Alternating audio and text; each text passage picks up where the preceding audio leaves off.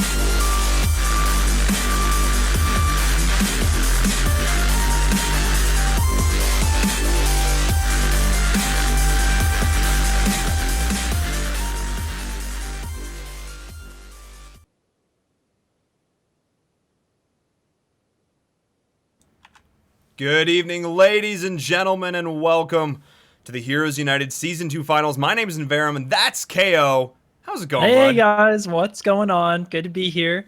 Excited to see what's been going on with the amateur scene.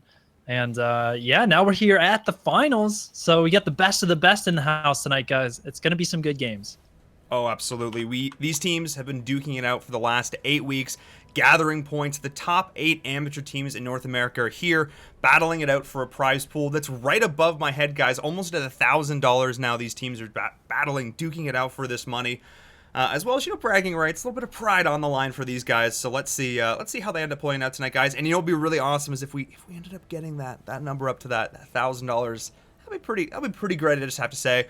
But we also have a bunch of other fun stuff tonight. The kind folks over at Blizzard were very nice enough to give us 10 skin bundles to give away. We have 5 Machines of War bundles and 5 Thunder Guard Zarya bundles. So we're gonna be giving those away over the course of the night.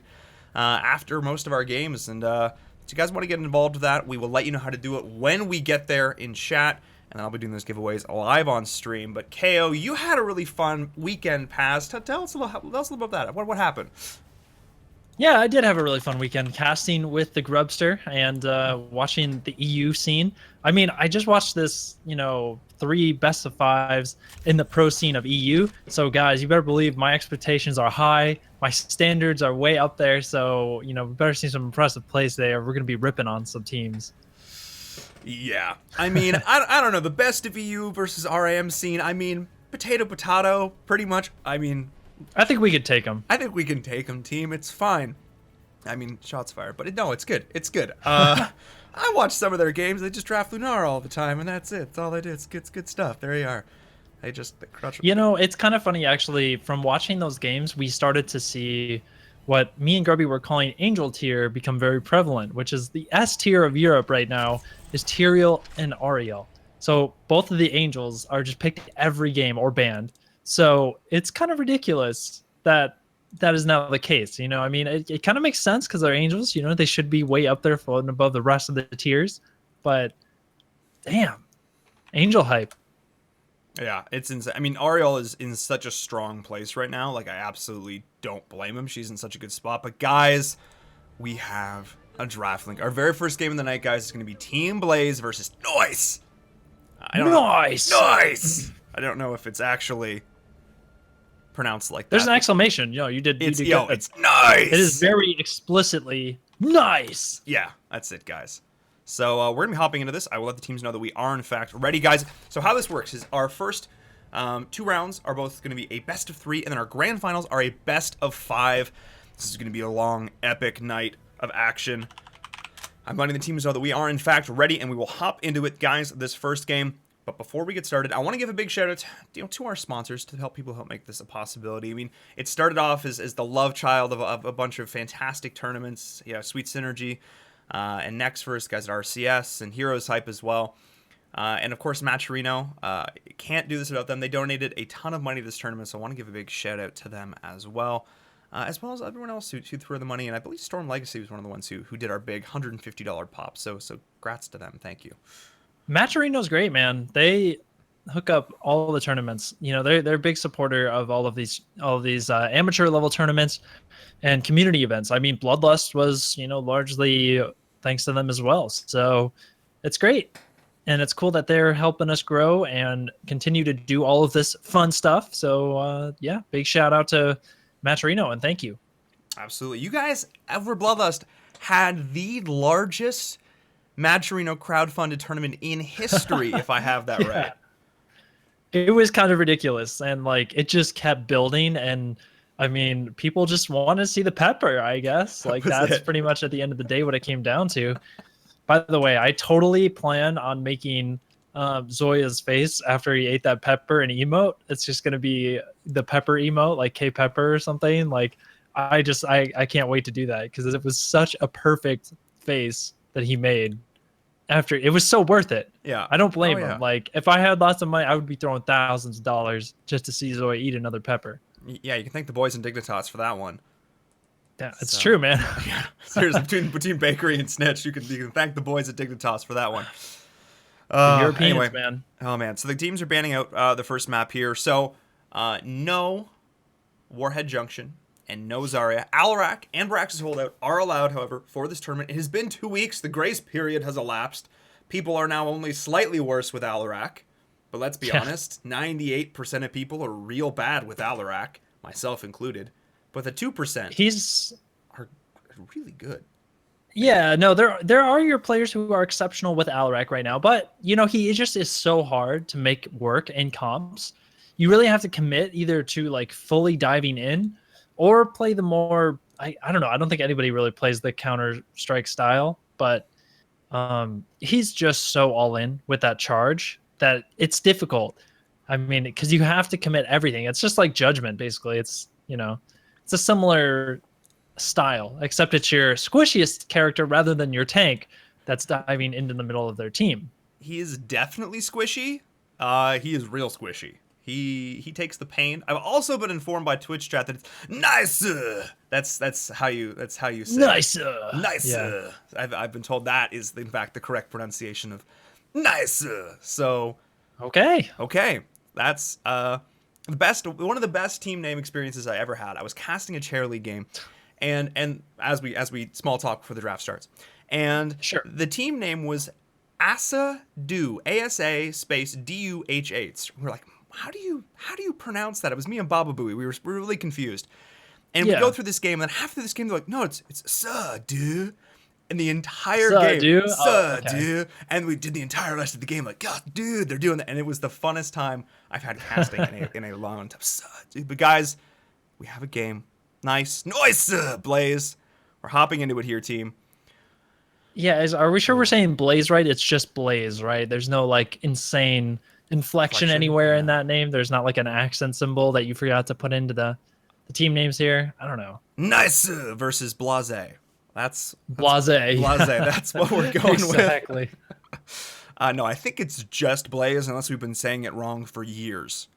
At this point, yeah. So they've been around forever. They have, in some form or other. Blaze has been a staple in the amateur or pro scene, depending on the time of day, I guess. So we're here on Tomb, Li Ming, the first ban here, as well as Zavala. So a little bit of a shift from the always traditional Zagara false stats, but we'll see if Zagara does end up making an appearance here. She does often do quite well on this map.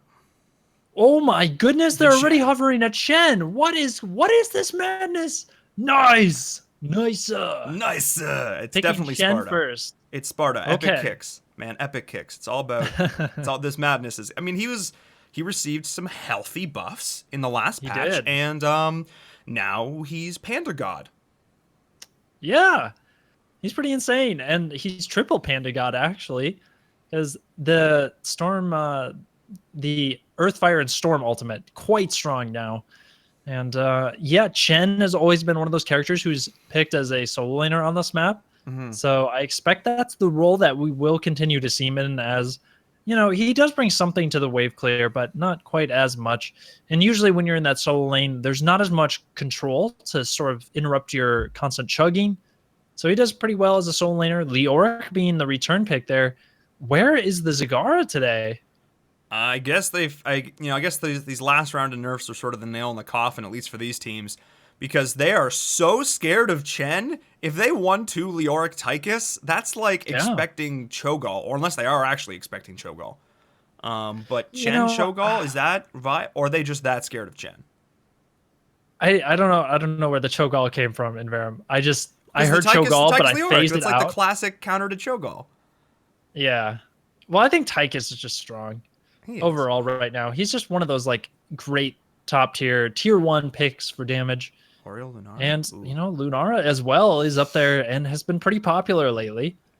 But I even with the last couple nerfs, I'm surprised. I think some of it has to do with the fact that Zagara now still might be good on large maps where you have a lot of room to sort of work with, but maybe now finally she's not quite going to be quite as good, especially on a map like Tomb of the Spider Queen, where you can't really spread out as much. You can't really get value out of Nidus or anything like that. So you're sort of forced to play the conventional Zagara, which was targeted the hardest. But we'll see. Yeah, we will. And Malfurion, Mr. 58% win rate. Oh. I totally could hear the questioning of your voice when you first said Malfurion. You're like Malfurion, and then you like kicked in that you remembered the new patch changes. You're like Malfurion. Yeah, Like, because I great said pick. Lunara Oriole as it out because I was expecting Lunara Oriole because that's Oh, yeah. how you do. But now Malfurion, they both there's a lot of nature magic happening over here, and Chen's just like, I got beer, it's good. That's Now a we product see of Blaze nature. banning themselves out of a support. That's pretty cool. Yeah, That's an interesting play there. Interesting. Yeah, I think that was incorrect. I'm gonna use that strong of a word. That I think it was very unlikely that they run. So savage. You should have been a bloodlust. I should have been. Their Yeah, pick yeah. That was incorrect. that was Ooh. incorrect, guys. That's as savage as I'm gonna. No, it's not. But yeah, I don't think it was likely they're Malfinor. Really? I think, No, I don't think so either. And then Okay, guess, well, Kerrigan ban makes some that's fair. sense. I mean, Yeah. Kerrigan's good on this map. Yeah. Malf So I can see that. has less of a good time dealing with her. Yeah, plus, I mean, her combo does interrupt Chen, so if you get on him, hit him with that Primal Grasp, Impaling Blades, and then interrupt his Chug, you can usually burst him down pretty quickly. Yep, he's all like wubba lubba chug chug, and then he just gets wrecked by Zagara, Kerrigan, everyone. Just, yeah, Rick and Morty references all the time. Brightwing? Oh, yeah. Oh, yeah. Brightwing we've seen him run the Dragon run on this map. Haas is known for running Brightwing on this map and getting the most healing I've ever seen done in a game on this map. Wow. But yeah, 256,000 healing Woo. in a 43-minute game. In one of these tournaments. Just insane. But looking at this now, I think I get it. Like, she's solid into Chen. She's solid into Lunara as well. But I think if Nice drafts like any more significant damage, Brightwing's going to struggle here because Leoric isn't the most tanky of tanks, and I feel like that could be a bit of a struggle there to keep them alive. So far, though, I like the Brightwing. I think it's good here to keep up everybody through that Lunara damage. And, of course, Malf puts out a little bit as well. Chen, pretty insignificant in terms of his damage output, but still just Brightwing deals with that slow damage perfectly. So far, I like the Brightwing there. And to round things off, I think we have to figure out if they're trying to pick another frontliner or if they want to go another range and just let Leoric solo frontline. Yeah, that's a good question because, so do you run Thrall solo versus the Chen, or do you try and lane Leoric against him? How do you opt to do that there? I think in this instance they'll probably opt to lane the Leoric just for the additional wave clear and try and lane Thrall up against Chen. I haven't seen that new matchup since it's gone live, but I've been told that Chen wins that lane. I'm not 100% okay, so sure. I think that the rule is that if you're a solo lane player in general and you see Chen get drafted by the other team, your heart sinks a little bit. You're just like, oh no, you already know you're going to be just sitting in lane. Any damage you deal to him feels completely insignificant. Oh, look, he's jumped over me and he's sitting there taking shots from my towers while he's drinking again. Great. Feels bad, man. It does. The life of the solo laner. It's just one of those things, it's kind of like when you get up in the morning and, you put the toothpaste on your toothbrush, you put it under the faucet and it just gets like knocked right off into your sink as like a glob. Yep. And you're just like, damn it, this is going to be an awful day. That's what happened. That's the same exact experience as a solo laner when you're against a Chen and you see that being drafted. It's the exact same experience. That is probably one of the best Heroes of the Storm analogies I've ever heard. If that's not on Reddit later this evening, I'm going to be really disappointed, guys, just as an aside. And the fact that they first picked Chen shows that Nice respects that just as much. They want to make Blaze have a bad day. They want to ruin their toothbrushing experience. And Al is, oh. Yeah, look at that. I mean, by the way, I have to ask because I'm starting to think I'm crazy, but this has happened multiple times now in my brain. When I see Alarak, he looks like an evil Easter bunny. Is that just me? No, it's not just you. Oh, no. Especially in that picture. Unsee. Oh, I think I'm not sure, man. I might be insane, but every time I see him pick, those just look like the cutest little ears on his face. And I just love it, man. Yeah. Oh dear. Okay. All right. I'm getting us into a lobby. Oh, evil Easter Bunny. No, that's it though. That's actually it. Voiced by Q. Because, oh Yes. man, that's a thing now. All right. Never gonna forget Well, this. looking at their comps, I feel like Blaze, their comp looks good up until the Alarak, and of course, Alarak is one of those characters right now where, at face value, I think as casters, it's our duty to be like, their comp is a little bit weaker because they have Alarak, but we need to be proven wrong because that's part of the fun. We have not yet seen a team in any region, by the way, run Alarak successfully and actually get good value out of him. So thus far, all the evidence points towards the fact that he's not really worth picking. And nobody has been able to make him work. But that's what I'm excited to see. I'm ready, man. Could Blaze be the team? Blaze could be the team. I've seen them run some really interesting stuff. They run some different run some different comps, some different combos. So let's see if they're the ones able to make him work. I just realized that I haven't downloaded the newest Oliob, so I think I'm gonna have to go back to default just so we don't break everything for this next game. So yeah, we'll just look at the talents up at the top. Yeah, so It's I totally apologize fine. if things look a little wonky here for you guys, but I just realized I haven't downloaded the newest one. I just got home from work right before we went live, so I apologize for that. I'm running the default. I'm sorry, guys. No Ollie today, but What a noob. just to scrubble it. I'm sorry, team. So I'm a little worried looking at Nice's comp too, just like how low of damage that they have between the Chen and Johanna. Now, it's kind of funny that I would say that because I've been a huge proponent of Chen being played as a bruiser with this new patch. I think he's got the tools to do good damage if you build him correctly.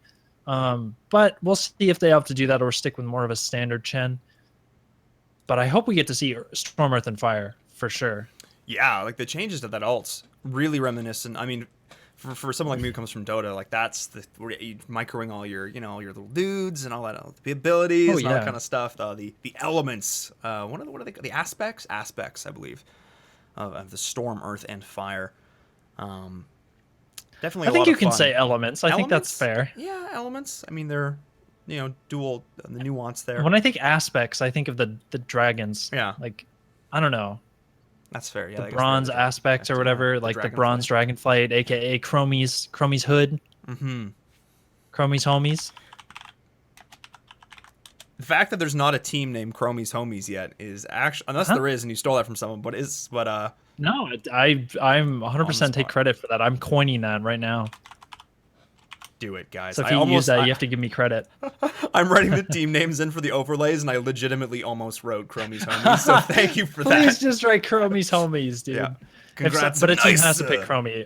Yeah. Otherwise, it wouldn't make any sense. Yeah, someone's got to play Chromie. I mean, Oddish obviously is the person you expect to play Chromie, so I'm sure there's someone. Is Oddish going to be playing Alarak? That's what chat appears to be saying. I cannot say one way or the other. But we'll see. We'll see. Well, before I joined the lobby off of you in game, I accidentally clicked to edit your note to set a friend note. And I don't know what would be your note. What would you like it to say? What should it say? I don't know. That's a loaded question there, man. Best caster world. There. I mean, I'll take it. I feel like some people would. I feel like Artosis might be like, hey, hang on a second.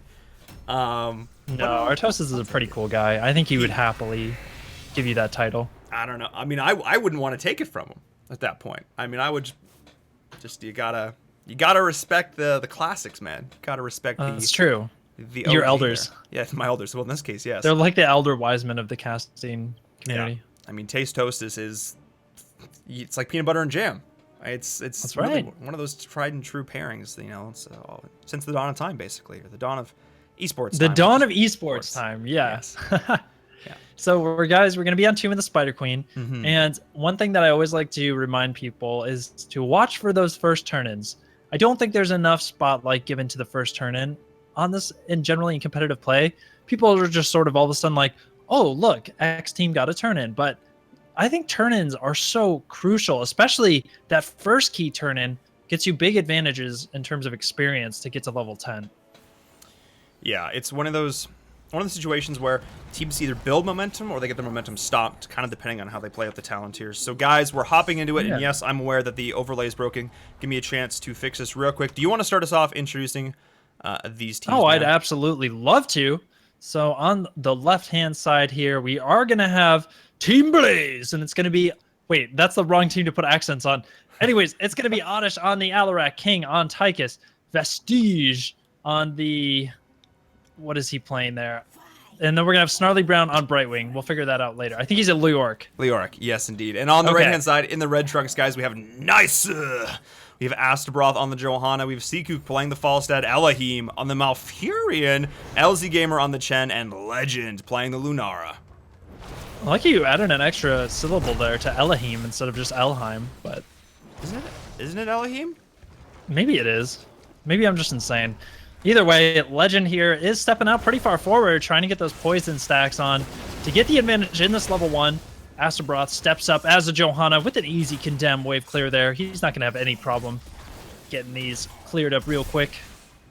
Yeah, and the teams are going to back up stand rotation, and I was wrong on all counts. We are actually going to see the Tychus going up against the Chen in the bot lane. So not what I expected to see there. We will be kind of following that lane a bit, seeing how that goes. King is going to try his best. I've seen some insane play from King. I've seen some insane Zagara play from him. So let's see if the solo laner mentality can carry on over here into how he deals with this Chen. But Vestige is getting chunked in the mid lane, but so is Snarly Brown. Great engage, though, onto the Lunara, and that is the first blood there. Beautiful engage going in from Oddish on the Alarak. Chromie had no idea what hit her. Good night, Lunara. And yeah, oftentimes, I mean, early game is where you have these big power spikes with Alarak. You can just get a kill so easily there, locking somebody down in the silence after you get the telekinesis push. And it's been working out so far, so good job there. Oddish coming out confident and strong. But look at this. Falstad there, Seakook flying bottom, getting the damage onto King. That's going to be a return kill. So actually turning things around a little bit. A nice fly down there by Seakook. And those are going to be a couple gems tonight as well. Yeah, great job coming in there, exploiting King's positioning, knowing that he was up a little bit too far there. Getting a little bit too confident in that lane. And now up top, Legend and Elohim are going in, but the pull is coming with the telekinesis, but Legend standing his ground. Great job there, turning around. No follow-up this time around. With just a Leoric and a Brightwing there, not a whole lot of kill potential, all things said and done. Yeah, not too much. Both of these teams have pretty slow damage, but they have that power spike. I mean, for Oddish there, if she lands the right telekinesis plus the Discord strike, that's going to be locking somebody down, no problem. And likewise, you have the kill potential there with the Falstad fly-ins on lanes. So both teams have a couple tricks up their sleeves, but so far very even here. Legend just continuing to throw out all that poison damage. Legend did get pulled in there by the telekinesis, but the Discord strike was not there to follow up. Yeah, and Astabroth just went in full hams like the entire team. I will condemn them. It actually ended up doing a decent amount of damage, but Snarly Brown is here with this healing, and Oddish and Snarly actually able to do quite a bit of damage in that top lane, having Seakook just off the bat there. Really easy, but Vestige is starting to get chunked, really feeling the squishiness of Leoric here in this early game, but Nice is pulling a little bit of an experience lead here, but I wouldn't expect to get too much out of that. But man, that damage coming in from Alarak is so strong, but I love this positioning from Johanna being so fearless there, allowing Legend to dish out that damage. That's exactly what I like to see, but Oddish putting it back in return.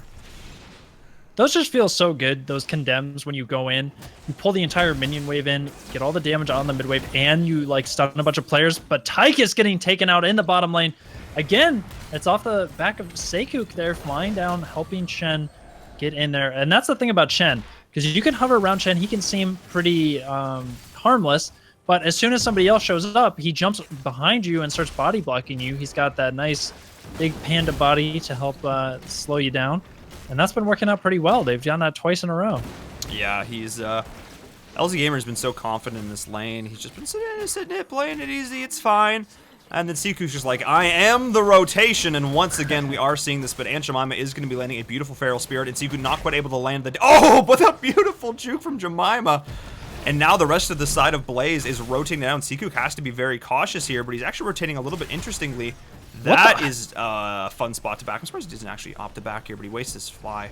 Well, waste. That was an extremely fancy way to get out of that situation. And there's LZ Gamer jumping in onto King. They do have their web weavers pushing out here that crucial first turn in. went over to Nisa there, and that's going to be good for them as we see the top tower is completely out of ammo for Team Blaze over here. But hold on, Snarly Brown in a lot of trouble there. Gets finished off from the wave of the Web Weaver. Now Oddish as well. Probably getting ticked down there. He does get connected with the roots. Oh, it's so close. Somehow able to live. What? Somehow. Yes, Somehow. he stays alive. Yeah. Oh, wait. no. Oh, no. No. No. That's Lunara for you. It's just an emotional roller coaster as you watch your health bar go up and down. Elohim landed some beautiful roots during that engage. The reduced cast time on those, well, cast time, quote unquote, root time on them, looking phenomenal there, just landing that beautifully. And this is one of the most successful first web weavers I have seen in an incredibly long time. Nice is getting so much advantage off the back of this. They have pulled a full level lead here, done full structure. They've almost taken out 2 forts off the back of this and the entire wall in the bot lane. This is insane. This is absolute dumb. This is way more than you ever expect to get with your first set of web weavers. Yeah, they've been doing really well, but Blaze, they haven't lost their gems, which is really good. And that means they're going to have an opportunity here to turn things around if they can sneak that turn in before level 10. Because if nice... Oh, look at Seikook down there. Went all the way for the aggressive invade. Now he's trying to find an exit. As he's got Anshamaima there hot on his heels. He's going to be... Oh, these are some nice jukes here. Trying to barely stay alive, but he's eventually going to fall as all 5 members respond. But that does leave the top fort pretty vulnerable. And we see Nisa. They're going to start pushing this in with knowing they have that man opportunity up here. Legend just finishing that off, no problem. I mean, space created? Yeah. Space created? That was certainly worth. I mean, he got the camp, put some pressure there on the mid lane so that Legend could finish off the top fort, and he bought a lot of time there, having 5 members chasing him around inside their, side of the map. Yeah, I mean, so they got a 2 lot forts. of resources committed to that. And they got 2 forts off the back of it. I mean, that was absolutely worth. I mean, I say space created a little bit ironically, but it really wasn't. And now only 10 gems, 10 gems, yes. 10 gems that have been turned in for Blaze, but I actually like the decision for them to hold this, knowing that they're down the talent tier. King has to be very cautious to bot lane, but so does actually LZ off the back of this. Slow's coming in, he needs to get out. Good job hopping to the minions. But the thing is, Blaze is intentionally not capping this because they know they don't have the level 10. So they know that they don't want to pick a really strong engage and fight, that they're actually just going to waste the web weavers if they turn in too early. So they're playing it for a bit of the long game, but I actually don't mind this decision from them, knowing that they're playing it out, they're going to wait till they're 10, and then they know that if they get the web weavers, at least they can fight off the back of it. And they have the good engage, they have the telekinesis, they have the Sunder. So let's see what they can do when they do end up getting their heroics. Yeah, and I wanted to point out the Chen level 1 talent there, Elusive Brawler. With a 20-second cooldown, you can activate it to evade all basic enemy attacks for 2 seconds. And you can imagine, versus a Chen, how big that is. But look at this at bottom. No. So much damage. The Twilight Dream silencing 3 members. That's going to be 3 kills there for Naisu, as they have complete and utter control over this map. Blaze was getting pretty hyphy there to try and contest that giant camp pre-level 10. I'm not sure what they were thinking on that one. A little bit of a shot calling error. Yeah, I mean, that was just a beautiful blessed shield. The root followed up. And then the Twilight Dream. Twilight Dream! The Twilight Dream. The dream. Just the regular dream. Anyone's dream is the Twilight Dream. Really, it should be. And they just pulled it off beautifully there. I mean, my thing is the first Twilight Dream is always the most effective because it's the one you never see coming. It's like, oh, unless they're actively checking talents, I'm not sure you held it because Lunar is actually still holding that ult. But level 10 has been reached for Blaze. They are finally going to be engaging. There's the Cinder we were talking about with the Entomb as well. But the beautiful Mighty Gust from Siku, the Emerald win as well, just putting LZ Gamer to the wall, but not able to secure the kill yet. And that's really what they wanted to do. A lot of resources committed for Blaze, and just the Gust committed for Nisa. Yeah, that hurts there. I mean, because Naisu gets the turn in, and on the side of Blaze, they drop the drill there. Which was just sitting down there searching for a target, all lonely, has no purpose in this life. It's just been spawned to defend a turn-in after the turn-in has been completed. So, sad story there for the drill. And now Blaze is going to scramble to defend this as they are down a lot of ultimates as well. And look, actually, you see all of Naisu there just ready to capitalize on anyone trying to stay and defend. Yeah, the great escape, though, coming out from Team Blaze. They knew the rotation was coming. They read They're that like, extremely well. yeah, let's get out. That was a really good shot call. And I like the engage once again, the Tomb going in, but the damage coming up from Lunar, as well as the blast from the Web Weaver, the follow-up, the Blessed Shield, and Jemima's getting absolutely wrecked, taken down. Thrall is going to fall off the start of this. Beautiful job there. The Web Weaver, MVP of that fight, chunking the side of Blaze with a great follow-up there. That Entomb doing a lot more harm than good. Man, I was going to say, like, this game so far, a Web Weaver has gotten a killing blow. In that team fight, I'm pretty sure the Web Weaver's wave did the most damage of any ability. This is just ridiculous. Look at Snarly Brown, though, uses Emerald Wind to push LZ Gamer under the keep, but he's going to get that Storm Earth and Fire off just in time before he goes down. And now continuing to siege there with the Elementals. Look at the Twilight Dream there, punishing Oddish as she tries to go in. And, ooh, the keep being traded out for the Web Weaver there. Seikook making sure his team can disengage out of this. Both teams getting out pretty healthy, but, I mean, for Blaze there, a disaster. They ended up losing a keep out of that and Oddish. I mean, that was a beautiful Emerald Wind. Beautifully done. If there'd been a little more focus fire, I think Chen would have followed before he could have got off the Storm Earth and Fire, but the great follow-up there. And I have to say, Alarak goes in, Twilight Dream, that is the way to shut it down. Just like, hello? And it's just gone. Just deleted. I think Twilight Dream was so smart. Yeah. It works perfectly for Alarak. And Malv has enough healing on his own now, just with the changes to his Q, that he doesn't really need it. But here we go. The side of Blaze realizes they need to get something back in this game. They're going for the turn-in, but they're down the talent tier once again. The camp was picked up for the side of Nisa. Nisa is goaltending so well. Carry Price right now. They are holding strong on this map, and I love how they're doing this. I want Falstad to go down, take the siege camp, and then them to rotate and pressure boss, force a reaction from Team Blaze. Yeah, and we're sitting on a 3-4 level lead now. The Lightning Rod talent's being picked up for Falstad, by the way. So Seikook just going all in on that, which is something that I'm not sure if it has been getting more popular. I wouldn't be surprised to see it having been getting more popular there with the Wingman change at level 1. That bribe now gives you extra power to your Lightning Rod, so it all works out nicely. But look at this ambush about to come out there as Vestige was trying to dump the rest of those gems. The Blessed Shield comes out. That's going to be a gust to separate the team, and Oddish is left all alone in the back lines, getting just destroyed by that Lunara damage. Hello to the poison. 2 members, 3 members already falling, and Naisu just completely dominating this team fight in InVerum. Yeah, and we saw a great job coming in from Alarak, actually silencing out the Twilight Dream cast animation, so not able to pick that up, but in the end, it didn't even matter, because Alarak just got chunked. The damage from Legend has been legendary. It has been absolutely insane. Another pushing in. Yeah, seriously though. I mean, let's take. Oh, that's not the right button. Let's take it. Oh, that is definitely not the right button. This might be it, actually. I mean, look at this. They're actually committing to the core, and I think LZ Gamer, all of a sudden, you know, with the shield not even having gone down, he's actually going to get silence out there, and it's. I don't know if they can do this. I mean, they're really lining up for this. Legend gets hit with the Shadow Assault, but it's not quite enough, or the Shadow Charge rather, from Alarak, and it was almost enough. If this game was close at all, Oddish would have had that kill. The 4-level lead, the huge stat advantage, really the problem here. Yeah, absolutely. And I feel like this is just too early in the game. The death timers were just too low. But now that they've got this massive talent here, I want them to make a play for boss. They know that some of these ults are down, and they won't be for too much longer, but I feel like Blaze is just playing scared. They know they need to get level 13. They need to try and get a turn in, but they can't now because they lost their bank. The piggy bank has been broken, shattered. It is on the floor for Blaze. They have no more money to their name, and they know they're rotating for this, but the bait is coming in. Oh, Legend almost getting picked off there, but here we go. Vestige is now in way too deep. There's the Thunder as well, hitting no one. Jemima's getting wrecked. Elhim in the backline, dodging out, but there's the beautiful Blessed Shield. Astaroth's coming in. Jemima's getting very low. The damage from Legend is absolute. Jemima is probably going to fall. Yes, he is. Elhim with the Twilight Dream. The beautiful follow-up with that as well. The Ice Block, and this is looking so good for Nisa. That was so dirty. Elheim, the dirty girl there with the ice block into Twilight Dream. That was sick. I love it. And he's going to end up living from that entire engagement. I haven't seen Naisu play this well in a long time. They seem like they are completely on top of it tonight. Absolutely. I mean, I haven't seen, these guys have been in the scene for a long time under the 2-arc moniker, but I swear, the second 2-arc, the roster got dropped, it lit a fire under their butts, and they have not been playing this well in years.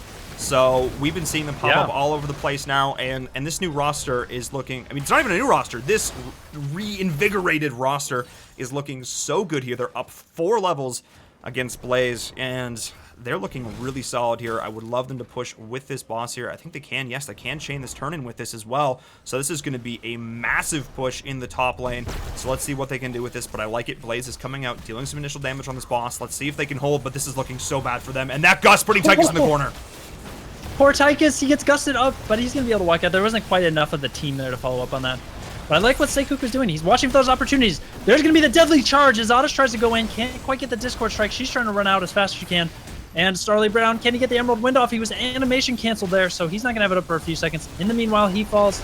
And I think this might end up being game here as we're going to have 2 Web Weavers without a keep to stop their push. And that's going to be 4 dead for sure. It's going to be Naisu taking game number 1 off of some beautiful plays. And I've got to say, Elheim is my MVP. Yeah, the play coming out from this Malfurion was absolutely phenomenal, and that's a sentence I didn't expect myself to be saying in a while. But anyway, no, seriously, just phenomenally done. Really solid play from Nisa here. A draft that I didn't really expect, but a draft that I think was played to perfection. I love the snap decision to take the... I mean, maybe it was a snap decision, maybe it wasn't, but to counter that Alarak so beautifully with the Twilight Dream, shutting down that engage, just phenomenally done, and really well played. But the Johanna as well, every Blessed Shield secured kills. Every single one. The engages were perfect. And even though a strong start for Alarak there at the beginning of the game from Oddish, they weren't able to really make it work in team fights, and it was just getting so shut down with the silence every time that she committed with the deadly charge in a team fight. It was just immediately answered. And of course, he also had Ice Block. And that's what I was talking about. It was such a nice play there for him to Ice Block the damage, the big core brunt of the damage, and then immediately Twilight Dream out of it. Beautifully done. Yeah, it was just phenomenal. Just baiting everyone in, and nope, and then getting out of there. I love it. It's the plays you used to be able to make with Jaina when Jaina had Ice Block, rip the dream. The Frost Mage without level 13 Ice Block feels a little rough, but no, just phenomenal play, and just showing off the power of this of the heroes that had changes done. Chen, Malfurion, heroes that received significant buffs in the most recent patch, and showing off why people are considering these heroes to become top tier. Nice playing very well in that last game. But I have to say, Blaze, I saw some sparks of life in there. I think if they kind of collect themselves, come back into this next game with a plan, play their game, don't let Nisa play their game, I think they have a chance in this next one. But they have to come in confident, and they have to make decisive shot calls. We pretty much always see Alarak comps, not working out. I mean, that's just a fact of the results that we've seen. Like, just looking at the facts, looking at the reality of the situation. So I want to see how they stack up versus Naisu on a regular comp rather than running this. But, I mean, props to them for not being afraid to bring it out. Oh, absolutely. I mean, it's the first game of the night. First tournament that we're playing Alarak, and we see it. So you really can't ask for anything else than that. Really just showing off something a little sassy, a little fun. I want them to just buckle down in this next game, though. Really just play more standard, but, really play to their power picks. And I think I'd like to see a bigger map choice from them, because I've seen King play a beautiful split push Sagara. So I'd like to see maybe some of that sort of stuff, because in these small rotations, Nisa just look too strong. The rotations from Seikook, those flies in bot lane, so dirty. Good, so good. By the way, the one talent synergy that I have to point out, this is something where, we can really learn something from watching these games sometimes in InVerum, and this is something that I think is critical. The Chen, with that level 1 talent, I can't remember what it's called, Elusive Defender or something. Yeah. The one where you activate it and you dodge all auto attacks, that is so awesome versus a Tychus, because you pop that as soon as he activates the minigun. That's like completely negating the big advantage that he brings to the table. So I don't know. I think that's a key thing to point out. Maybe Chen, a bit of the tank that can finally deal with Tychus. Yeah, absolutely. So see, that talent is actually called Elusive Brawler. Elusive Brawler. I was actually going to look it up in the store, but you beat me to it. Guys, that's our first game of the night. So you know what? I think we're gonna do. I think we need to do a giveaway. I think that needs to happen. Giveaway. So guys, if you want to get involved in this giveaway, it's really easy. You type giveaway in chat, and then in a bit I'm gonna do the giveaway. So it's just that easy. So guys, it's hashtag waffle on chat, right? That's what they have to do. It's just giveaway. I should have done waffle. I mean, I guess I can change it now. You know what? I'm sorry. I have to make Zoya proud and just say that once because he does it all the time, and Zoya's kind of my role model. So no, it's we're just gonna stick with what we've got because I don't want to rip on. I don't want to infringe on the copyrighted waffleness. I feel like that would, as much in good spirit. I think we're gonna stick mostly just because I don't want to change the commands of this. It's really actually just that simple. I don't want to mess with the commands at this point. It's really just laziness. Tisk. Well, I mean, way to call me out. Way to call me out, guys. I did also just call you the best caster in the world. That's true. I'll take it. So it weighs them out just a little bit. Yeah, exactly. Yeah. Now we're back to neutral. We're back to acquaintance status. Yeah, that's it. So, guys, if you want to get in this, it's going to be a machine. We're going to start with Machines of War. We're going to do a Machines of War giveaway first, guys. This is like a $60 bundle. It's like a significantly priced bundle. It is a solid, awesome bundle. So if you guys want to win this, just type giveaway in chat. Just do it once. If you do it more than once, it doesn't do anything. And actually, I think it takes away your... You'll be banned. Yeah, you get like real in trouble or something. Nightbot gets angry. I don't know what Nightbot sounds like that. Angry, like a angry I imagine Southern Nightbot gentleman. does sound like a pseudo Batman-esque vigilante. Swear to me. No, it's basically no links in chat. Oh, that's pretty much. So, we're waiting on the second draft link, and while you guys do that, I want to see. There's the giveaway. There it is in chat, guys. There we go. Dang. Giveaway. No, put a question mark. Just put the regular word. Yeah, just put it in. Oh, also, do it with a capital G. I think that matters. Oh shit. I mean, oh crap. No. Darn. Do it with a capital G, guys. Oh no. Giveaway with a capital G. Okay, I'm just gonna spell it in chat. Chat experience has been sufficiently ruined for everyone with the spam, and that's always a good sign. You know what? It's a good sign because we're giving away like $400 worth of skins and stuff tonight in Heroes. Oh my gosh, these bundles are actually huge. I mean, we're giving away 10 if bundles. you're in this chat right now, and you're thinking you're watching full screen, maybe you're like, I'm not really participating in chat tonight. Get in the chat right now and type giveaway because you have an opportunity to get mad stacks in the bank right now. And by that I mean lots of characters added to your roster. So, giveaways. Yeah. So this is this one of the Zarya bundles or one of the big? This is Machines of War. This is the big machine we have. Oh. Yeah, this is the big one. It's like the $60 bundle. You get like the legendary Kerrigan skin. You get the Tron bike. You get Rexar and his things. His Misha armor. Yeah. So I'm gonna read out what's in it. I'm gonna read out what you get. So you guys get a Butcher. You get Rexar, the Rexar. You get Kerrigan. You get Alarak. And then you get the Queen of Ghosts legendary Kerrigan skin. You get the Herald of N'Zoth Alarak. You get the Raider Rexar, as well as the Butcher Lisk. And you also get the Obsidian Cyberwolf and the Ghost Speeder. Wait, what is an Obsidian Cyberwolf? It's like a black and orange Cyberwolf. It's pretty dope. I have the bundle, and I didn't realize I had that. Yeah. So thank you. Yeah. Capital G, guys. I'm actually going to look that up right now. I didn't even know I had such a thing. Yeah, you have that. I know. Blizzard is so nice. They give us things. It's great. Yeah. All right, guys. So I'm going to give you your last chance. Yep, last chance. Get in there, guys. All right.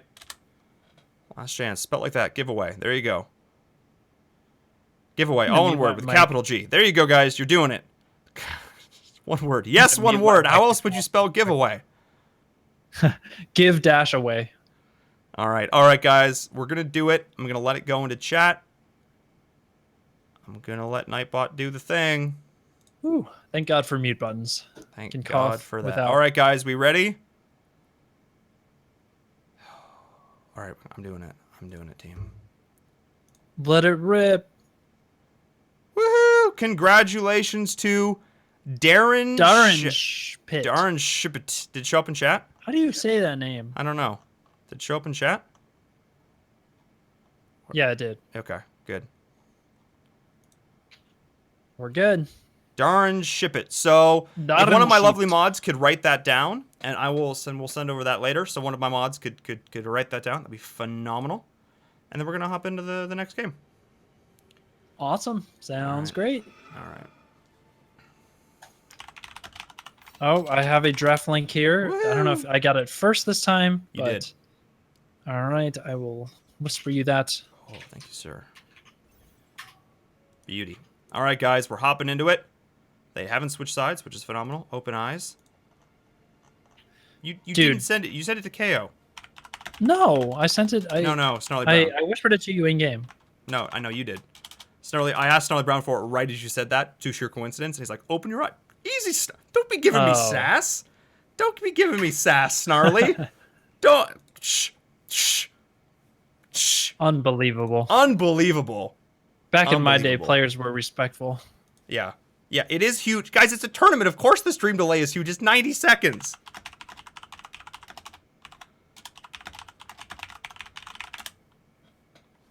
Come on, guys. Of course it's huge. You can't see my face. Yeah, if you don't have a delay, people can stream snipe, Yeah. in game, and that's never a good thing. Not that we don't trust the integrity of the players, but it just makes sense to do. It does. So, bear with us on that, guys. But nonetheless, you're still getting to see this awesome action, and it's better to watch it live than in the VOD because you're experiencing it just about a minute and a half after it actually happens, but you don't have to wait a whole day. Yeah. It's pretty solid. So, All right, guys, we're we getting have started, guys. we do, but guys, we have nine other giveaways. We have 4 of the Machines of War and 5 other Zarya skins. So, like, there's still more stuff. Don't worry, we got you, team. Guys, the draft is here. Infernal Shrines, I like it. A bigger map this time around, though still pretty heavily rotational driven. Infernal Shrines, for the longest time, was sort of like the default go-to map. It sort of replaced Cursed Hollow Yeah. in kind of everyone's go-to. Well, I mean, Cursed Hollow, to be fair, has still been very popular, but yeah, Infernal Shrines have shot up right now in the priority of players.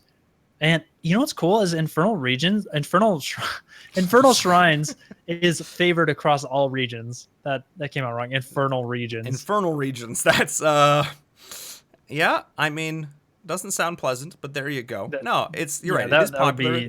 Yeah, it's good. Everyone loves it. That's what you're trying to say. Everyone loves it. Yes. I like this from Blaze.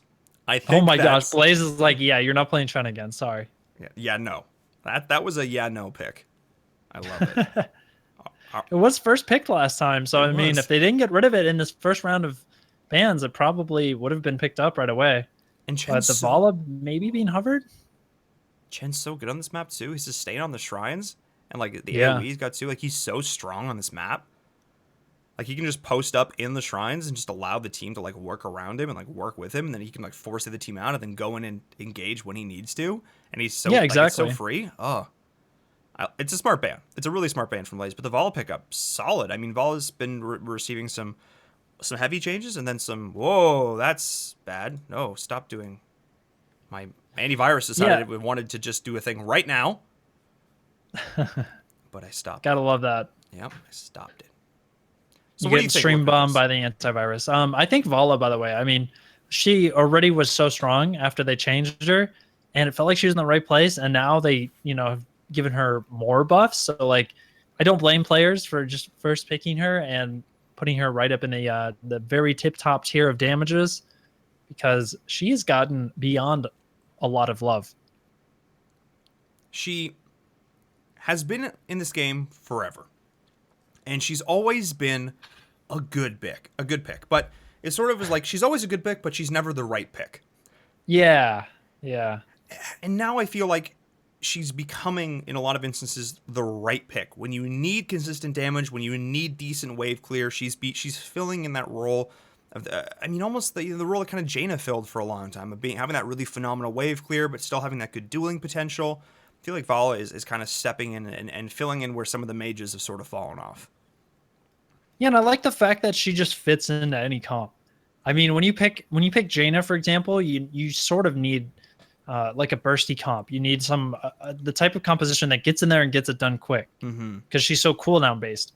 Vala, on the other hand, just sort of shreds throughout a team fight, and you can go 2 different directions with her ultimates. You can either get the strafe and put out tons of damage from a flank type of position, or you can get that CC through the Rain of Vengeance there to have those stuns to be able to shut down bruisers and people who are diving in on your team.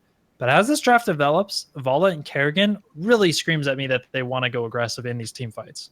Yeah, I agree. And that's a great point about the burst. Vala does such beautiful sustained damage. Her auto attacks can get nasty in the right hands if you know how to play her well and build up those hatred stacks. So the Kerrigan as well. I like this. Blaze has two heroes that can deal pretty well with Kerrigan in terms of their mobility and their ability to escape. But Brightwing definitely will put a dampen in that. Adds the global presence. I'm not sure I agree with the Falstad, but I feel like Falstad would actually be really good for Team Blaze here. I feel like having a global to match Brightwing, as well as the Mighty Gust here, would do really well for them. Yeah, they do seem to favor banning things out that would be good for them. And we saw that last game with the Ariel ban on themselves. But, I mean, maybe they're just worried about Seikuk there with his own bringing his own unique style of Falstad to the table with a full lightning rod build. I don't know. That worked pretty well for them last game. So we'll see. I expect that Blaze is going to want to develop into a double frontline, a double warrior comp to deal with a Kerrigan and have a really scary frontline for her to get past. Maybe like an Arthas or even like a Diablo with it being Infernal Shrines. I could see that being pretty probable. Yeah, I feel like those would definitely be solid. I don't know where they go from here. God, there's so many interesting picks here. Blaze has sort of left themselves in a position where they can go anywhere, but they've also kind of limited themselves. Tracer, I think, is a good ban here. I mean, I don't know. What happened to Sonya, man? Because in the old days, gone. I know Sonya's just ripped and pepperinoed. Because this would have been like a classically. I mean, the Brightwing counters are okay, but this would have been a classic Sonya pairing Muradin Tassadar. I mean, that's just I would still pick Sonya here. Hey, there it is. Okay. Yeah, I mean, like I think, especially on this map, I'm sure players still value Sonya a little bit more highly than in general, where she's fallen off quite a bit. But Sonya on this map, you can't go wrong. And you already got the Tassadar, the Malfurion. This comp is just built to sit on that point and make it extremely hard for Kerrigan to win off of one combo. Absolutely. And I've actually... Malfurion Tassadar is one of my favorite tried and true support combinations, or was for a long time when Malf was still viable. You have the burst heal of Tassadar, you have the sustain of Malfurion. They combo together so well. You've got all the control that Force Wall and Root offers you. I actually really like this draft coming up from Team Blaze. I think they pair it up with a decent range damage. I think Li Ming would actually have been a great choice. But they pair it up with a really solid range damage dealer here, and I actually really like the draft from Blaze. But Nisa... they want to just go kill people. They want to just kill people. Oh, yeah, they do. I actually wouldn't mind seeing a Lunara from Blaze. Just somebody, like I've talked about this before, you can leap over the Kerrigan and dodge combos that way. Something like that might be good. Lunara, of course, with Nature's Culling is extremely potent on this map because, InVerum, I want to bring this up. A lot of people, they look at Lunara and Sylvanas as being these two characters that are really crucial for defending and pushing, but for Sylvanas you have to win the point to get value out of Sylvanas. And Lunara, even if you're defending, you still get a ton of value out of that extra poison damage. So Sylvanas or Lunara here for Blaze, I think makes a lot of sense because they have a great chance of winning these Shrine Point battles. Yeah, I agree 100%. I think Lunara would be phenomenal. And your point about this, Sylv, is spot on. She's a win more hero. Yes. I personally still love the hero, and I think she does well in a bunch of different situations, but you cannot deny, especially in recent competitive play, that she's definitely fallen off a bit, and teams are starting to realize that if I don't win the objective, I really don't get the same value of here. Jane, I don't know how I feel about this. She's very immobile. Yeah, she's got good... The whole team comp is built around sustain, and she's a burst hero, like as you mentioned earlier. Stun into Root into Blizz. And she's got good point control, good wave clear, but oh dear. Until she gets Ice Block really late in the game, she's so vulnerable to a Kerrigan combo, and she just doesn't have any ways to really stop it from happening. But at least it gives their team composition a finisher. Jaina can definitely be that person to lock somebody down and finish off a kill with the slows and everything. So maybe they're going for that. And the machine gun build, which is basically the Frostbolt talents for Jaina, where you get a lot of cooldown reduction. So you can just throw out a ton of them, especially with like Icy Veins. Imagine that with Malfurion's new Innervate. that gives you cooldown reduction. Oh, that's a good point. This Jaina could just literally be Machine a gun Gatling Jaina. gun Yeah. of frost bolts. I think that'd be so cool to see. Yep. Yes. Oh, that's a great point. I hadn't considered that. I do have great points from time to time in there. I do consistently. You're doing well tonight. Grubby raised up your game there, bud. You know, he's, He did, man. Yeah, he's forcing you to think in the EU It was like realm. attending a master class, you know? Yeah, literally. In this day, yeah. Yeah. So, guys, we're going to be hopping into game number 2 here. If you guys want to donate to this prize pool, you can. Click the link in match Reno in chat. Guys, see this bar up above my head? It would be so awesome if it got to 1,000 tonight. Every single penny goes to the players. If you guys want to donate, you can donate a free $1 or just hit us up. We have some signed Murloc Geniuses posters. Oh, some fun stuff. We got a bunch of cool stuff, guys. So check out the match Reno. Donate. All the money's going to the players. You know, it's these guys working hard last 8 weeks, so it helps to give a little bit back to the players. Those here. Murloc Geniuses posters are actually pretty awesome. They're gonna be worth because like they're pretty much the best team in North America right now. So yeah, like, and they have the potential to like be NH champions at BlizzCon. You know what I mean? Get those posters, guys. Those are sweet. Those are really sweet. You need to have those. You do. It's not a matter of want. It's a matter of need. And guys, you know what I really want to see, though, is this next game go another way. So, on the left-hand side, guys, in the blue trunks, we have Team Blaze. We have King on Tassadar. We have Snarly Brown on the Malfurion. We have Aunt Jemima on the Sonya. Vestige on the Murden. And Oddish rounding it out on the Jaina. And on the right side, the red team is going to be nice. It's going to be Legend on Vala. Elheim on the Brightwing. Astabroth on Johanna. LZ Gamer playing that Jaina. And Seikuk on Li Ming. Yes, indeed. The teams are meeting it out in mid, sending up the other. LZ Gamer's on Kerrigan. Sorry. I might have misspoke there a little bit. I didn't notice. I don't think anyone. Look at that beautiful Mount Skin combo for Kerrigan, though. That is sick. Yo, that mount variation is actually dope. Looks like magma, but Astabroth is going in. So is LZ. Beautiful combo. The follow up there, but the turn actually. But Aunt Jemima is going in real deep. The heals coming in from King here are absolutely fantastic. This double support lineup showing the sustain is so very real here. Great job coming in from Blaze. They traded very positively on this first engage, and they're actually going to be winning the rotations here. I love this. Going in onto Astabroth once again, and Seikuk as well running away, but they split their attention. I think that was a bit of a mistake. Yeah, but at least they denied that rotation and slowed everything down.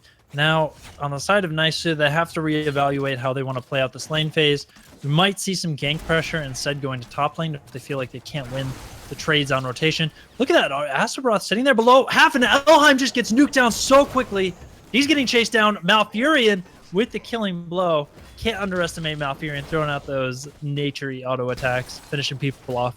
Yo, Moonfire is straight fire, guys. Come on, don't even. He's making it look easy here.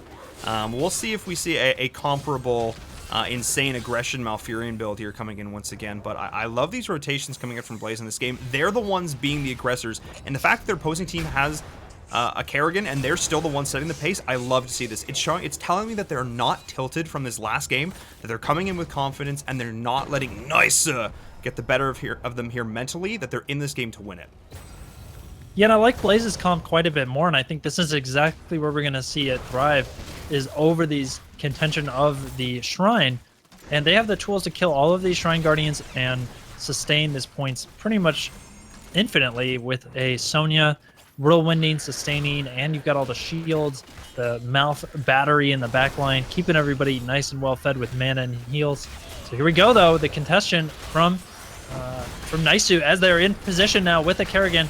Nice orb connecting on a Snarly Brown, getting some nice damage on him. LZ, he's trying to hop out, actually gets hit with the Stormbolt. There's Jaina throwing down the Blizzard, but the return combo is going to be a lot of damage on Oddish. The Ravage to finish off Oddish. He has it again, maybe for Aunt Jemima is going to get finished off by Vala. And Nisa turning this around, completely going against what we expected there for, Blaze to thrive on the point. Man, what a turn. The explosive combo from LZ Gamer. Yeah, Astabroth got a really nice condemn, and LZ's like, guys, I got this. Big double combo there. The Impaling Blades doing absolute work. And now LZ is just going hop. He's been building up these shields here. That skin is absolutely phenomenal, I have to say. And they are going to cap out this first Punisher here. It is a frozen Punisher pretty early in the game here. I expect they'll just flash it over the wall. Snarly, I imagine. Sure, someone needs to do that. There we go. And they'll move it over. But the combo from Kerrigan to follow up from it. LZ being so sassy here. I like this. And this Punisher is actually getting a decent amount of value, especially because they're getting so much else on the map while they do this. Look at him. He's so incredibly sassy. He's just sitting there getting those auto attack. He knows he's fine. He's going to back right on out. Speaking of that skin, that Kerrigan skin, the Molten Queen of Ghosts, you guys can win that skin, by the way. We're doing giveaways all night long, so stay tuned. Enjoy watching these great games with us. And, you know, in between games, we'll be throwing out more of these juicy skin packages. So stay with us, guys. And I love how the art changes, too, with that Impaling Blades. Looks so darn good. They're like swords. They're just sick looking. They're just unreal. Yeah, absolutely, guys. But level 7 is now being reached for Nysa a little bit sooner here. They're going to have that little bit of a lead, but I love this aggressive positioning from Blaze. Vestige going in here onto Elohim, taking quite a bit of damage with a beautiful Condemn. Astabroth, he's one of these tank players who I think has been so underrated in the scene for so long, and he's showing us, you know, why his prowess here is phenomenal. And Jemima's getting in real deep, but he's hitting the entire enemy team with these Condemns. They're going back in, though. And Jemima, I love this. They're going back in onto LZ, but Muradin is going to be the one to fall. But here we go. The reset's coming in from Leeming. They need to be careful, and this camp is going to fall. This rotation from Nysa to help deny this was phenomenal, as 2 kills on both the tanks went the way of Nysa. Nysa just has such good control, it looks like. From watching these guys play, they know exactly when to micro themselves out of a bad situation. And then you see them just being patient, waiting for the right opportunity to go in. LZ Gamer looking to get the combo here. He was waiting patiently, but Oddish does find the juke there. Nicely done. And LZ Gamer, the sad little Kerrigan, who got the teleport, he's just going to go have to look for another opportunity across the map. Yeah, and I was going to say, I was expecting both teams to rotate on the Bruisers a little bit sooner here, but we'll see if either of them is able to get this. Up in the top lane, Legend needs to be very cautious as he's Vestige and King. The Legend actually dodging out the Stormbolt there. Wow. He might actually be okay. He actually went aggressive. He knew he was probably going to die, but they need to be so cautious. Legend stayed way too long, but he's going to trade. That's hilarious. Oh, King, friend, you stayed too long. Come on. Why did he stay? As I was watching that situation in my head, I'm putting myself in the Tassadar's shoes or whatever boots, side boots. I don't know what he wears, but you know, if you're in that situation, you know, multi-shot build hits extremely hard, and that Vala has been auto-attacking the whole time. That means he's going to be at max stacks. You don't play with fire like that. He's going to one-shot you. Look at that damage coming out, though, onto Oddish and Snarly Brown, getting so much value out of this Leeming damage. A combo to finish him off. There's a double kill. And Vestige has to just run his dwarf butt out of there. And LZ Gamer turns around with full control at this point. That was unreal. Astabroth with the absolutely phenomenal Bless Shield, and then the body blocks, put himself in the gate, denying the side of Blaze going anywhere. And then LZ was able to come in with a beautiful 2-man combo, and Seacook's just like, guys, I got this, Leeming. And he just wrecks him instantly. I really appreciate what you're doing, by the way. You constantly, you know, I usually point out the player who's making the flashy play. By the way, there was a Sonya pickoff in mid lane with the Vala trading with him, and then Elheim teleported on him at the last second to turn it around on Sonya. But now there's just Stormbolt on the Legend. He's gonna be fine. Yeah, he's fine. But every time it's like the flashy players, you know, I'm pointing out that they're connecting their combos. But you're right to give all this credit to Astabroth as well, who's hitting very key condemns, very key blessed shields to set these kills up so that these flashy finesse characters can get those nice looking combos. Yeah, I mean, and you can't put anything past LZ. He's been like landing these combos beautifully. He's been keeping these shields tough. He's been an absolute menace on the battlefield. But at the same time, you've got to look at how these characters are enabled. You look at the supports, you look at the tanks, these players doing the work behind the scenes to make these players look good. So you got to appreciate both sides of the coin, but you can't deny that the flashy plays, well, they're flashy for a reason. But Nysa getting themselves a nice little lead here, but now level 10 is reached. They're going back in. Blaze knows they need to make something happen. Astabroth can pop the Bless Shield, pop the Iron Skin, trying himself out of here. And Jemima, I like this, walking into the creep wave, can be looking to deny the spear. And, oh, here we go. The Condemn, beautiful job there. No, sorry, the Stormbolt, and LZ's just going to fall. Great force wall coming in from King. That denied anything from LZ. Meanwhile, though, I've got to say, for having all of your team, all 5 members up in top lane, we have Legend down here getting those Khazra Spearmen capped. Brightwing has been pushing bottom this entire time. They've been making a lot of stuff happen around the map. And look at this. We see Blaze here with 5 members invading Knights. This is actually extremely inefficient for them. They get these Knights, but they're not soaking any lanes, and they're behind in experience right now. I actually don't like that at all. I didn't mind them grouping to try and get 1 kill, but they needed to instantly split. I think they actually probably committed too long. Yeah. 100% right, because they lost so much else in the map. They lost an entire lane and wave in bottom. They lost an entire wave in mid. Sorry, almost an entire wave in bottom. But I mean, that was huge. They lost 3 mark camps. Yeah, they picked up the bruisers, but those are instantly cleared up here at this point in the game. So in the end, I think they actually traded negatively off of this, despite the fact that they ended up picking up a nice kill, because they just committed so much. They're like, guys, we're 10, we have to fight, but Nice just was like, well, you don't have to if we're not here. So yeah, and they're so spread out that like if you're gonna roam as 5 members, occasionally like somebody's gonna get caught and killed by the 5-man squad, but then you have like presence in every other lane on the map, and you're getting something. So you make it work, you make it worth it. So Legend here, though, is in a lot of trouble. He's going to get that... Oh, they're both in trouble now. Elheim has been sort of baited into this as we see Oddish dropping that big blizzard, getting Elheim so low there, but now it's getting turned. That was actually a really nice ring as well. Oddish is playing this fantastically, but LZ Gamer flies in off screen, and that's going to be a Ravage kill. 4 members now dead. Snarly Brown is going to get taken out here, I believe. Whoa. No, not quite. The Disintegration Beam. Not able to finish off Snarly Brown, and we actually don't see Disintegrate taken that frequently anymore. Most players are opting to get Wave of Force. So how did interesting Elohim exchange live? there. How did Elohim live? He was living on a prayer basically in that one. He had no HP. Well, if you look at their comp, I mean, look how much control they have. They have Blessed Shield, Emerald Wind. You have the Kerrigan combo. You have Rain of Vengeance. There's so many stuns that are buying time for him to get out of that situation that the follow-up wasn't consistent. Even though they did get a lot of damage on him early on, it's kind of what Jaina does best. But after that, it fell off quite a bit, and he's able to scurry on out of there. He got the most beautiful Emerald Wind, was able to position himself back. The Ring of Frost completely whiffed. The Twilight Dream got decent damage, but everyone was just so in at that point. They just committed, but so many members of Nisa lived with like negative HP. Just insane. But Blaze, I saw if the stars had just aligned a little bit better for them there, but oh no, that's the Wombo combo. That is a Punisher charge with the Rain of Vengeance follow-up, drop all the Leeming damage on it, and Murd, good night, sir. You have no more unstoppable frames. That is how you secure kills, and it looks like this keep is going to be in trouble. LZ, with some fancy little plays, jumping around, dodging out the blizzards. I like it. This keep is going to go down for sure, and I think that's probably all they're going to look for here. I don't expect them to get too greedy off the back of this. I like this. I think this is the right call, despite the fact that they're up in a talent tier 16-13. Yeah, and honestly, as the defending team there, you've got to be feeling so scared. It's like being the frontline soldiers in like some super outnumbered battle, because Naisu's comp just is a comp that's going to explode on top of you as soon as they get an opportunity. They have the most aggressive characters, but look at this.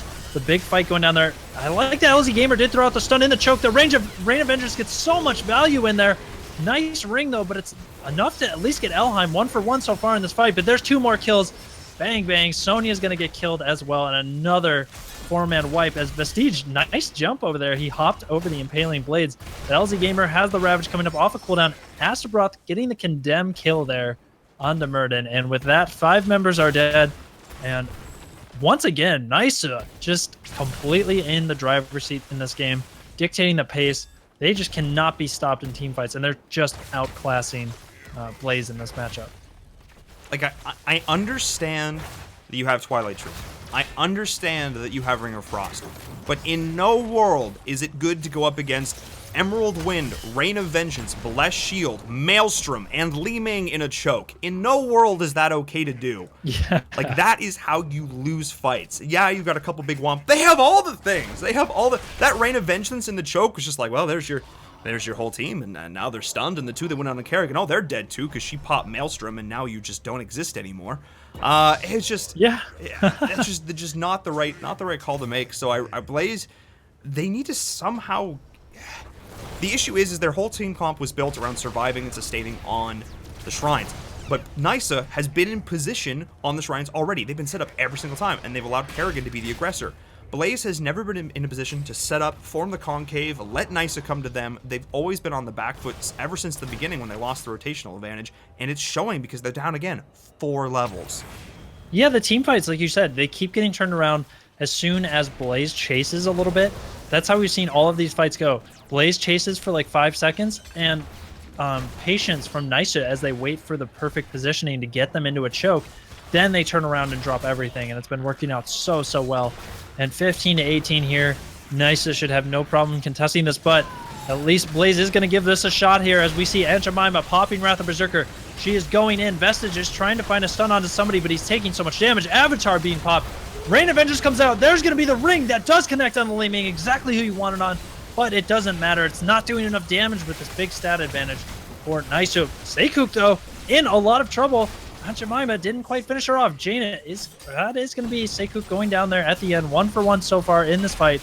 Elheim in a lot of trouble as well. Legend with that second charge of Rain of Vengeance, throwing it out there. She's at full hatred stacks right now. Watch Vala as she goes to town in this fight, chunking out Murden. The Arcane Punisher was capped as well, and InVerum, this is just a bloodbath. Yes, it is. Aunt Jemima's trying it out of this, though. It has actually been only a 1-for-1 trade so far, and the sustainability is starting to go through, but the Punisher has joined the battle, but Li Ming is going to fall. King as well is, I think, is going to be the next victim here. He does have the prescience, though, so that is absolutely huge. Dimensional shift, they're going in off the back of this. LZ Gamer is following up. There's one. There's two. The Rain of Vengeance. Good night, sweet prince. You are absolutely dead. And that is how you make it happen. The keep in the top lane is getting chunked. We've got an Arcane Punisher here pushing in the bot lane. Should be game, yeah. This should probably be it. I don't see how this isn't going to be game. If I was them, I'd just head straight to core. I don't think there's a lot that Oddish can do here. And yes, it looks like this is exactly what they're going to be doing. This is just... Nysa is just playing too well. The individual duels, Sonya went in so deep. Looked like it was going to get Li Ming. Looked like they were going to get Vala. But in the end, just too good a play coming out from Nysa. And we see that. I mean, the members are getting close to spawning, but unfortunately, just a few seconds too late. 25% core, one last kill on the Malfurion to finish things off. 10%, that's going to be game. And the first set of the night going over to Nysa as they dominantly destroy, rip apart Team Blaze brutally in both of these games. 3-4 level leads by the end of it. Yeah, Nysa is looking so solid. Again, I don't know what it was, but the second 2-arc was like, guys, you're no longer 2-arc. And they're like, it's okay. We're just going to become one of the best amateur teams in North America. It's fine, guys. Yeah. It's good. Seriously, I think that was the fire that they needed to get them going. Because these guys, this roster has been worked like 8 months. It feels like I've seen these guys playing with like no roster changes, or 6 months at least.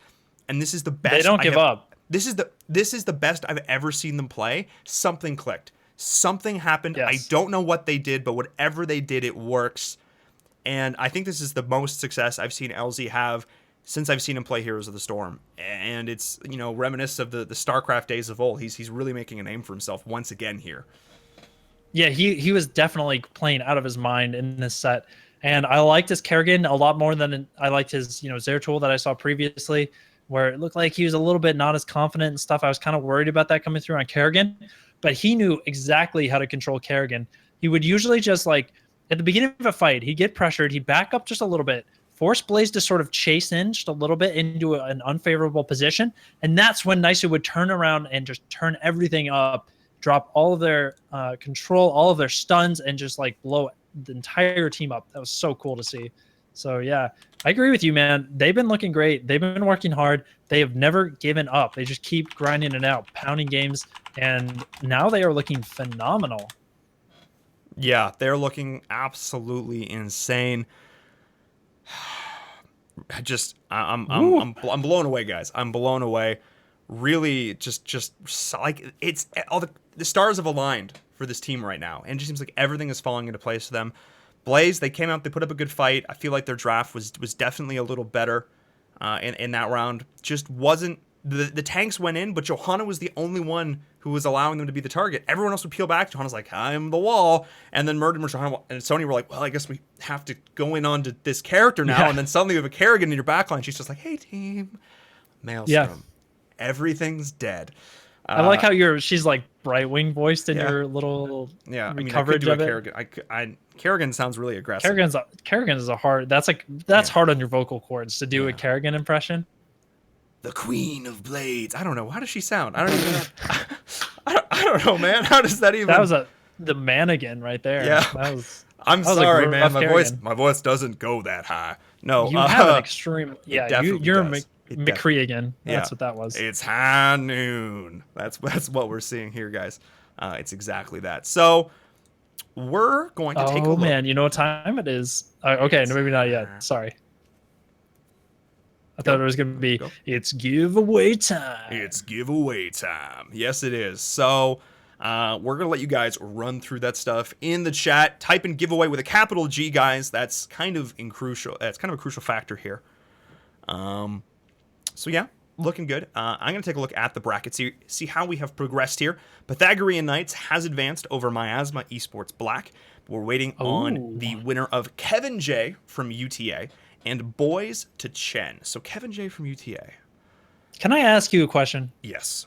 May I be so bold as to ask, you're somebody who's seen so many games in the amateur scene. Who's your like absolute top 2 favorites for this tournament? I think it's Pythagorean. Honestly, I think like our seeds are actually really well done. I think it's okay. I think it's nice. It's Kevin J, it's Hecarim, and it's Pythagorean. So Hecarim is the incarnation of imported support. Yeah. And then Kevin J are just a roster full of solid people. Pythagorean Knights as well. I actually have pegged as one of the up and coming top 8 teams in NA. I feel like if they haven't. Oh, that's the team you were talking about. Yeah. Okay. Yeah, if they hadn't hit, Gale Force in Nexus games, I think they would have been top 8. Wow. So yeah, Gale Force. That's that's rough. Yeah, I feel like so, but we'll see if they. Because I'm pretty sure, like Hecarim J from LSU, imported support, they qualified. So if Pythagorean Knights beats Hecarim J in this next round, that's going to say a lot here. So, I mean, we might actually hop over to that game because I kind of want to see that game. So, either way, guys, we're going to do this next giveaway. We're going to do it here. I'm gonna do it. How do I claim my giveaway? Awesome. Oh, perfect. I'm seeing the old messages from this. Perfect. So, guys. Last chance. Give me a G. Give me an I. Give me a V. Give me an E. Give me a hyphen. A. No, I'm just kidding. No hyphen. As you troll everyone. No hyphens. No soup for you. Bad. No hyphens. It's give away. Here, I'll do it. Come give away. No space. Give away with me. There we go. All right. That's what's happening.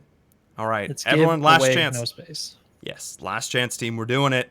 We're doing it. This is for a Thunder Guard Zarya bundle. I probably should have said what we're giving away. A Thunder Guard Zarya bundle.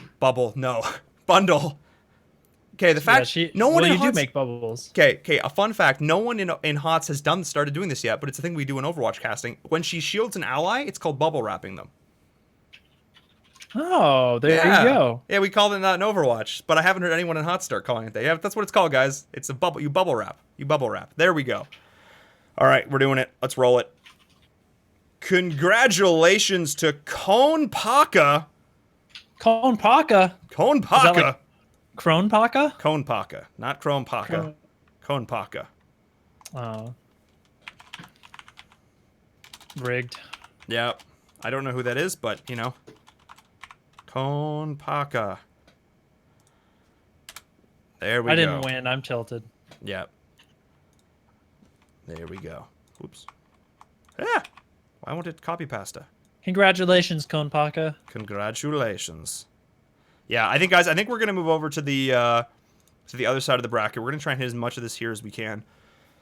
So we're gonna do the Pythagorean Knights versus the winner of Hecarim J from LSU and Close to Death. I think we're gonna do that next round here. So we're gonna hop onto a short break, guys. You enjoy the tunes, and we're gonna be back really shortly with our next round. And if it takes too long, we'll just come back and do another giveaway because that's how nice we are. And I see this number above our head, guys. I see it increasing. Oh baby. Guys, we got tons of great stuff there in the match arena. Be sure to go check that out. It would be so nice. It would be so nice if we got to that $1,000 for those teams. They worked so hard. But guys, we're gonna hop into a quick break. Kaeyoh, any last words before we head out for a little bit? No, I just want to say, man, Nice is a team to watch out for. I'm really excited to see how they do in the rest of this, and just glad that we get to be here, giving away some cool stuff and watching some great matches. We'll see you guys in a moment. We will indeed, guys. We'll be right back.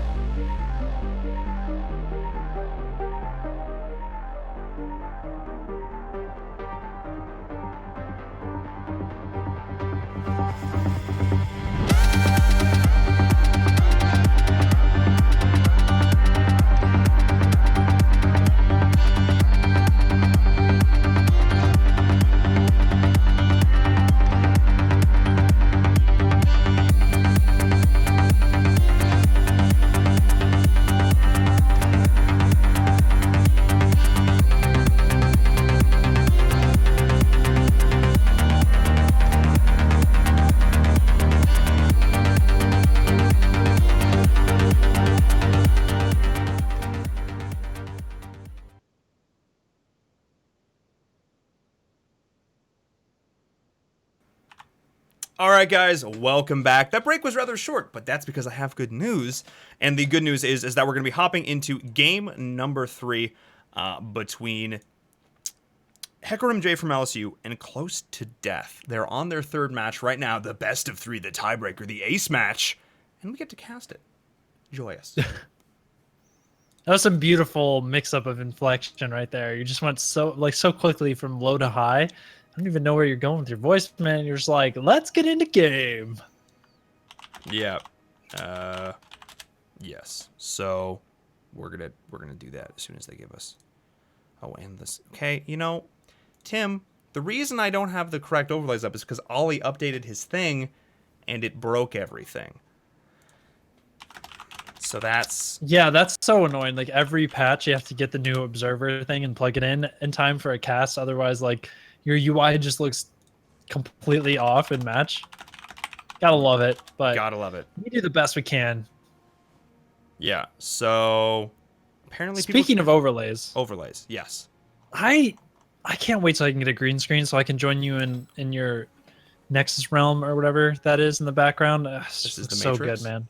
No. I'm sorry. There you go. Yes, that's it. Okay. Team, it's fine. You know what? Let me just get you in the game. Here, where are you? Kaeyoh. There you are. Beautiful. Woot! I made it into the game.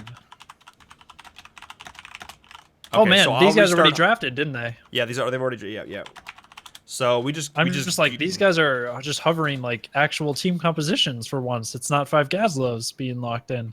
It's not. That's a darn shame. Strixler would be just so sad. Just so sad. So InVerum J from LSU and Close to Death. Okay, so we're ready. Okay, so we just get to hop right into it. And then I get to vainly attempt to fix my overlays after this next game as I restart HOTS, download OlliObs, install it, and then all that while we're live on stream. That's my goal after this next game. So that's, I believe in you. Yeah, I believe in me too. I'm so ready. So cannot. By the way, me and InVerum were discussing the idea of possibly trying to do maybe an ASMR style cast of a series. You know, I'm not sure if that's something you guys would like, but I would be pretty hyped to do that, man. Just the whole time we're talking like this and we're just telling you guys what's going on in like super quiet mode. That way you can fall asleep listening to HOTS casts and it'll just be like, you know, just be like sleeping while you're ingesting knowledge about Heroes of the Storm.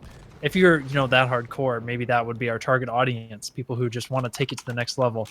But guys, we are spawning in here on Dragonshire. So for this first game, the shot team, which one is that? Is that going to be the InVerum team or...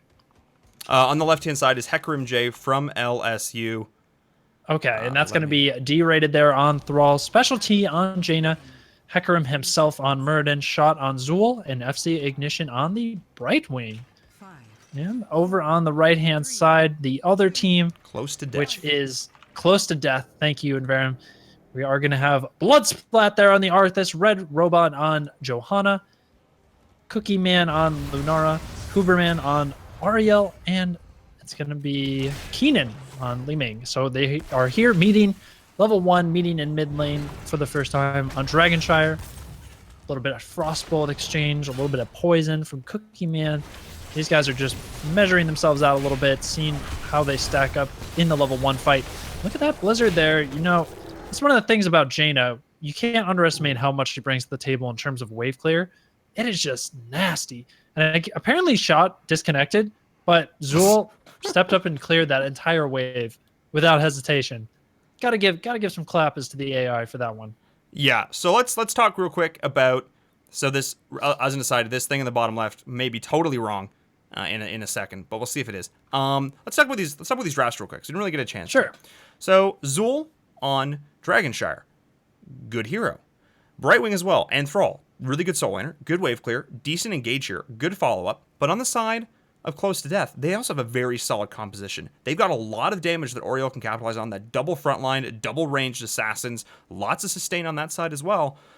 I like I like both these comps, but I think it's really about who's going to be the better one in the situation. And yes, this in-game overlay here is going to be wrong. So we're going to turn that off.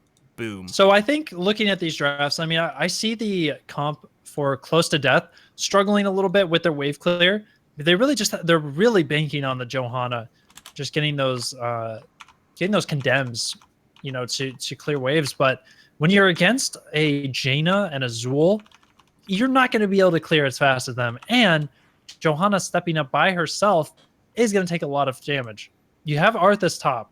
So your other front laner, which I do like the Arthas top on this map, but with him not being a part of the rotational squad, it falls entirely on Johanna to get these waves cleared out. Yeah, that is a great point. There's not the same wave clear remotely here that we are going to be coming out here from the side of InVerum J. They're definitely going to be winning these rotational wars, and Red Robot needs to be he needs to be next level here in order to kind of compete with these. Up in the top lane, Arthas against Draded. We aren't seeing block though at level 1, which is sort of the go-to I'm laning against the Thrall talent. Yeah. So walk us through that. Why is that talent just so strong against Thrall? Why are we seeing people take this? Well, I mean, if you're talking about block is extremely good just because it helps you win those 1v1 trades so much more efficiently. But instead, he's opting for a little bit more of a late game build here. He wants to have a little bit more strength later on. And honestly, if he takes block just for the lane phase, he's going to be hurting a little bit in team fights, because on the side of InVerum J team, they just don't have that much, stuff to mitigate through block later on in the match. So I like his choice to take that questing talent at level 1. He's going to get some nice payoff from those stacks, as he's really fulfilling the bruiser role in this composition in InVerum. I mean, they already have the Johanna to be that full frontline presence, and Arthas is going to be more of the bruiser. I actually really like how Close to Death is laning this too. I mean, they're getting great value here in the top lane, putting Lee Minion. They're able to do a lot of damage to these towers, either drain the ammo on one and kill the other. Oh, look, Shot showed up at top lane here. He's going to get the Bone Prison down onto Arthas. Arthas falling very low, but now he's free. He's able to get out of there. I think a little bit of stackage between Feral Spirit and the Bone Prison at the same time made it so that Blood Splat could scamper out of there after that route ended. So nice job there for him. And of course, once he starts running, he's got that Frost Aura there to slow anybody around him. So he's able to walk out, and this time he is going to escape with his life, and he's right back to dueling with the Thrall. Yes, indeed. So nice little play there coming up from them, but good value is also gotten elsewhere on the map from Close to Death, as Bloodsplat was able to survive in that top lane. Incredibly even, dead even so far on XP. These rotations have been solid. Neither team wants to overcommit here, because this is where things can sort of start to spiral out of control. The team can get one pick up the DK, get the solid rotations, and this is where they can start to escalate that lead here. But I like how these teams are opting to lane this. Down in the bot lane, InVerum J and Huberman and Cookie need to be very careful as InVerum is moving in here. I really like this coming out from both these sides, but what I really love the most is Keenan up in this top lane. He's allowing Bloodsplat to have the time of his life up here. Shots rotating in once again, but if, this is going to be anything, but this time, Brightwing's coming in to help. Yeah, they should be able to get the kill. That's going to be Arthas falling there, underestimating the power of Brightwing on this map. And that's why we see so much emphasis on characters like Falstad Brightwing that can influence these brawls in the side lanes. And I really like that there. They sort of baited there with Shot going in, and they're like, okay, it's a 2 versus 2. We got this. Oh, crap. There's a Brightwing teleporting in, and we're dead. So Bloodsplat falling there, and that hurts. He's got to make his way all the way back up to the top half. Yeah, this is an unconventional way to run this map, but the 2-1-2 is looking pretty solid thus far. Just a little bit of a misstep there in terms of underestimating the power of the Brightwing rotations. Now, though, InVerum J has the control. Are we just going to call them InVerum J as a team? That's what I'm calling them. Okay. Yeah. It's kind of weird, because maybe we should call them LSU. InVerum J is also a player. Yeah. From LSU. So LSU. confusing. Yeah, I mean, I've gone with both. Not everyone's from LSU, I don't think, though. It's confusing. So it's Let's fine. just call him from LSU. From LSU. I like it. I can change the name on the description, guys. Also, a reminder: this is game number 3 here. Ollie released the new overlay, so it will be broken. So I have to use this other one, which screwed up all my stuff, which is unfortunate. But I will be attempting to fix that for the next game. But guys, it is game number 3 here. The winner of this will advance to our semifinals. So don't forget that. Going in here, each of these teams has taken 1 game off their opponent, so they know they're pretty evenly matched. Special teams, be very careful. The beautiful containment strike coming in. I think if Huberman had thrown that a little bit sooner and was able to put Jaina a little bit farther back there, they would have been able to secure that kill. But either way, nice job coming out from them. I like this positioning as well from Cookie Man on that Wisp, able to contain this vision here. But up in the top lane, the Brawl is coming in, but Bloodsplat is not going to be able to keep this. as he is running for his life here. And now both these shrines are going the way of close to death, and Specialty's getting so low in the bot lane. He is playing the dance of death down there versus Lunara, who can actually apply this poison very soon. Specialty needs to really hurry up with this recall, and she's going to be able to get out just fine. One thing I want to point out here, Cookie Man Lunara this game at level 7 taking Wild Vigor. Now, the reason you don't see Nature's Culling being picked up because on this map, there's not a big PvE objective that you need all that extra damage for, not like Tomb of the Spider Queen or in the Diablo maps. But look at Bloodsplat on top lane. We see Hecarim J with a nice jump in initiation there. D-rated, sort of baiting him in, and he's completely stuck in that corner. Throwing one last Howling Blast as a parting gift. But poor Arthas just getting picked on in the north end of the map. The north end of the map. The north end of the map. Oh, no. Oh, also, oh no, Lunara. Oh, dear. That was rough. But, oh, dude, that pun Cookie was... Man. That was Sham 2 level puns right there, dude. That was... Feels good. Level 10, about to be reached here for close to death. They're about to even up this heroic talent here. I like this, but Hecarim J from LSU, they've been doing a phenomenal job here, especially in the mid lane. If they're able to secure this, this will allow them to grab the DK and push in on this already weakened mid lane. Great job from them, able to EQ some of the damage that Close to Death had been doing in the top lane. I like this decision, though. They're going to be instantly rotating down, trying to get this in the bot lane, and that is going to be a very dead Li Ming. Great job there coming in from them. These rotations have been on point. Specialty, not, I think, a full-time member of the roster, at least as of late, but he's been showing up so far this game. Yeah, from LSU, they have so much lockdown in these ganks. That's really helping them get all these extra kills in the side lanes. I mean, they have the Zool, Bone Prism, Feral Spirit, you got the Brightwing to teleport in, you got the slows from Jaina, and of course, Murden, the big winner thus far in the game, finding all of these nice ganks in the side lane, just being that hidden presence, looking for any opportunity to get a kill and mismatch a lane. That's been working out very well. But back to what I was saying about Lunara, not only do you get bonus from this increased auto attack damage that you get, but it's also very nice against Brightwing as a healer because she doesn't heal direct damage quite as well as somebody like Uther. She does better against split damage. So something like Splintered Spear would be much easier healed with a Brightwing. So Hecarim J, you see him on the prowl yet again. This time, not quite able to connect the Stormbolt on the Red Robot. But let's be honest, probably wasn't going to kill on Johanna in the side lane anyways. Meanwhile, we see Close to Death starting their Giants, but from LSU, they know what's going on. Hecarim J jumps in aggressively, doesn't quite get the positioning correctly there, but the ring being thrown out. Specialty so very low, getting ticked down. Brightwing trying to keep him alive. You see Ignition trying to position himself around everybody to get those AoE heals out. Shot now on the retreat as well. And from LSU, just got completely dismantled from the poison damage in that fight, despite hitting a good ring.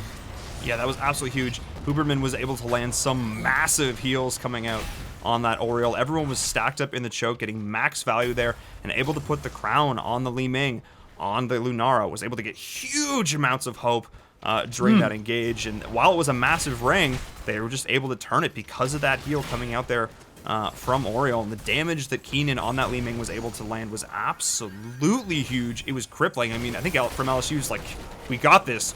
Oh, that was a big Li Ming orb, and that literally one Li Ming orb turned the entire fight. Yeah, we got this. Oh no, we don't got this. We don't got this. Run. That's how comms always are, though. It's so funny. And now look at this, though. Cookie Man, if he gets one auto attack on D-rated, it's going to be a slow. Howling Blast doesn't hit, but that doesn't matter at all, as the Li Ming damage is there as well, connecting. Keenan is kind of turning it up here. He's on fire. Now he's got Glass Cannon, so considering he hasn't really been under much threat this game, I'm excited to see what he can make happen with the Glass Cannon, finding those big combos from all sorts of angles on this map. Of course, we see oftentimes, with those Giants getting contested, over the wall, you can get people with Li Ming orbs. So look at bottom, though. Hecarim J, FC Ignition, and Specialty. This three-man push squad just going so hard. But it's being matched by Cookie Man, Huberman, and Bloodsplat here at the top lane, Close to Death, trying to get a piece of the pie as well, but a little bit afraid to cross the bridge of death there.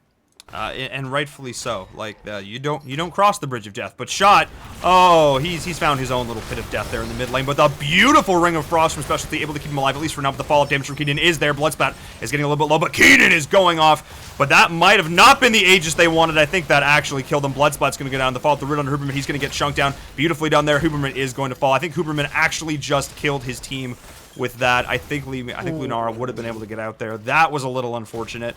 though the Sunder was still, man, that was a little rough. That shot looked so dead there, and then that was, talk about a back and forth. Yeah, that's a problem sometimes with Crystal Aegis, is that it works almost like a VP, you know, in favor of the enemy sometimes, where they can time their cooldowns so that they can unleash right out of the Crystal Aegis and land everything onto a target. So you have to be careful with that. Make sure to use it at the right time, usually after cooldowns have already been cast, and then you use it to mitigate the damage. But let's focus on what's going on here. Level 16, 4 from LSU, and they have a DK, so they are quite in command of this game. But that DK is getting really nicely burned down here. A lot of damage being put out onto that Death Dragon Knight, as it's only going to get a fort probably in this rotation. But with level 6, oh no, shot! He does throw down the Skeletal Mages in panic there, as FC Ignition is going to teleport in. One reset and FC Ignition gets completely chunked out. And this feels bad, because if you're pushing with DK and you lose somebody like that, you immediately have to abandon your siege, regroup, and find something else on the map to do while you're waiting for Shot, in this case, to respawn. I'm not exactly sure what Shot was thinking there. Shot is constantly getting like caught out, but it's oftentimes initiating a fight that ends up in their favor. But he's got to be careful about that, because there's a fine line between baiting the enemy team into a really poor fight or just getting completely caught out alone. Like, if his team had been there to follow up on that with the Ring of Frost, with the Sunder, if they could have, you know, used that position with it in the bush to knock them all into the wall at the Sunder and then follow the Ring of Frost, that would have been huge. Drop the Skeleton Mages on top of that, massive. But his team wasn't there. His team wasn't there. Yeah. And is that his team's fault? Is that his fault? Maybe a little bit of both, but it's close to death. It comes down to communication, right? Communication, exactly. The Death Ball of Close to Death is incredibly powerful. We've seen it be able to pick up these kills. I just want to make sure that from LSU is in a Close to good Death position. is asking to get engaged on here. They? They really are asking for it. Hecarim J with heavy impact there, stuns everyone. That's a big ring coming out, and there's the Crystal Aegis keeping Cookie Man alive, but he's about to get hit with the Bone Prison. Look at all this damage being traded out. Everyone is so low. Who's going to fall first? That's the question. 2 members already down for Close to Death, and they sure are close to death, as Uberman with the Hopegasm. He's getting chased down, trying to keep everybody alive. Keenan there, teleporting back. Resets. If he gets a reset, No. it might be huge. No, shut down before he gets the reset. And that's going to be 5 members down for Close to Death. Just a one-man trade there, getting the kill on a Murden. But Hecarim J there, the Murden who ended up falling, did such a beautiful engage there to start things out. Jumping over the wall, catching everyone off guard with that heavy impact stun. That level 16 spike for Murden is just beautiful. So huge. And Shot had faced a little redemption in that fight. His cleave damage was absolutely insane. He ripped through the entire side of Close to Death. You can just hear that scythe, that shing, shit, like you just hear it, getting absolute value. But they were all so low. They were all so. If Li Ming had been able to reset off the back of it, pop, pop, pop, pop, pop, we might have been able to be totally different. But as we say this, Syndra goes down. The follow up with the Root, which rotted. He's just turning on the back of this. The Skeletal Mage is doing a great job of soaking up this damage. So Skeletal Mages actually were wrecking Arthas there. Yeah, huge. That was not. Yeah, that was a lot of damage. So Arthas, without his defensive tools up, I mean, he does get chunked out pretty hard, even by Skeletal Mages. Specialty there got a little bit scared throughout the Blizzard just to create space. He's going to go ahead and reset, which means that's going to be man down on the map for the moment from LSU.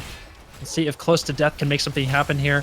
Taking this bottom fort would close the gap on experience a little bit, and they know Murden is stuck in top lane. So as long as they have all 5 members down here and they have vision of Murden, they aren't really afraid.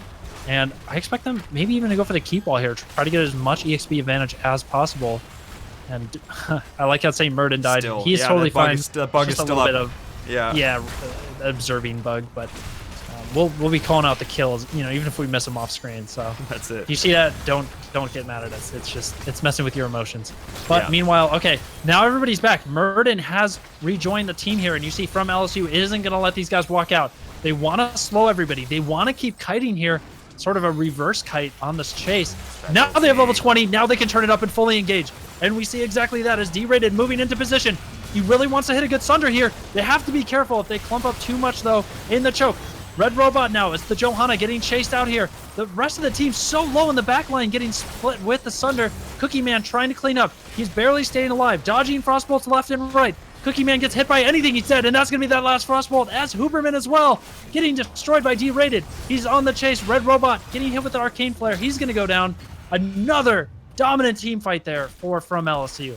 Absolutely beautiful. That Crystal Aegis on Johanna was massive, but in the back line, the Ring of Frost came down and Drotted just comes in. Oh, yeah.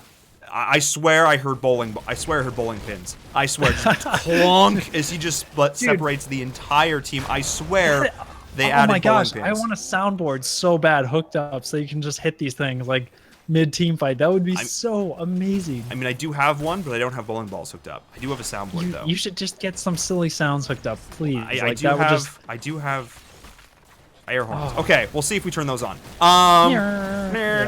Yeah, no, maybe we won't do that here. But either way, guys, the DK is coming in. Cindy has joined the party, but I'm sorry, Cindy. I think it's too little too late here. Keenan is doing his best, but this is going to be GG. Hecarim J from LSU are going to be taking this game number 3 here.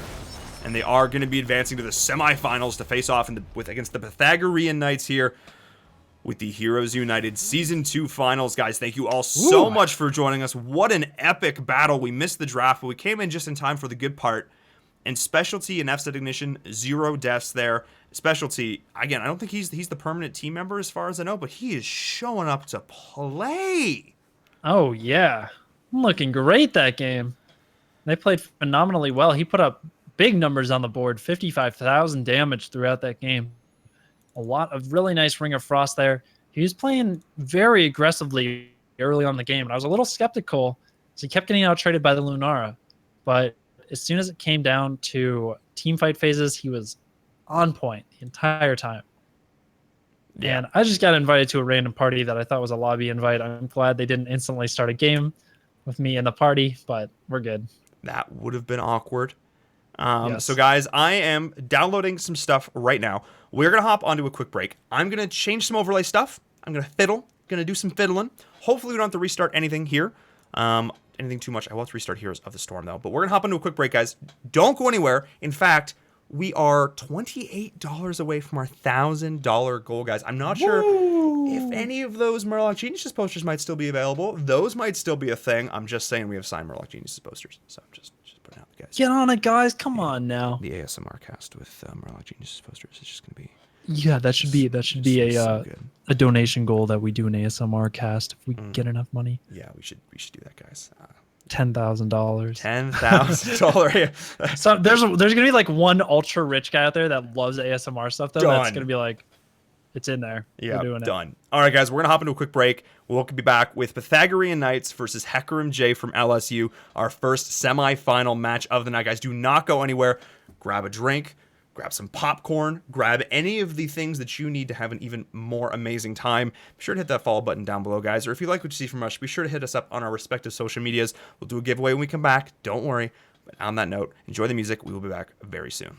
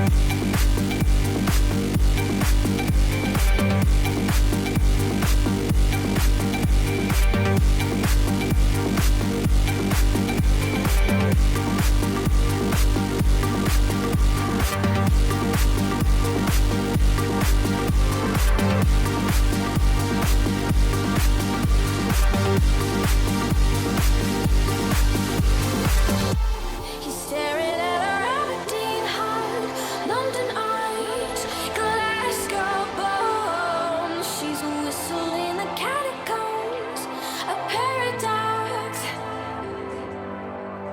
He's in love with the statue in a marble block.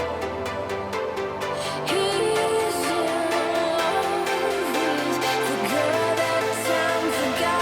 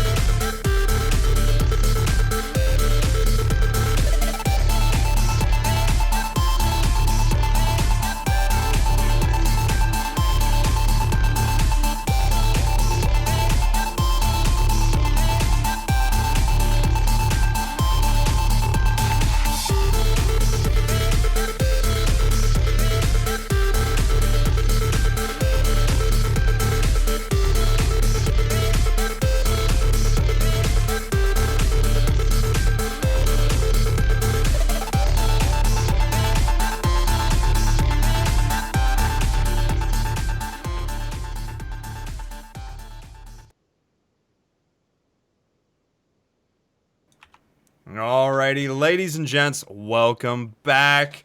We hopped in a short break. I downloaded some things. I changed some things. Things happened. Things happened. He downloaded some things. I Guys. downloaded Ollieob's version. Yeah. He Jeez, needed that man. break to switch screens, and download some stuff. But we're back now, going into the semifinals, right, InVerum? Jesus, man. Bus thrown. No, yeah, Ollieob's version 32. Big shout out to Ollie, guys. He makes all the beautiful in-game overlays that you see us casters use. Yes, and it's only a crucial part of our beautiful presentation. That is Being it. able to show you guys all those fancy talent choices, all those builds. Oh, yeah. Now you get to see them. Yes, indeed. So, guys, Hecarim J from LSU up against the Pythagorean Knights, a team whose name I make fun of and insisted that they change it, and then they didn't listen to me, and then I got sad. Why should it be changed? Because Pythagorean Knights is not easy to say, but it's also not like funny. Like if it was like ridiculously, if it was like ridiculous to say, but also like funny to say, I could get it. Like trolling the casters. That's fine. Yeah. Have you heard the Doodle Scooters story? The Doodle Scooter story? No. Yeah. No. So what's that? So back in the day, when I was back in the road to BlizzCon, you remember those road to BlizzCon, July and August road to BlizzCon? Of course. Yeah. You I won actually many knocked of my team out of that, so thanks for that. Yes. Yeah. Thanks for that, bud. But I really wanted us to name our team Doodle Scooters because I loved the idea of a caster having to say and now on the left hand side is Doodle Scooters. Doodle Scooters. Doodle Scooters. That's great. Yeah. And I tried to rename Pythagorean Knights that, but they didn't like it. They didn't want it. So now I'm sad. But guys, you know what's not? Pythagorean Knight. Yeah. Pythagorean That is a tough one. That is a mouthful. It is. But guys, giveaways. Machines of War bundles. These aren't sad. These are the opposite of sad. They are beautiful, beautiful little butterflies of death that will bring presents to all the children. I don't know where I was going with this. Oh my, jeez. Yes, that things just got happen. real there. Weird. Yeah, it got a little weird, guys. Got a little weird. By the way, I am relinquishing all of my patents on Chromie's Homies. I get a lot of flack on Twitter. Sorry, guys. I thought I came up with that in my head. Maybe it's like subliminal, something left over from when I heard it before. Oh, who came but up with that? I don't want to get taken to Hot's meme court. So please, The meme court. I'm relinquishing my patent on that. I did not come up with it. Okay, who did? That's a good question. Who did? Apparently, it's just OG memes. Oh, okay. That's what I heard. OG memes. Guys, we have a bracket. I've also been informed that apparently Chen is bugged, but we're gonna figure that out. We'll let our admins deal with that. Chen or Jaina? Chen. Are both? Chen is bugged? Apparently Chen is bugged. Oh no. Oh my god, I have a million messages in Discord. Helps if I look at that ever. Should look at that. Don't know what name you said. Okay, that's fine. All right, I got all these things, team. Is Chen bugged? I'm asking. Is Chen bugged? We don't generally ban heroes during game, but we don't usually do that. Okay, I'm scrolling through the million things here. Yes. Okay, I will. Things were broken. Not that I'm. Okay, cool. We're just doing it. We got the draft. We'll do it live. Thank you, Bill O'Reilly. We're doing it live, team. So, guys, we're gonna do a giveaway. We're gonna do the giveaway right now. I'm gonna do it in chat. Pew pew. We're gonna roll it. Congratulations to Bao. Wait, what are you giving away? What are you giving? Say what you're giving war away. Bundle. I said that like 4 Okay. times. No, you Also, didn't. apparently, Insomnia got timed out. Rip. What did you say? Just spam Good. question marks. He's just crazy in the chat. He is. He's all up in that chat. He's completely untamable. Yeah. He's a madman. Alrighty, so... Sorry, I'm keeping my own little list here. Congratulations goes out to Bowserash. Sounds like something Sean Connery. Yes, Bowserash, yes. Yeah. Indeed. Yes. Search for Holy Grail, Bowserash. Bowserash, yes. That's what he says he should sound like. That's what we're gonna go with. While the teams ban maps and we banter. Because that's what you do. I like it. From LSU banned out Braxis Holdout and Garden of Terror. Garden of Terror I understand, but Braxis Holdout getting banned makes me sad. So if you like Braxis Holdout, am I clear in understanding that? You like the map? Well, yeah, and then they just changed it as well. They tweaked it a little bit The Zerg to make the Zerg swarm a little bit more manageable. So I think that was a good thing to do. I'm sure we'll be seeing it maybe a little bit in competitive now. It's a good map. I don't know. I like the map. What is the secret, in your opinion, or maybe not the secret? Let me continue with the secret. But what is the way to win Braxis Holdout? Because I've seen a couple of people say this is the definitive way, but in the eyes of Kaeyoh, in the eyes of X Tempo Storm Mastery, get your nerd glasses In the eyes on. of Kaeyoh, so I think there's 2 ways that you win this map. One, you completely control one of the lanes with an extremely strong 4-man where you just hold the beacon with that 4-man. The other way to do it is to run a wild card that moves between and sort of, you have some sort of roam squad that pressures both lanes and is kind of a wild card factor moving between the beacons and punishing anybody who steps out to recapture beacons. So you either have extremely dominant point control or you have something like a Zeratul that's trying to gank between lanes. Even something like an ETC Tyrande, like a really powerful roam squad.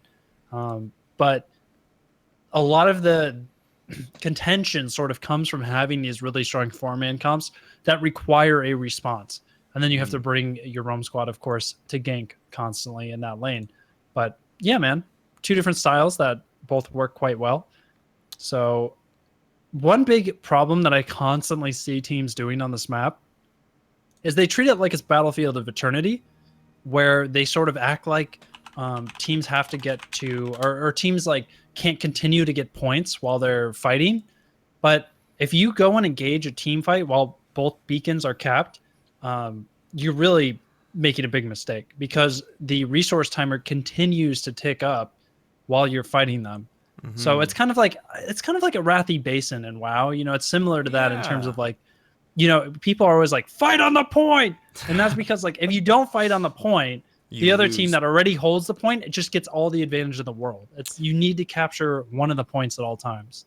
Yeah, and that's definitely the way I've been seeing it played and I'm enjoying the way of playing it is you put that insane 4-man death ball on the one. And you have someone else like a Rexar or something who can just harass the other one with Misha or a decent solo laner, and then you just death push that lane that you're controlling.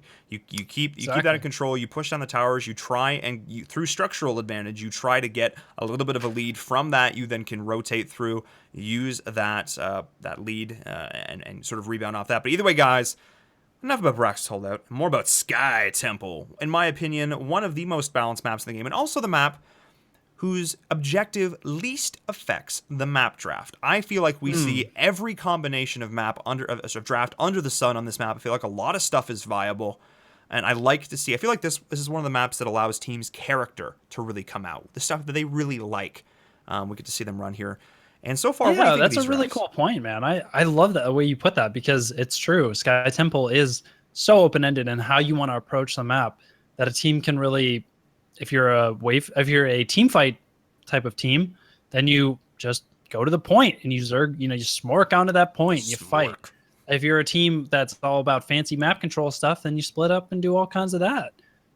So I like your way of approaching it. So far in these drafts, though, we see pretty standard picks coming out thus far. The Murden Li Ming on the side of from LSU. They're going to have that Murden to pair with the Li Ming.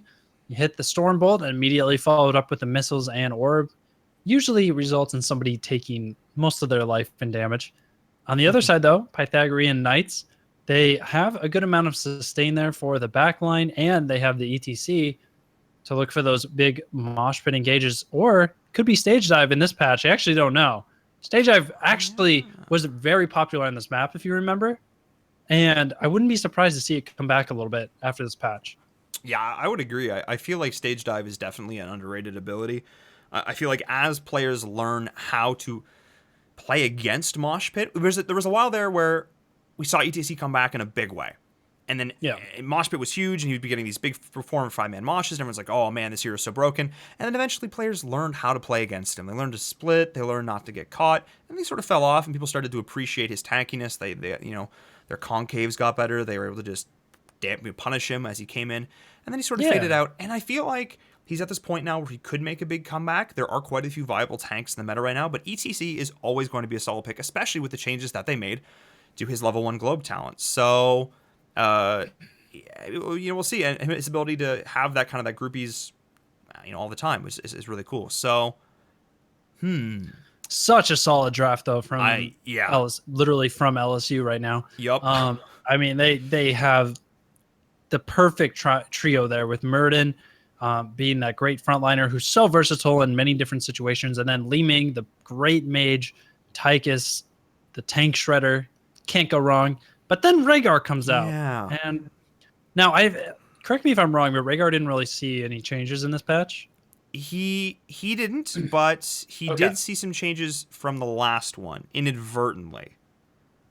Right in terms now, of his speed. He got hurt a little bit by that. He did. Yeah, so I'm surprised to see Rhaegar being prioritized as the support choice there. But Ariel was banned and Brightwing was picked, so that's when you start dipping into those other ones. But what this tells me is that potentially they want to pick up a big bruiser here, or just like maybe an Arthas or something for another tank to use with Rhaegar, because right now Rhaegar doesn't have the greatest targets to Ancestral, but HeckJ from LSU, they have a lot of choices they could go with here. On the other side, though, a Tyrande, very cool.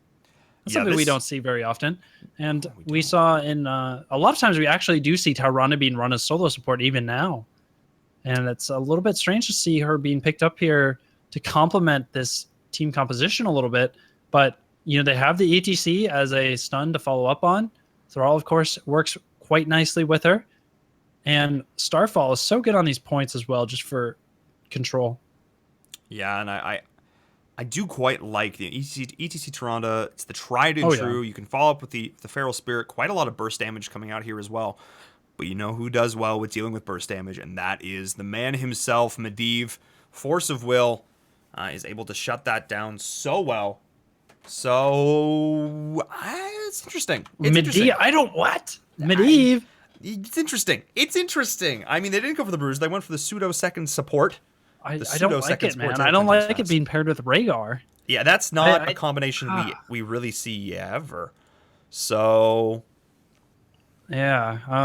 I mean, the thing is, the reason I'm saying this, by the way, guys, is that Rhaegar, he has the lightning shield, which complements a bruiser very nicely to let them go in and put just a little bit more damage on people. And of course, later in the game, you get the talent at level 13 that gives them a shield as well when you give them lightning shield. Earth shield. And the earth shield. Thank you. And then the ancestral healing as well. Just such a nice thing to top off a bruiser while they're in there taking the brunt of the damage. You're sort of forcing them to soak the damage. But when you have a Medivh on your team with a Rhaegar, and I mean, the only person who's really going to be getting reliable ancestrals here is Muradin. It's just a weird situation. Of course, you can still get good value out of it, but I feel like maybe going something else like an Uther even would have been better than Rhaegar, who has suffered quite a bit lately, and just in terms of his win rate and everything. So Yeah, surprising choice there on the support, and very surprising choice to go with Medivh as well. But Medivh is one of those characters who is very strong in the right hands. So we'll see how they perform with. You can really never like tell how good a draft is if they have a Medivh until you actually see them play it, because the Medivh player themselves influences everything in the game. Medivh is one of the highest skill cap heroes in the game. Oh, yeah. Objectively one of the highest skill cap heroes in the game.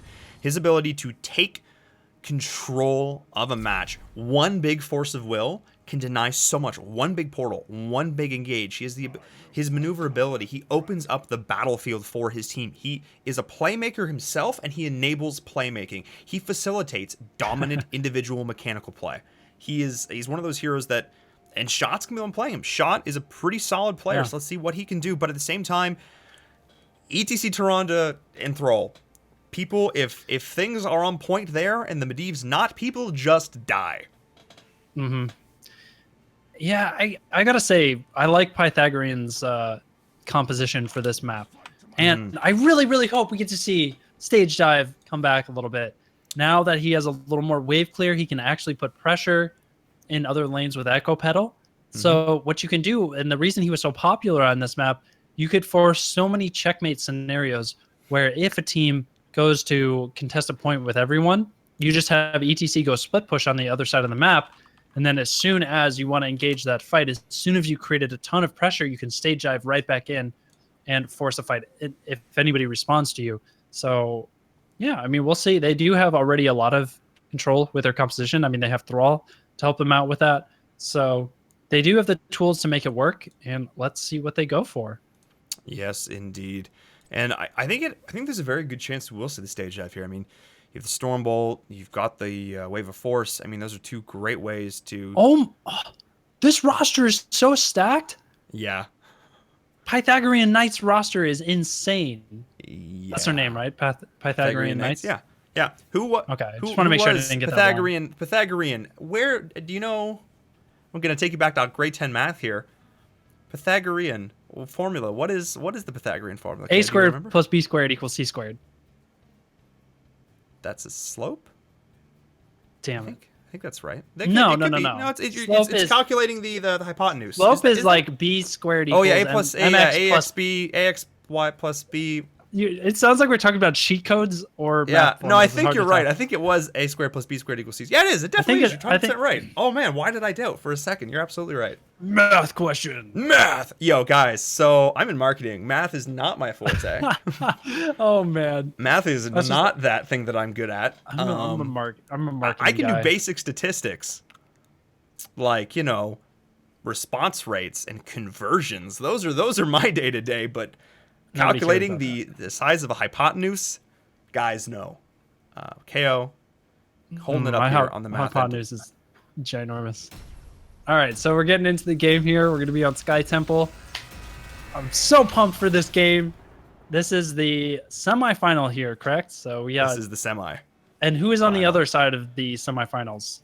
I believe it is Nice, and it is Nice. Oh, dude, we get to see one of these guys face off against Nice.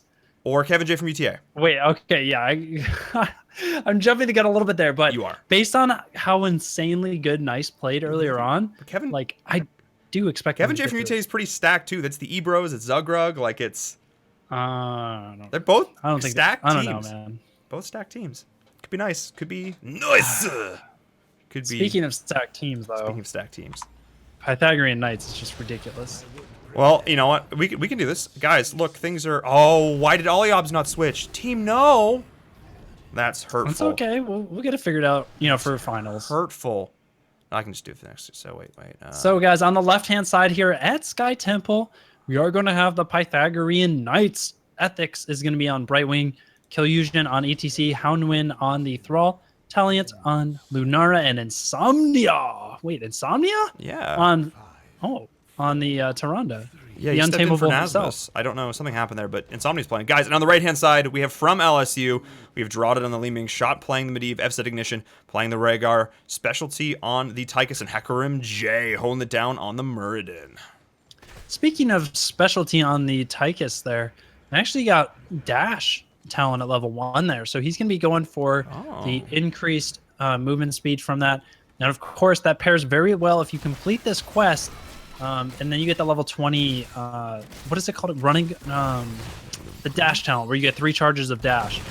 Yeah. It's the name of it is escaping me right now, but Gilly would synergizes know. extremely well. You can just shoot. Of course, Gilly would know. You can just fly all around a team fight and avoid every potential skill shot. But look at this, the ETC Tyrande comp already in position, waiting for the first gank of the match.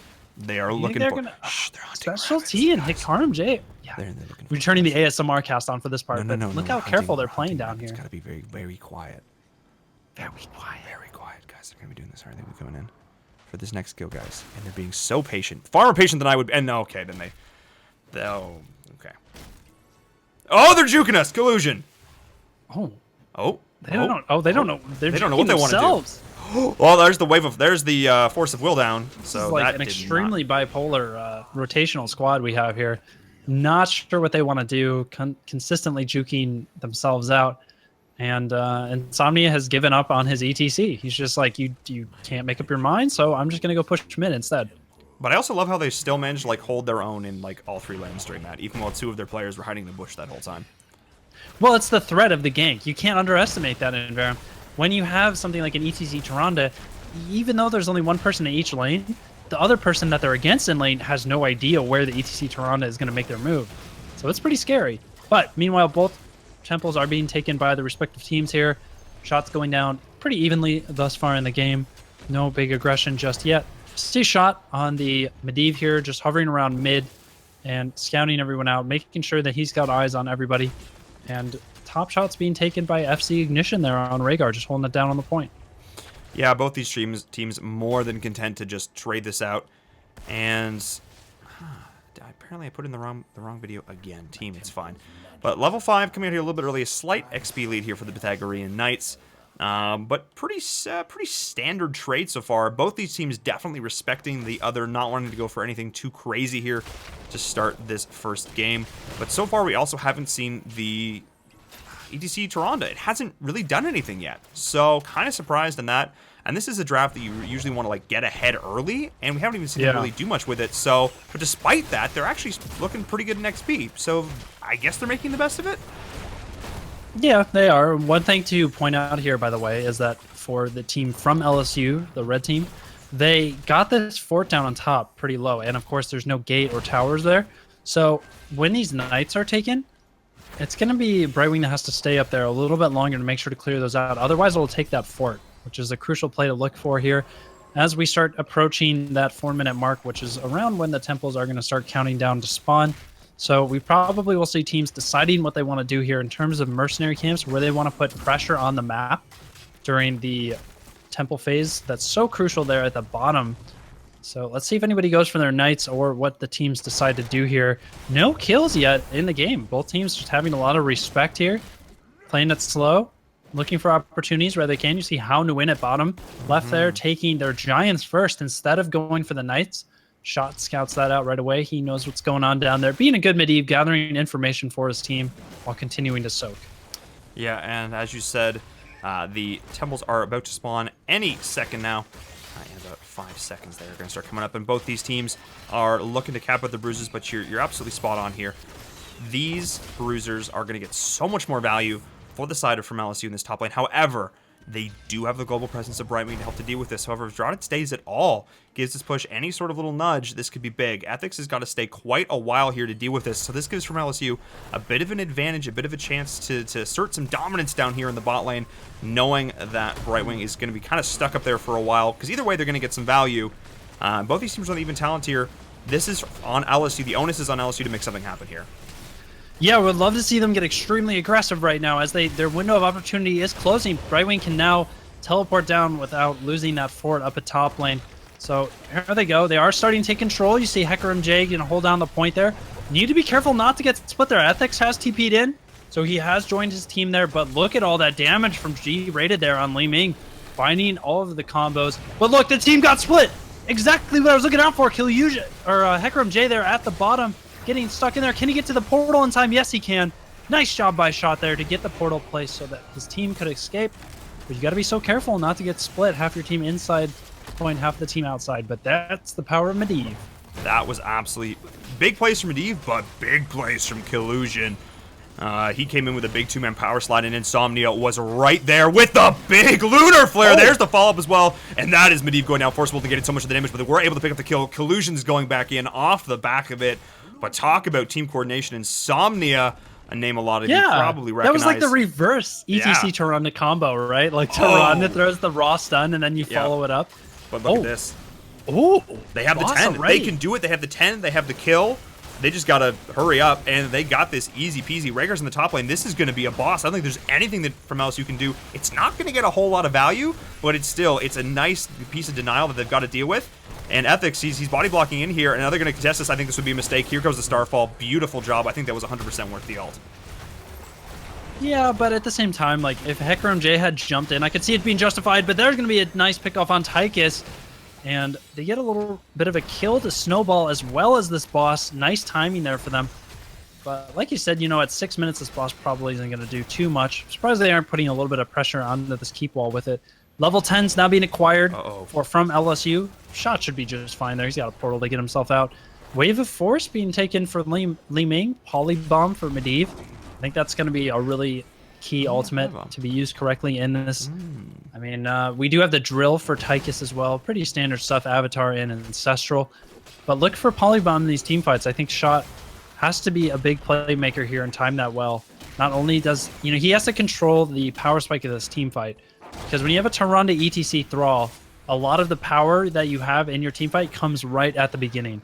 All these big cooldowns that are going to secure kills, the mark, of course, that big window of opportunity where the stuns come out and try to get a kill on top of Mark, that's what you have to watch for. And if he polybombs at the right time, he can completely shut down that big team fight spike, and I believe his team will win the sustained fight. Yeah, I think so too, and well, double support though, interesting to keep in mind. But one thing I forgot about when we were talking about things that stop the mosh pit is that polybomb. It's something I looked at this and I went, oh yeah, the Wave of Force, the standard stuff here, but I didn't think about that. But it's actually a big deal because we are going to see mosh pit. So how can Collusion work this? How can he make this happen? I'm really going to be watching for him here because the whole side of from LSU is going in here on. That ETC Collusion's getting absolutely chunked, but here comes the Starfall in the back, but he's reaching out. And the beautiful Sunder connecting onto 4, but the Force of Will, the Polybomb getting lots of value. Now Howin is in so deep with the great Polymorph onto Hecarim. The follow-up with the Force of Will and getting so much damage, and here goes the Li Ming damage from Shrouded. But the follow-up damage. This Lunara, the chunk has been so real, and now the side of from LSU is in full retreat. Oh my goodness, that AoE damage. And notice Lunara at level 7 took Splintered Spear, which came out massively there as Rhaegar struggling to keep everyone up, you know, between Chain Heal and Ancestral. You don't have that big, I mean, something like Malf would have been so nice to deal with all that poison damage, but Medivh as well, he can't handle the sustained damage very well either. That shield and that invulnerability to damage that it gives is great versus big cooldowns. But just versus the slow ticking of a dot like that, it doesn't really do much for you. So we see full control there of our blue team here taking all the shots from bottom, Houndoin holding the point, while the rest of the team just continues to push out waves. And this is a tough spot from LSU. They're definitely on the back foot structurally, which is what you don't want on this map. Big key point on this map is getting in that structure damage. So a situation like what you see now, where the tempo shots go straight to the keep, and it's so hard to deal with. It really forces your opponents to come to you. So in the driver's seat so far, Kaeyoh leading his squad here. They're doing a great job. Yeah, absolutely. But they are going to be engaging onto him here. Beautiful power slide, though, to dodge at the Stormbolt. And I have to say, Ethics' positioning this game has been he has been soaking, split pushing this top lane the entire game, and he's been left entirely uncontested. Like, they really haven't done anything to deal with him here, and Ethics has been able to split soak them now. Not just the kills, but they're a full 2-level lead going into this. Now they're going to back up. The next temple phase is going to be spawning in about 35 seconds. So this is big for them. They're going to be getting this map control here and really dominating and asserting it throughout the game because they have the ability for Brightwing to just be that global threat. And they're utilizing it as such here. So great job coming in from them. I really want to see from LSU. I think they need to like party bush. They need to get a pick. If they can get a pick to go into this next engage, they're going to be in the money here because Knights, they need every member of their team to be effective. And here they go. And here they, Hecarim J, though, finding the stun on Insomnia. That's enough to get the kill on Tyrande. Beautiful follow-up there on Hecarim Stormbolt, as they do find a pick-off here, but with no objectives up at the moment, unfortunately. The pick-off window here isn't really buying them too much of an advantage. Let's see if they are able to get... They are able to get the fort top. They do need that. They need every little bit of experience that they can get. They need to continue to forwardly soak here. Even at bottom lane, with that lane being pushed, I would like to see Hecarim here on Murden, just positioning himself as aggressively as possible just to continue to get those minion kills from the wave, even down there with the lane being pushed out. I know it's a threatening thing to deal with, but when you're behind 2 levels, it's crucial to get every last ounce of soak. Yeah, and I completely missed time when these next temples were spawning. That last temple got held so long before they ended up getting all the shots. Well, I mean, we were it. just talking about how you're not good at math. It's Yeah. you're Normally, a I'm person. really good at map timings, though. But normally, that's something oh, ethics in the bot lane, though. Great. He sees that portal coming. He's just like, nope, nope, not going to deal with that. But the next temple will be activating here. It is solo up in the top lane. So that is going to be a fight here. And from LSU is down the 16 talent tier. That is a rough situation to be in. They don't want to fight this, and the whole side of Pythagorean Knights is up, so they're in a good spot. Yeah, and considering the temple is top, though, it's not going to get a keep, as those shots are just going to be basically taking out all of the outline structures there in the top lane. So that's kind of nice for from LSU here, as they'll buy themselves a little bit of time to get 16. Look at this, fully committing to the boss here. Throwing down the drill from LSU is basically saying that no matter what, they're going to go and try to get this boss secured. You see, Brightwing is the one that's staying top. ETC, though, still has too far to go. I don't know if he's going to be here in time. Although a little bit of an awkward split here as FC Ignition isn't quite with his team. How to win waiting. He's going to come out with a Sunder here any second, trying to push Hecarim J off the point. They do cap it. So Pythagorean Knights got the boss. Now they're getting killed. Special T has fallen. That's also going to be Murden. Hecarim J going down. And this boss marching down the lane with 2 members down from LSU, and Insomnia still wants more. Look at him chasing there so aggressively, putting the mark down, putting the stun onto D-rated, sprinting in, going fully aggressive here. Insomnia looking fantastic on the Tyrande, and the quick turn onto Ignition. There's shot, making sure that he can stay alive. But I think this might even be gamed right here. This boss is pushing in. What? Let's see. I mean, 10 seconds on 2 members. It's going to be close. This is going to be close, especially if Tyrande can hit these big shots here. He's getting a little bit low, though, but this boss is still has so much health. I think this is going to be it. GG is being called. Pythagorean Knights is taking game number 1 in convincing fashion. A really low kill game in the end, and they played that boss fight beautifully. The bait and switches from Lunara and ETC were absolutely masterful, and the amount of damage they were able to poke off, forcing the Ancestral before the boss even fell, just beautiful. Yeah. But 4 kills to 1, what a calculated game for both these teams. I've got to say, I think that boss there was a little bit of a panic call, maybe. I mean, as soon as they started doing that, you know, they were not that far off of getting on the same talent tier, and they weren't going to lose a keep in top lane. So I'm really not seeing where the decision making came in to try and take a boss in that situation. That was kind of a death wish, in my opinion. But regardless, I think Pythagorean Knights played that very well. I didn't get to see stage dive, so, but, you know. It happens. We'll see it later. Little bit sad for sure. But I mean, I guess it could be worse. I guess could be worse. Could be worse. Alert? Oh, but you know what? Even that boss call though. They were so far behind. They had to make something happen. I think it was sort of like we lose if we do this, we lose if we don't sort of thing. I think it was like maybe this is the chance we do to get back in this game. But yeah, I mean, like they were 15 to 16, right? Without any keeps down. So I guess that's true. I don't quite see it as the do or die situation quite yet. I don't think they needed to go that hard. But as soon as they threw down that drill, I'm trying to explain it here for them, man. Come on, I'm trying to. It wasn't a great. Can't justify this. I can't justify it. No, it was. You're right though. That's probably what was going through their head. Yeah. Was it correct? But, you know, in the end, Pythagorean Knights just looked so strong. They weren't really able to execute the early game ETC Toronto combo, but it didn't matter because their soak was so solid. Normally that kind of comp, if you don't get kills early, you get behind, but they just didn't. Because they took the correct trades, they took the correct merc camps, and Ethics was split soaking like a boss. Oh yeah. Every situation that he could get a few more minions in, he would be up there on the opposite side of the map. So yeah, mad props to Ethics, man. He was making the Brightwing get full value all throughout. So, and that's what you got to do. Got to get that soakage. You do indeed. So we're gonna be doing another giveaway, guys. I've put it into chat because you all get so tilted with the stream delay. I'm just gonna do it in chat. I'm gonna talk to you. You guys get a couple minutes to give away yourselves to death in there.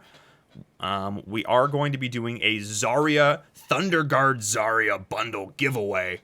Thanks to the lovely folks over at Blizzard. They found out, they're like, oh yeah, you guys doing this tournament and they just literally sent me, here a bunch of codes.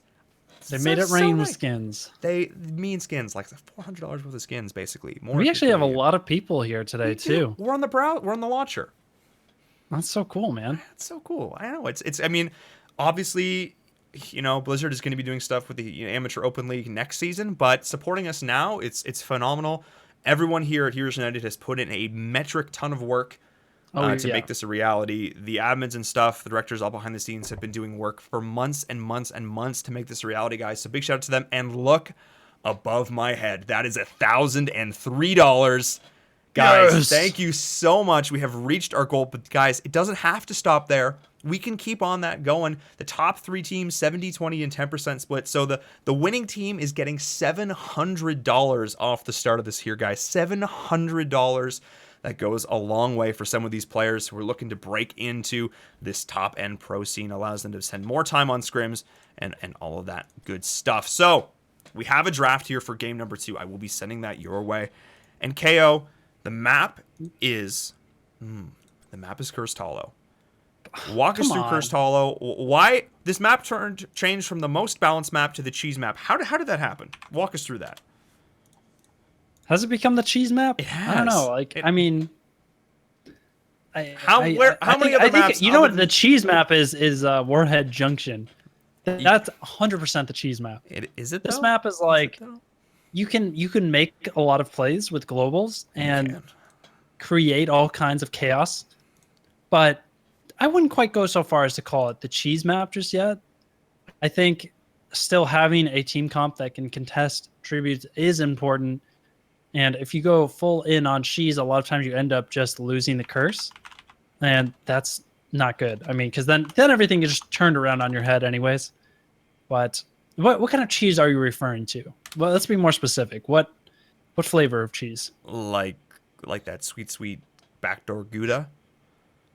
Like that sweet Tyrio Medevac into your key. The thing you also see on Sky Temple, but also see on what Curse. Matches have you been watching? Yo, it happens. I mean, like the Abathur great. Like I guess any map with Abathur isn't entirely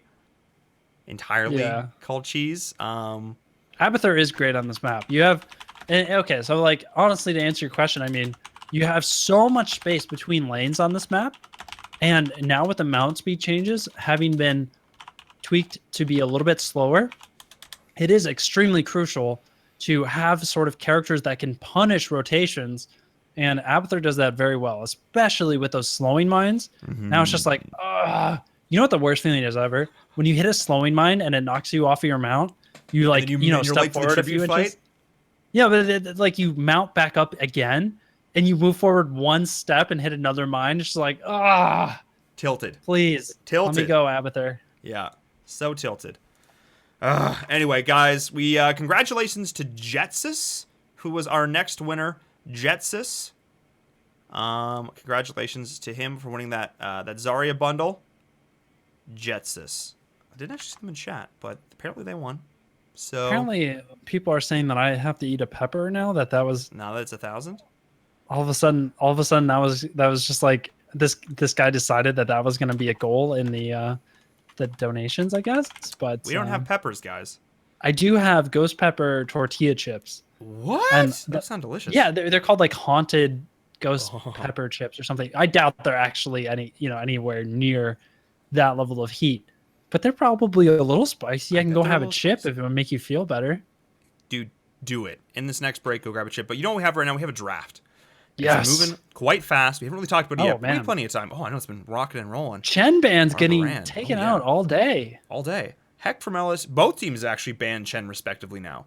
And neither one want. They both the same thing. What a time we live in that the Panda Man himself is deserving of that first ban spot. Has this ever happened in the history of Heroes of the Storm? I don't think so.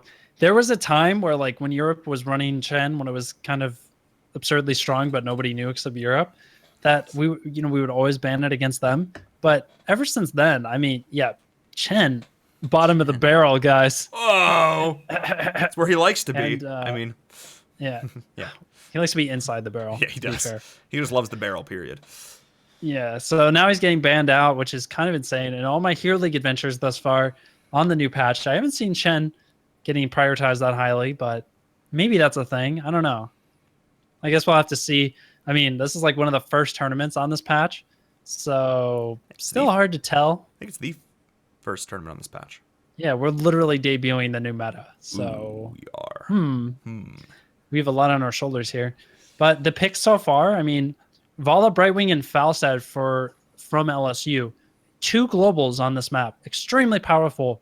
Vala does so well on this map because you can find great angles to use strafe, especially with all of the natural walls on this map that basically just they're not only walls, but they're thin walls, right? So it stops people from getting to her, but it's still very easy for her to get damage off over those walls. So it works out great for DPS. Absolutely. And I love the fact that, you know, they're denying out these heroes that we know Pythagorean Knights plays, like this Brightwing. Taking it away from ethics, I think this is a really smart call.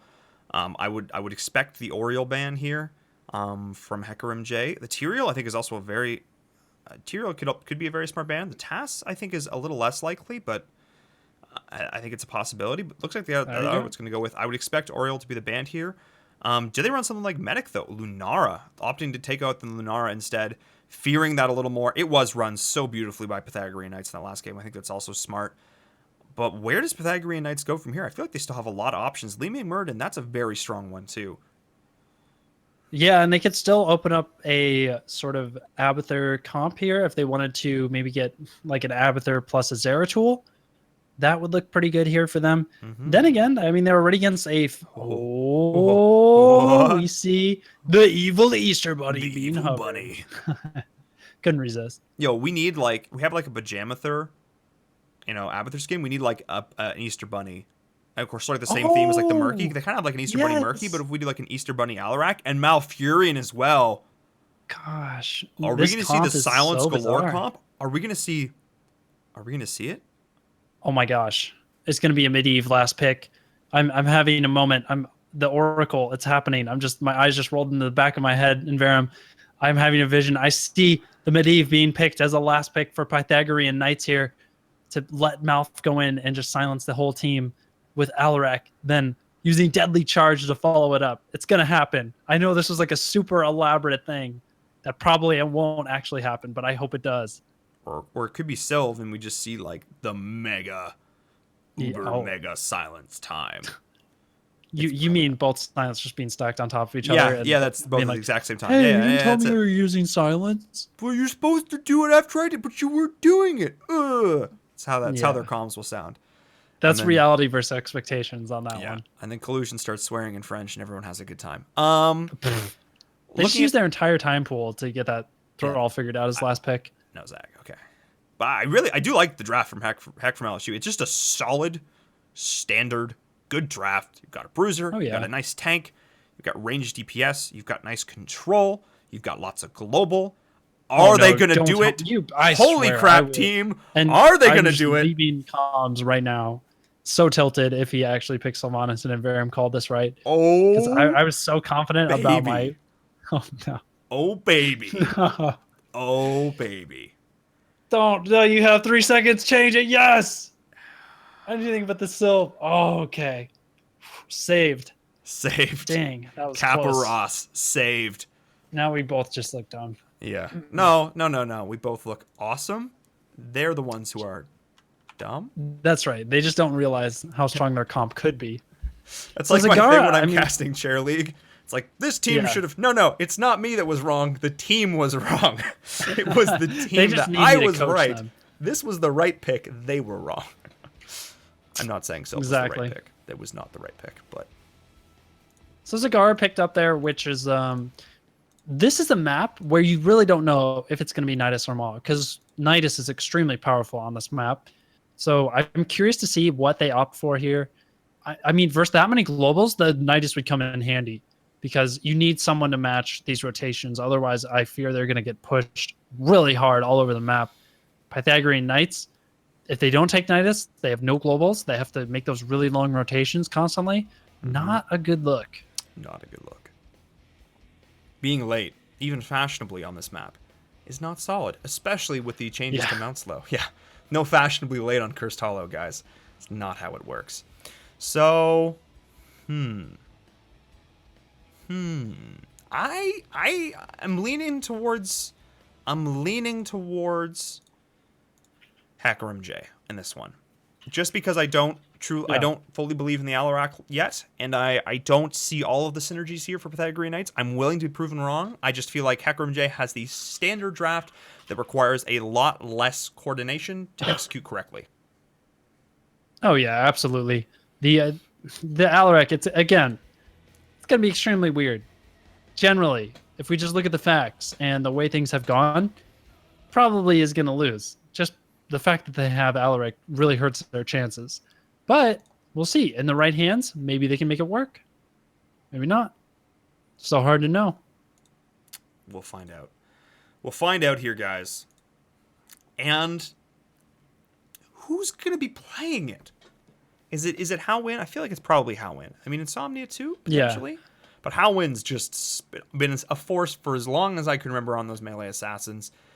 Considering he is the only melee in this comp, I would expect it to be Howin. Yeah, I would think so. But Insomnia seems like the kind of guy who would just be, at the last second, like, snap pick me that Alarak. I'm going in. Doing it. And Ethics, yep, okay. Hick. Yeah. All right. Yes, man. Yeah, that would happen. And then everyone else was like, oh no. But no, Italian on Li Ming, Insomnia on Zagara, Howin on. I mean, it's still solid, but again, HackerMJ's draft is just real good. It's got great tribute poke, great stall, lots of global pressure. If I was drafting a comp on this map, I would pretty much exactly draft HackerMJ's comp. That would be it, pretty much. Yeah. I mean, I still like the Abathur quite a bit. And I'm partial to the Abathur comps in general. I just think he's such a fun character. Plus, the slowing mines are just so satisfying to like completely shut down a team's rotation. But yeah, you're right. I mean, they do have the tools that you would expect to be successful on this map. They have lots of delay for tribute caps. They have globals to make rotations and beat people to the point. They have bribes. Bribe is actually really good on this map, InVerum. I mean, you can cap those giants at exactly when you want to and then get to the point. You can indeed. You can make magic happen with Merc timings. You can just get that counter pressure on the map. Ooh. Both of these characters have empowered bribes. Yeah. Oh. That's a good point. The whole thing about empowered bribes, too, it's really nice to see that. I think it's cool how there's that like extra factor that it brings to the table. For Brightwing, I believe it's like, well, you get bribed from your Soothing Mist heals. And then from Falstad, you empower your Lightning Rod. So what we saw from an earlier series in the day is Seikook, who is building the Falstad purely on Lightning Rod with that Wingman bribe talent at level 1. And it was actually hitting really hard. It was doing work. Like he was sitting in those fights and he was just existing. And you're like, oh, the damage isn't stacking. To, oh crap, I'm dead. And it was just one of those situations. Like, yeah, I'm fine. And and I'm just here, guys. It doesn't sound like that at all. But in my head, that's how Falstad. He's a dwarf, right? He can have a high pitched voice. Falstad's extremely scared. His voice cracks. Oh dear me, team. That's it. Yeah, I can see it. Yeah, mining for gold. That's how all right. dwarves are, right? You did it one too many times now. I don't understand how you ever thought that sounded like a dwarf. But we Dwarves are loading mine for here. Gold. Come on.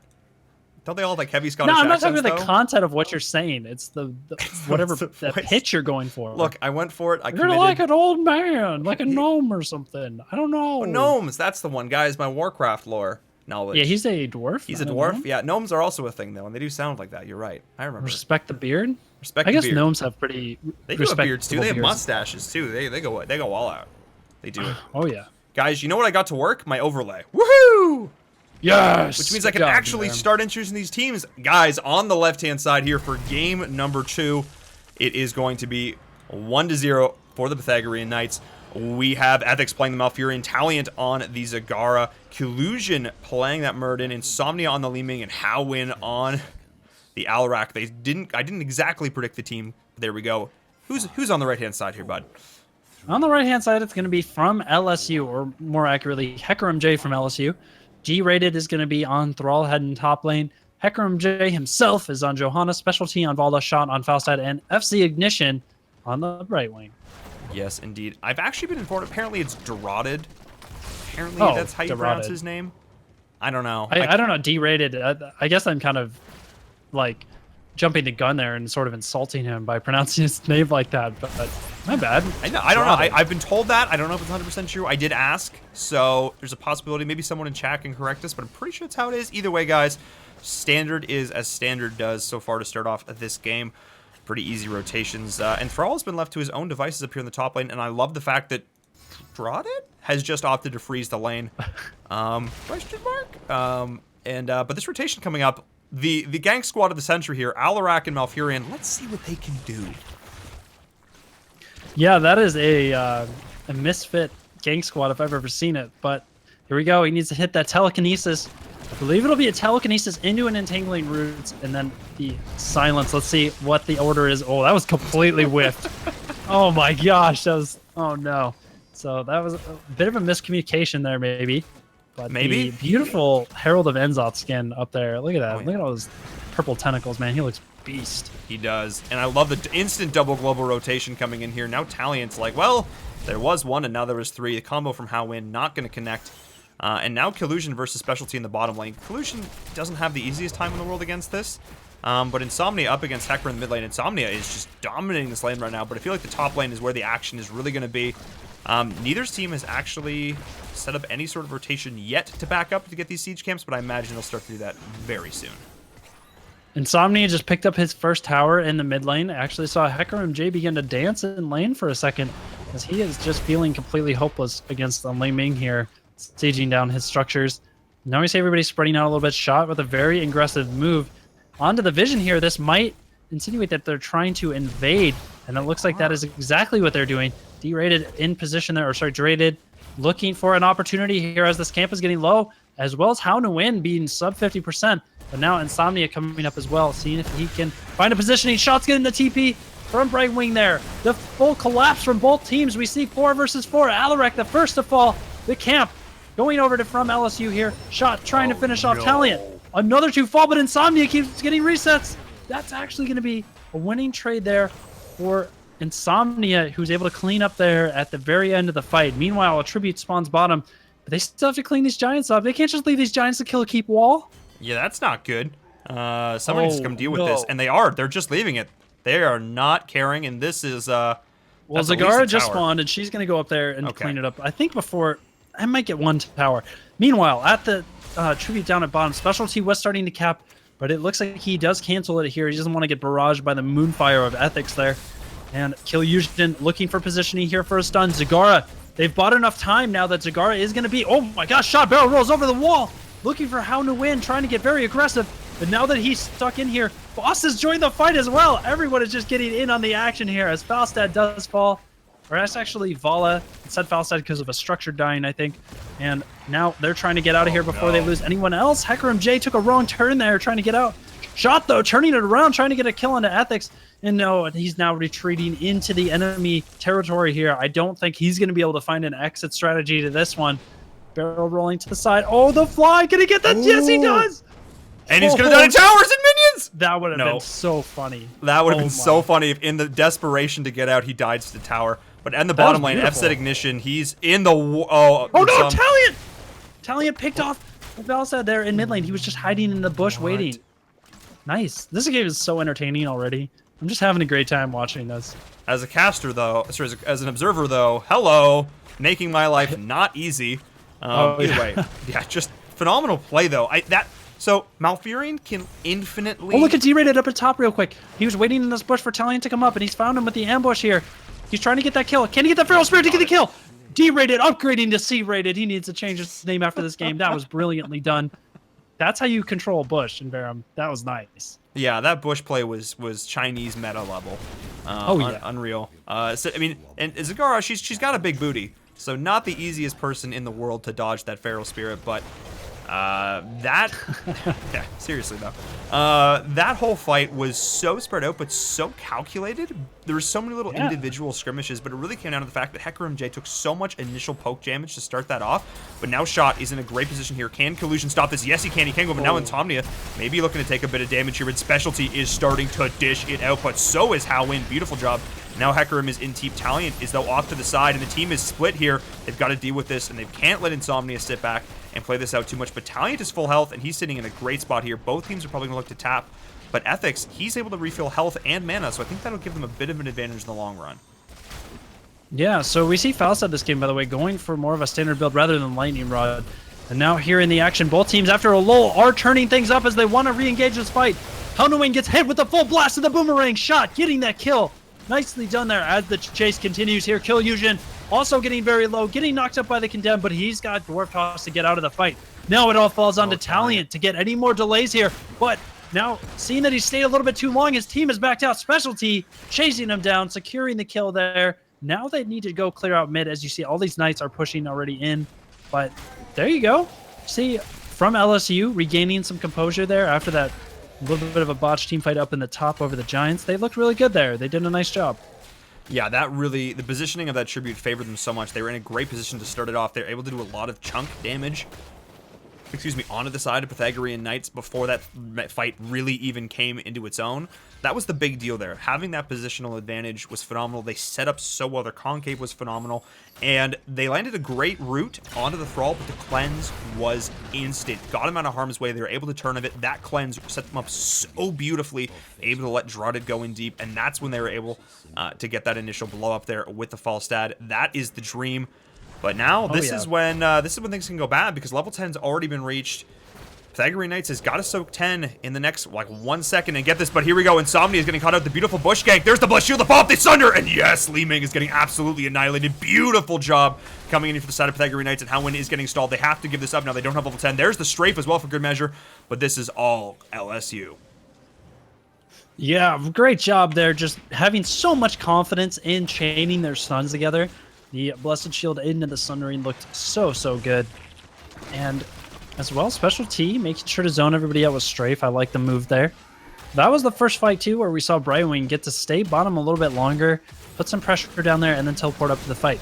Look at this, and we have a boss being started now from LSU. It's kind of redundant there, but they are going to be taking this boss up here, starting quite a bit earlier than Pythagorean Knights. But I think it's going to be a pretty even trade here, as they've already got it below half health.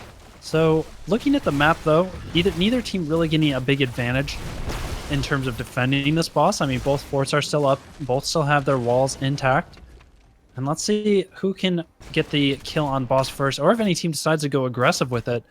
It looks like for now though, it's going to be Pythagorean Knights heading up to the top. Oh, this tribute kind of makes it a little bit more of a tough decision, as it's 2 out of 3 from LSU, so if they get this, that's going to be huge. And it's in their favorable position as well. We see this team fight ramping up very quickly. That's going to be an orb coming out, getting damage on a Specialty. He's very low, and he doesn't have mana either. This is looking really sloppy for him. Oh, he's getting cut off by the Zagara. That's going to be a kill, but Curse is acquired. However, now they need to get out of this situation. Shot, knowing this, is going to throw out the Gust. The Maw is going to keep the fight going, but it's just on HecRMJ there on Johanna. Oh my goodness, the silence. He can't Iron Skin or anything. He just gets obliterated there. With these structures being turned off, this boss is just marching down top lane up here. And man down, though, they can't really push. Yeah, this is huge. This boss is going to do quite a bit of damage, actually. I like this, committing the full rotation here for the side of the Pythagorean Knights. Able to soak up mid as well while they do defend this, so this is definitely going to be an advantage here for the side of from LSU. This is going to catapult them to 13 a little bit earlier here. But all things said and done, not the most effective curse of all time. If they do end up getting this mid and bot forward, it will be quite good for them here. But no real keep pressure aside from in this top lane, so that's not too bad, all things considered. But from LSU, I love the commitment there, knowing that their ball was going to die, but knowing they're going to get the curse. I think in the end, it ended up being very favorable, despite the fact that they ended up giving 2 kills for it. This curse did pretty well, but they're still on the even talent here, and that is very important. So, not too bad, but it's not a full reset. It's only one up, though, in terms of these tributes.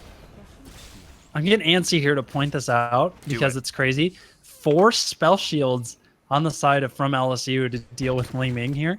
Look at that. They've got the shield dust, spell shield on Thrall.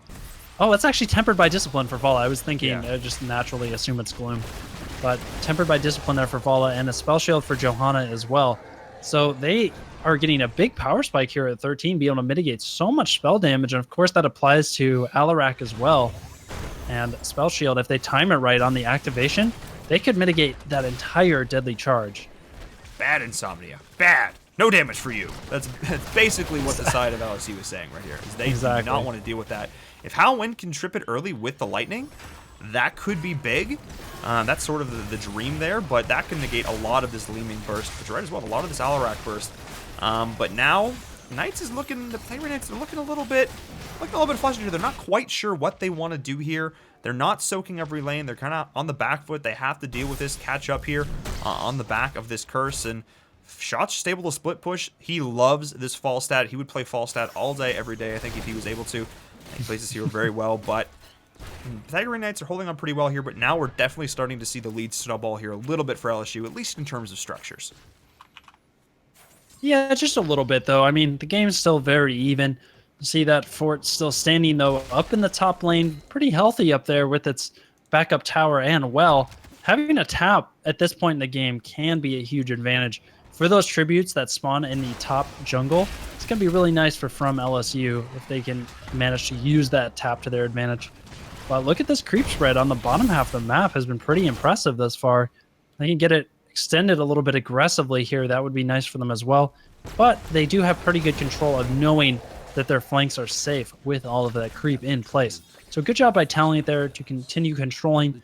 As far as the quest talents go, we're seeing pretty slow build up for the Alarak and the Zagara there. Bile Drop and Chaos Reigns, 2 questing talents for them. And look at this. They're all actually heading top lane. But, I mean, they are showing, I think. I'm not sure if those minions actually gave vision. But this Brightwing teleporting out in the exact right time there. I don't know if that was just, like, incredible game sense or what. But Ignition just saved his life hardcore there. Meanwhile, though, I guess they heard me talking about this top fort because Pythagorean Knights have committed a lot to get up here and kill this fort and snipe it out. It's going to get them close to level 16, though. Yeah, that's really it. They knew they weren't going to have level 16 for this next engage. They knew they needed to commit to this. But I really like the response coming in from LSU. They're like, cool, you take a fort. We're going to take a keep tower, which is worth more XP. So that's fine by us. But level 16 was reached, which means they are on the even talent tier. They can fight. They did give up a non-curse point tribute, so that's totally okay. They're still tied at 1-1. That was absolutely the correct decision. They could have lost way more bot lane. The rotations were good. They got themselves on the even talent tier, pretty much evened up the XP. That's massive. The boss is spawned now. This is going to be the point of contention, and they can fight it. I feel like this is where we're going to see the next big engage here. Shot is keeping this up, too. They really want this, but the side of Pythagorean Knights has to know this is being a thing. They have to know. Everyone's coming in here. This is going to be the next big brawl. Can they do this in time? Oh my gosh, it is going to be very close. Really need that Kaeyoh to get in position here. He can make the jump. No, he's not going to get it. Hector MJ caps the point. Maw wasted as well. This is looking great thus far for from LSU here. Here they go. Getting the slows on the How to Win. Trying to get himself out with telekinesis, but he can't quite get it with the Sunder interrupting him. Insomnia gets chunked out so hard from that multi-shot over the wall. Full point control, rather, for team from LSU as that boss as well is pushing, and there's no wall up there anymore from the previous boss. So if they opt to push with this boss, they actually could get a keep, but instead they're going for the double boss play. And remember that this wall at bottom, defending the bottom keep for Pythagorean Knights, that's also been down. So either way, these bosses are going to be able to march directly to get damage on the keep. So I would like to see a little bit of push with the boss. Yeah, going coast to coast, as we like to call it. They are going to be picking up both these bosses here. This is huge. I love this play. Either one has a down keep wall, as you mentioned, so both ones are essentially getting great value here. And this was also a denial, so that's why I love this play even more. Yes, they could have pushed with the top boss and probably gotten a little more value with it, but now they've denied the side of Pythagorean Knights from getting their own boss, which is huge. They're up an entire level here. They're going to be up even more in just a second here. So watch them to push forward with this. They've just been that much faster on these rotations. Pythagorean Knights, I think, feeling the mount speed changes here as they just seem to be a little bit behind, not quite sure what they want to do. This boss is pushing, and this keep is getting absolutely shreked. I think there's no hope for this, and the next tribute is spawning too. Falstad can fly up and just grab this if he wants to. I think this is absolutely going to be a curse unless Pythagorean Knights can hightail it there in time, but it's going to be very close. And I love the way from LSU is playing this. Okay, so let's see if Shot can nail the gust cap here. But what they did was brilliant. I mean, it's going to be close. Shot needs to gust it. There he goes. But, I mean, he only hit 2 members there. But that leaves Hao Nguyen slowed and vulnerable. Special Chi trying to find the angle. Have to be careful. That choke Talion still has Maw. Watch if from LSU chases through one of these chokes. They could get punished horribly here. But they've got the interrupts. They're coming in from split angles here. Talion maybe getting aggressed on here. Throws out the Maw, only getting Thrall in that situation. But that actually might be enough. Here we go, right out of that. D-Ready getting completely engaged on here, but they're turning it. Hao Nguyen about to fall. Ethics getting very low in the back. Popping Tranquility, but he's not able to get up to kill Yujin to give him those heals. He's very low, and he has to back out. Level 19 being picked up there. Talion being chased down. He's going to fall. And then the curse on top of that. This is GG. Could be. Yeah, they've got bottom open with a catapult in position already. Yeah, small wall this, head through mid, go to core. I think this is it. Just not a... I felt like the Alarak was just a non-factor in this game. I really don't feel like I saw any massive combos where I was like, that's it. You know, that's the deciding the game here. Actually, looks like they're knocking off to go for GG. They're going to go for the safer play and try and pick up this mid keep as well. They know they can rotate, probably take, have all 3 secured at the end of this. So it's definitely the safer play. I think they probably could have made a case to end here, but you know what? They're respecting Pythagorean Knights enough going to this game number 2 so that they want to just take this into game number 3. They don't want to throw their lead here, and I think this is a totally viable call. So Pythagorean Knights has one last chance, but they're down the 20 talent here, and this is going to be it. They're going in, though, with the Alarak, the silence, the follow-up. Beautiful job pulling everyone in the follow-up. The lead main damage, though, taking chunk of the backline. Howland's getting absolutely shredded, so weak. Special T as well is getting so much damage in the backline. Talion is running for dear life. The team is turning this, and I think this will definitely be it. Ethics is getting solo, but Insomnia going off with the resets, turning on the back of this. There's one. Is he able to get any more? If Insomnia hadn't gotten that kill, that absolutely would have been GG. Falstad falls as well in the backline. Collusion is there. But good night, Malfurion Surge, rated as well, is going to drop. So somehow, some way, Pythagorean Knights has held on. Draded there was basically in a situation where he could not survive on Thrall. So he bolts in on top of the mouth and takes him down with him. That was really cool. So he's able to secure a nice turnaround kill there, extend those death timers. And, I mean, now where we're sitting watching this game, it's very close to being checkmate. With 3 keeps down, you're going to have catapults pressuring your core at all angles. Remember, they didn't go for Nidus, right? So they're in a situation, I mean, they don't have great wave clear on their team. They really just lack the tools to deal with all of this pressure pouring into their base. And with bosses coming in about, it looks 25 seconds for that top right boss, this is going to be really hard for Pythagorean Knights here to split their resources correctly if they want to win this game and pull it back. They're just so far off. It's going to be a long road to come back. It is, and it's definitely from LSU's game to lose at this point. But at this point in the game, you take a step back as a shot caller, and you look at the map, and you identify, what are my win conditions?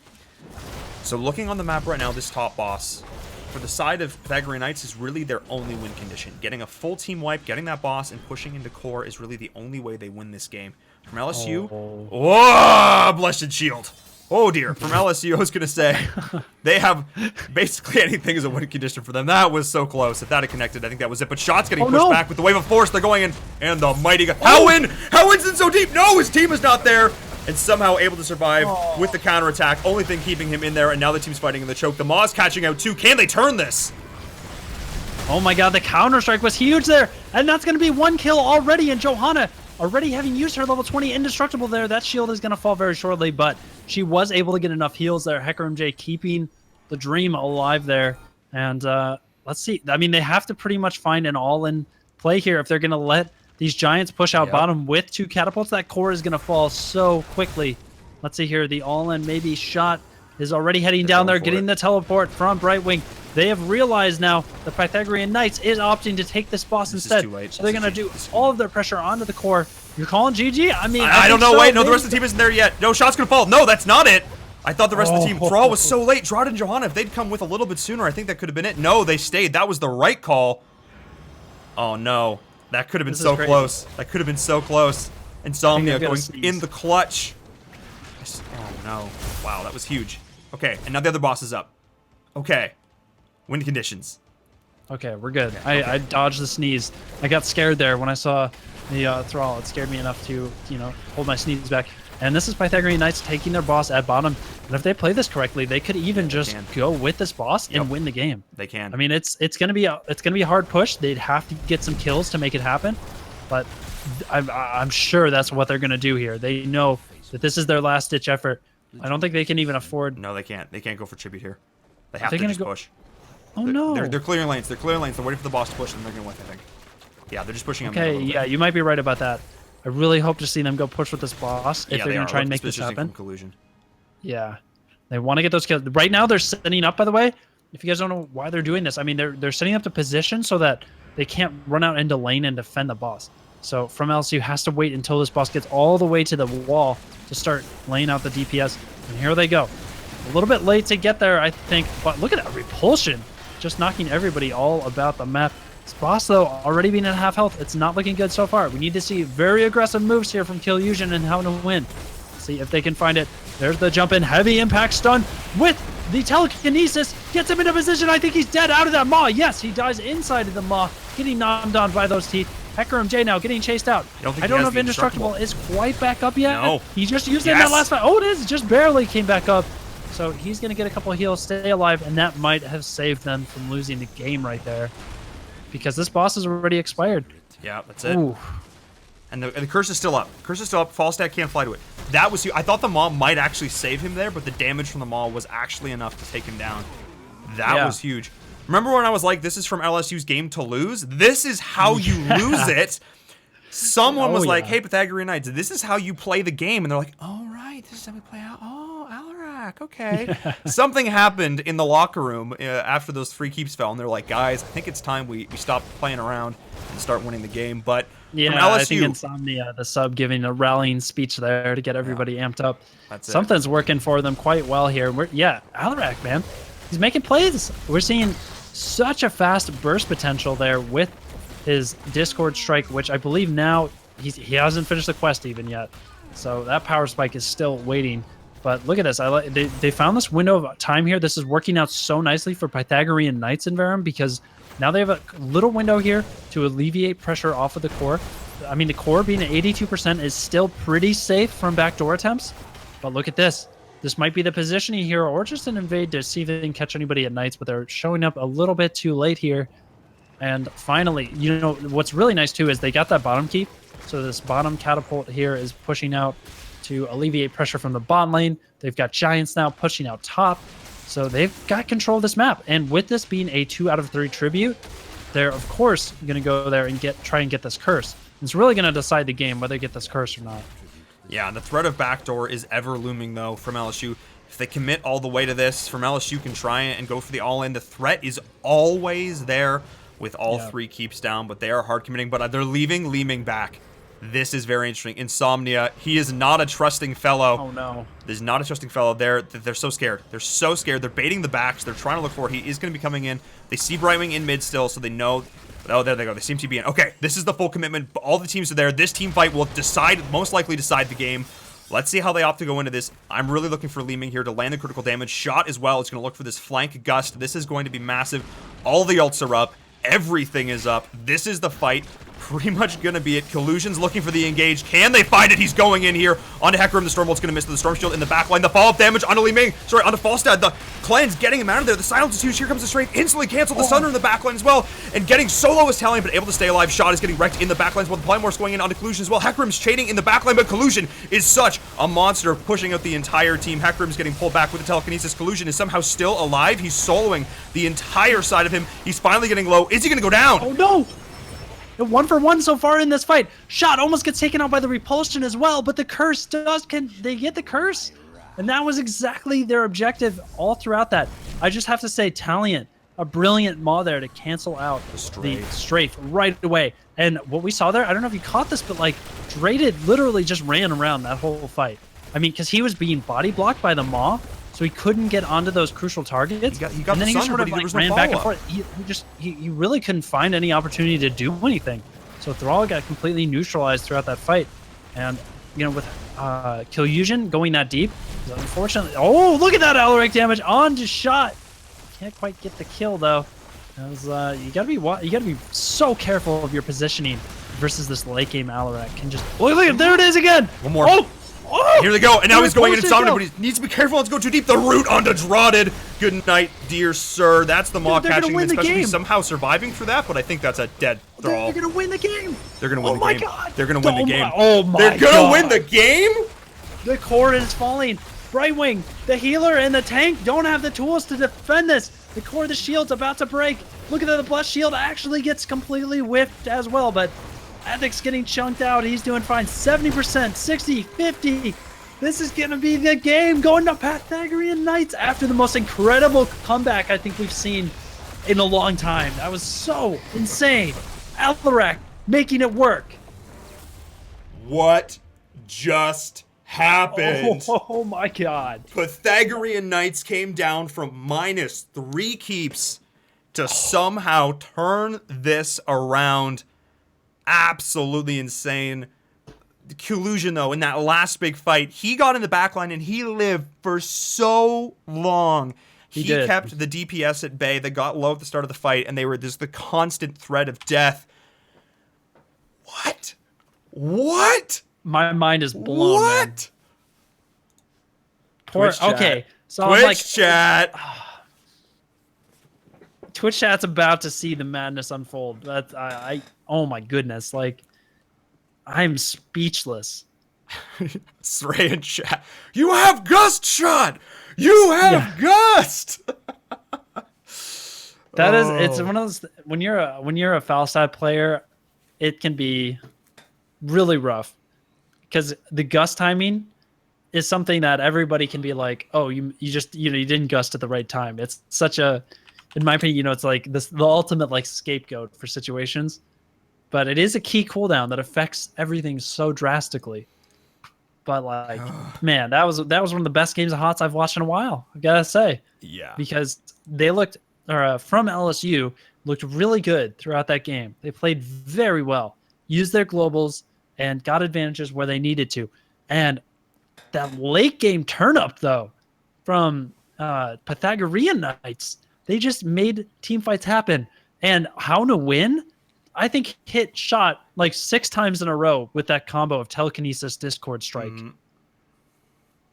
That was such a good game. Not like this.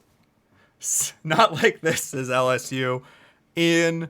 6.5 out of 10 team.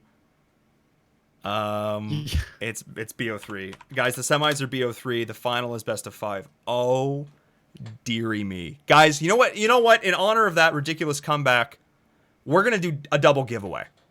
We're going to do a double giveaway. We're going to do a Machines of War. First one is going to be Machines of War. The second one's actually, no, first one will be the Zarya bundle. Second one is Machines of War. Oh, Lots of sweet stuff, guys. So get your giveaway macros ready. I'm going to spam it out. And of course, hashtag waffle if you want to get bonus roll. yeah, guys, spam that giveaway in chat. Do it, team.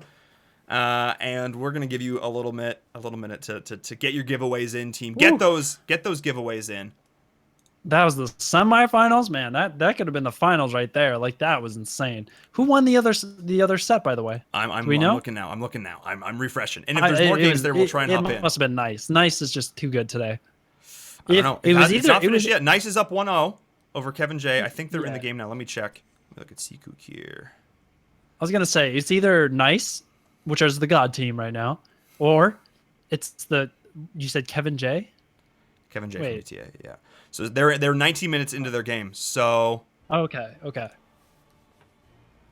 Well, we'll see who. I mean, looks like my prediction might be correct. Mm-hmm.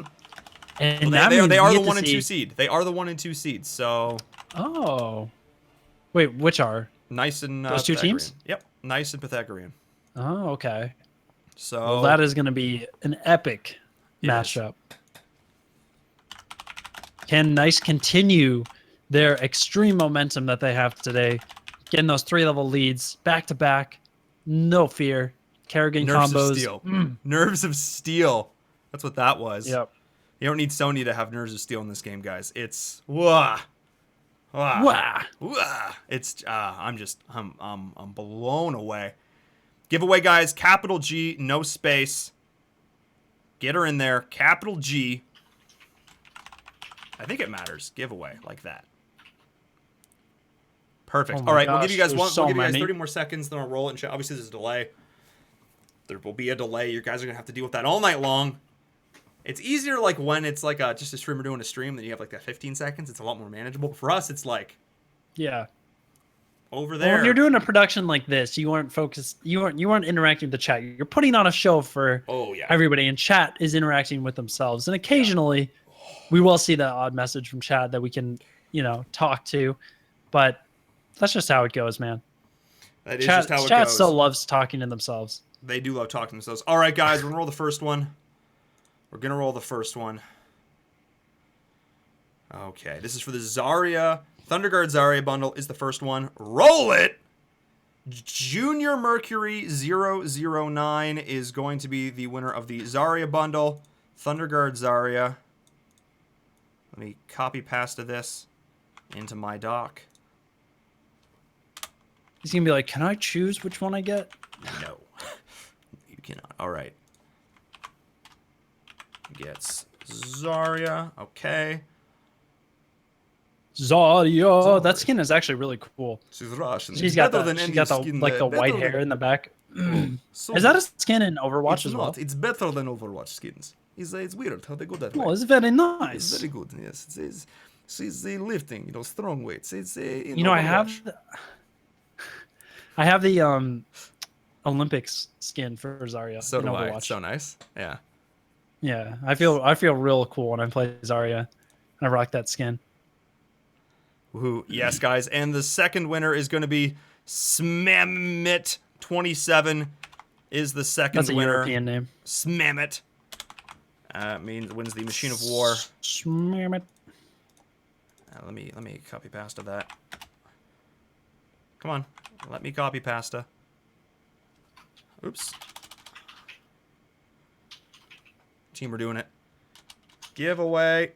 Come on. Okay, well, Nightbot is having a fit. That's fine. Yeah, It's all good. Nightbot banning everyone, no problem. It's all good. Wins. All right. Wins. Now. Okay. Perfect. Dude, we All right. actually saw Alarak win a game. in Like a competitive high-level HOTS. game. I mean, in Bloodlust, I think Goku won with it, but this might be the second time I've ever seen it win in a competitive match. Yeah. It's crazy, right? And then, yeah, I mean, I don't know. The StarCraft characters, they're also high skill caps, so hard to play. Got like the Zeratul, the Alarak. They're tricky. They are.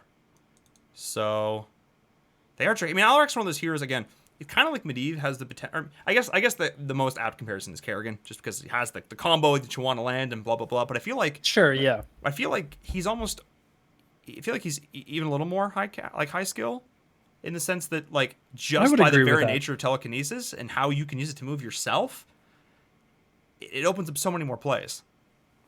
That and the way his ultimate works. I mean, Yeah. with Kerrigan, you get like an AoE like storm of damage around you. With Alarak, you need to perfectly aim that skill shot and make sure it gets value and commit. It's also a decision-making thing. It's not just the ultimate skill shot. It's the decision-making of when you go in. A couple of times, even that game, we saw how to win. Just dash into the back line, and it's just like, well, you're dead. A gust completely pushes everyone else away, and you're alone. Other times, securing them kills in key moments to win team fights. It's crucial. I mean, and his deadly charge is like, you commit with deadly charge. If you're going in, you're going in. So it's, the never blink into team fights thing. Sometimes he has to blink into team fights in this situation. But I've just been informed that it's 18-18, no keeps down in the other game right now. So it's going to be a little bit. So guys, we're going to hop into a short break. I need the facilities. You guys go take a breath after the last game, grab a drink, dance or use shake weights, whatever Kaeyoh's doing over there. I'm shake weights. Yeah, that's obviously what he's doing. That's my dance, man. Come on, like that's a weird dance. All right, I'm gonna table that for now. Yep. We're gonna take our break. Yep. Thanks for watching, guys. We got some more exciting stuff as we go into the finals next. See you guys in a few minutes. We'll be right back.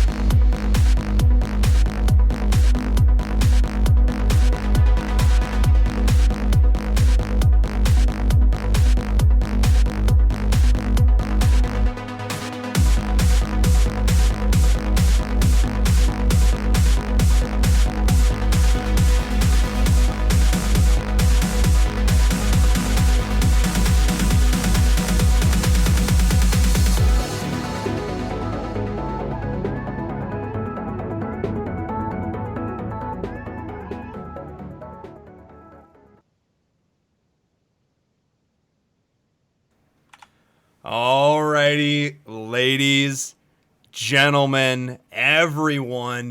This Apache is helicopters. it. Don't Pardon? forget. Helicopters? Yes, attack helicopters. Guys, the grand finals of Heroes United Season 2 is starting right now between the Pythagorean Knights and Nysa here. Nice. Oh, I'm Nice. excited. We get to do that again for All night, guys. This is what you come for here. Let's be honest. It's us yelling nice passionately. Yeah, exactly. Such passion. Oh, dear. And Pythagorean Knights, which is just a mouthful to say, but we've been saying it so much that we're getting quite good at it. We are. We're doing it, team. It's happening. It's real. They played that last game. Had a rough start. But that ending though, it was They showed incredible tenacity. good adjective. Thanks. You're welcome. It was solid adjective. They showed heart. I mean, they don't give up, right? They had their Alarak. They struggled to make things happen in the mid game with those slow rotations. And I gotta say though, the stars did align pretty well for them. They were able to time things quite nicely and push out all the lanes to set them up to get that final curse that secured them the game and the push. But yeah, man, incredible comeback. When you're down 3 keeps on Cursed Hollow and you have no globals or anything, it's like extremely hard to win. I was so nervous going into that last team fight when like Insomnia was not rotating, like waiting for the backdoor. I'm just like, no. Ooh, you're slower now. It's not gonna. And somehow they got in position. Somehow. Now you're foul stat again. Yeah. Shush. Yes, false stat. So- No. Collusion went full god mode. That was what happened in that last Yes. fight. Collusion's like, I will exist in your backline and you will fear me. He went full caffeine. Like, honestly, Caff is known for those brutal backline Murden plays. Collusion, I think, could go toe to toe with, with that. I think that was, outside of Caff, that was some of the best aggressive Murden play we're seeing in NA. Yeah, and honestly, we got to give a shout out to Kaeyoh. I mean, that guy doesn't get enough spotlight. The dude is probably one of the top 3 tanks in NA. Like he's insane, and like the circumstances that led him to being in a situation where he is, playing through the amateur scene and everything. He's a hot pickup, man, for any team doing some talent scouting. Get your eyes on this guy, and of course, with his own team. Now, I mean, if they keep improving, keep doing work, they could end up just qualifying with the roster that they have right now without even needing to, go transfer into a pro team. They could just be the new top 8 team. Yeah, I agree, and this is what I've been calling this. Played. You've been calling it. Yeah, the first when they picked up How, they won a tournament within the first 24 hours. Handedly, and I was like, this is a team to watch. This is a team to watch within 24 hours, and they're playing it with a sub. Insomnia is a sub, and they're doing this well. Craziness, but guys, I love the map diver. Also, chat's informing me tenacity is a noun. What, guys? Tenacious would be, I guess, the adjective. Tenacity would be, yes, a noun. So he's a marketing guy. He's not good at math, not good at English either. Crap, I'm running out of things to be good at. I mean, I should be good at English. Old. My tweets have far too many typos. That's a whole other story. Towers of Doom. Oh dear. Towers of Doom. Chen. Say no to Chen, guys. Don't Chen's in back alleys. Once. Just no one wants to have fun with Chen today. So from what I've heard, there's the bug is that at level 16, one of his talents makes his keg smash double in size. So maybe that has something to do with it. Maybe it's both teams kind of respecting the fact that they don't want to play with that. But ETC being picked up first, so heavy prioritization over Muradin here, which does surprise me a little bit. I mean, you have Oreo, you have Brightwing, all these other characters that are still up. Maybe knowing that, they just decided not to pick a support early on because they can get one or the other. We've only seen one Oreo pick up tonight, and I don't think she won. That is really interesting. Malf has become the soup du jour. He has become the pick with this new patch, and he's been played really well. So I don't nice blame adverb, them. by the way. Pardon? It's a great adverb, by the way. Oh God, you're welcome. Thank you, guys. Yeah, Li Ming yeah, Malfurion. thank you. Thank you. You're welcome. What? Guys, Li Ming with Innervate equals death. That's the rule. Oh yeah. That's gonna Especially hurt. with the Li Ming. Yes. Let's Li Ming plus Malfurion equals death, guys. That's the math equation I can do. Yes. Very scary indeed. And yeah, I keep forgetting that like Malf, he's so strong now. Absolutely top tier. So keep watching out for that. But meanwhile, Brightwing being picked up on the other side by Pythagorean. I'm sure, at this point, they want to make sure they get the support that they need here because otherwise it's going to get banned in the second round of bans. And pairing it with the Lunara, interesting. Lunara. So one thing about this map that's interesting with Lunara is that you usually don't get Nature's Culling because you aren't really DPSing down objectives. It's better usually to get one of the team fight strengthening talents, but we'll see what they decide to go for here. I imagine against a Malfurion who is going to heal that Lunar damage quite well, maybe just going for the more empowered single auto attacks. Yeah, I would imagine we'll be seeing the single target come out here. Sylvan, this is interesting. So Nice was one of the first teams in NA that I saw to run the Korean style solo bot lane push where they like 4-man the bot lane and split soak the other 2 and then just run pumpkins through. And then just ignore everything else and run pumpkins. When they were 2-arc, they're one of the first teams that I saw running this. So maybe that's what Pythagorean Knights was thinking with that Sylve hover.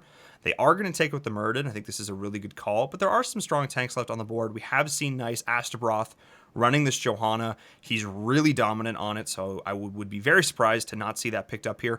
What else are you looking at here? They've been favoring the Tychus tonight. What are some of their options, you think? Well, I really like what you brought up there. I mean, considering this tank lockout, they've still got to be... Stitches Medivh! Come on! Medivh! It's available! Oh my gosh, the dream! We're seeing We're going to have some Portal Gorges. Oh, dear. Smash and grab, boys. Smash and grab. We're... Cool. Ooh, that's going to be the dirtiness. We saw Murloc Geniuses, I think one of the first teams to really pull it out in NA. Correct me if I'm wrong on that, but I feel like they were one of the first teams we saw doing it. And now a lot of other teams have started following suit because it's just so damn powerful. Yeah, you can gorge someone and just relocate them halfway across the map. It's it hurts. It hurts a lot. Now I'm wondering for Pythagorean Knights if they want to go for more frontline because they just have ETC right now to tank. And, that's a little bit lacking. I feel like it's at the same time though. They're gonna do it again. Oh yeah, that's right. They did show the Tyrande, and it was run with this exact comp. It was this exact comp. Oh, okay. Oh yeah, so I guess it would make perfect sense actually. And again, I'm going to start talking about stage dive again. I think it would work quite well on this map. See what they decide to do though, as pretty much everything is open to them here. This is definitely a flex pick here to round things out. They have melee, they have a tank, they have a healer, they have a nice solid range. So anything under the sun is pretty much fair game. Oh, Insomnia! Getting that Tyrande maybe again. Do it. Do it. We saw the reverse ETC Tyrande combo on Sky Temple, which was sick nasty. The cold cast Lunar Flare into 2-man power slide. Like that's how it's done. And more tribute delay, global vision. I mean, the Tyrande, she's a solid pick on this map, and they don't have a lot of ways other than the hook to really get on her so far when it comes to Nice. So I think this is actually a really solid pickup here for this draft. Yeah, no, it can work quite well. And the Owls are going to just help scout, where those threats are coming from. So this could work quite nicely for them. Now, with Malfurion being back in the pool, one thing to watch for here is Stitches throwing out the hook and then immediately throwing the entangled root sound at its feet. It was such a good combo that was extremely prominent before. But of course, with Malf becoming a C or D tier support, that sort of has disappeared. But I'm ready to bring it back, man. All the Malf strategies are coming back. It's so cool. 100%. And now that they've increased the spread radius or the speed of the root spreading, it's a hard way to phrase that. But now that they've increased the speed of which root works, it makes it even easier to land that combo. Less chance of people dodging it. So, by the way, Falstad is the final pickup here. The global presence to match the Brightwing. I really like this. The control they're going to get from Gust, I think, is huge. So, well, let's see what happens. I like both these drafts, but I really like the one from Pythagorean Knights. I feel like we've seen them play it so well earlier today that I can't knock it. That composition just puts out so much damage. Oh, but you know what I just thought? Imagine the reverse Medivh Stitches combo with Malfurion, right? You put down the portal. They all expect you to go for the Hook Gorge, right? But instead at level 10, you throw that Medivh portal up aggressively. Malfurion steps through. Twilight Dream on everybody. Stitches, Biles. Falstad does Falstad things, and Li Ming as well does Li Ming things. I don't know. Really focusing on those three characters. Buttons. Falstad Yeah, they press all of the buttons. buttons. Press all the buttons. Just face roll the keyboard. Just real quick. Just smack it. Pretend you're playing Battle Right. Hit all the keys. Yeah, there you go. That's it. And Occasionally join your shift. lobby real quick. Do it. You're in. We ready? I got everything set up. Guys, this is it. This is it. The grand finals of Heroes United Season 2. If you want to donate to this prize pool, you can. We still have codes left, guys. We still have codes left for you to do. Talk to our admins in chat. They will help you up. You can donate a free $1 to this tournament. It doesn't cost you a cent other than a few moments of your time, which is phenomenal. Every penny goes to the players, guys. We're doing this all for free out of the goodness of our hearts because we love Heroes of the Storm. Kaeyoh. It is a great game. It is a great game. You know, just watching these games like that last game, honestly, I love the fact that I get to cast these games, just hang out and watch. I was getting so amped up seeing that comeback, dude. That's what I live for, man. Oh, yeah. Dude, the epic comebacks are just... Oh, yeah. Sorry. We're having fun talking to the people. Having fun with the players in chat. Oh, dear. Okay. So we saw Medivh use to try and counter this comp before. Didn't work. Nice. Do a better job this time around. Dude, that mug looks epic. Is that a Disneyland mug? You called me out. Damn it, InVerum. Yes, it is. It is actually a Diamond Celebration Disney mug. You can see the D. Oh, that's very, very hot to hold on to. Ooh. That is actually a D and the handle as well. Synergy.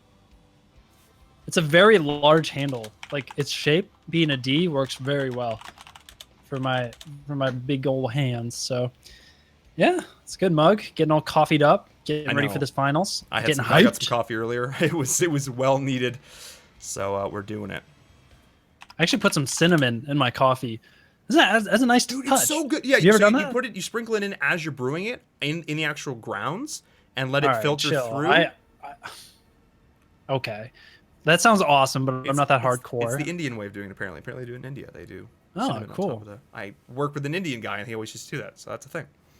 What do you use to make your coffee? At the office, we have like a full coffee maker, like we make a pot, but at home I have like a single serve one. Not like a Keurig, like an actual put the coffee grinds in, and then it like drips through. So cool. That's when I do it. It's pretty tasty. But guys, enough about coffee. More about Heroes. I mean, we could talk about coffee all day, though. Coffee's amazing. But Heroes of the Storm is also amazing. I see those free dollars going in, guys. Keep putting them in. Keep doing it.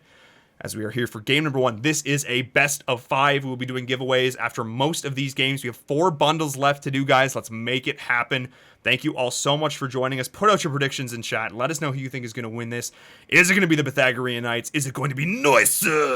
As we come here into game number 1. Nice is just banking on so much momentum. That's the thing to remember, guys. They crushed it earlier in the day, in the previous series, and they are looking so darn strong. Pythagorean Knights, though, off of that epic comeback. And let's introduce them here on Towers of Doom. On the left side, it is your comeback champions, the Pythagorean Knights. Ethics on Brightwing, Kaeyoh on ETC, Haunawin on the Thrall, Tallians on Lunara, and it's going to be Insomnia, of course, on Tyrande.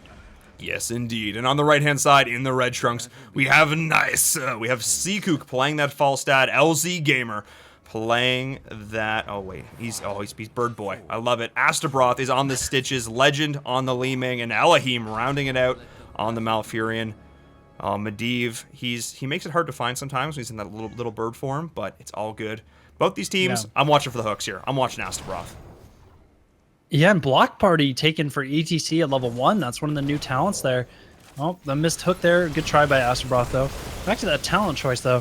Actually, every time you use the Rockstar aura, it gives everybody around you that gets affected by the aura gets stack of block. So really cool, and you can get it twice. So you go in and you use your knockback plus a heal or something. You give your team 2 stacks of block. Quite a beautiful talent there.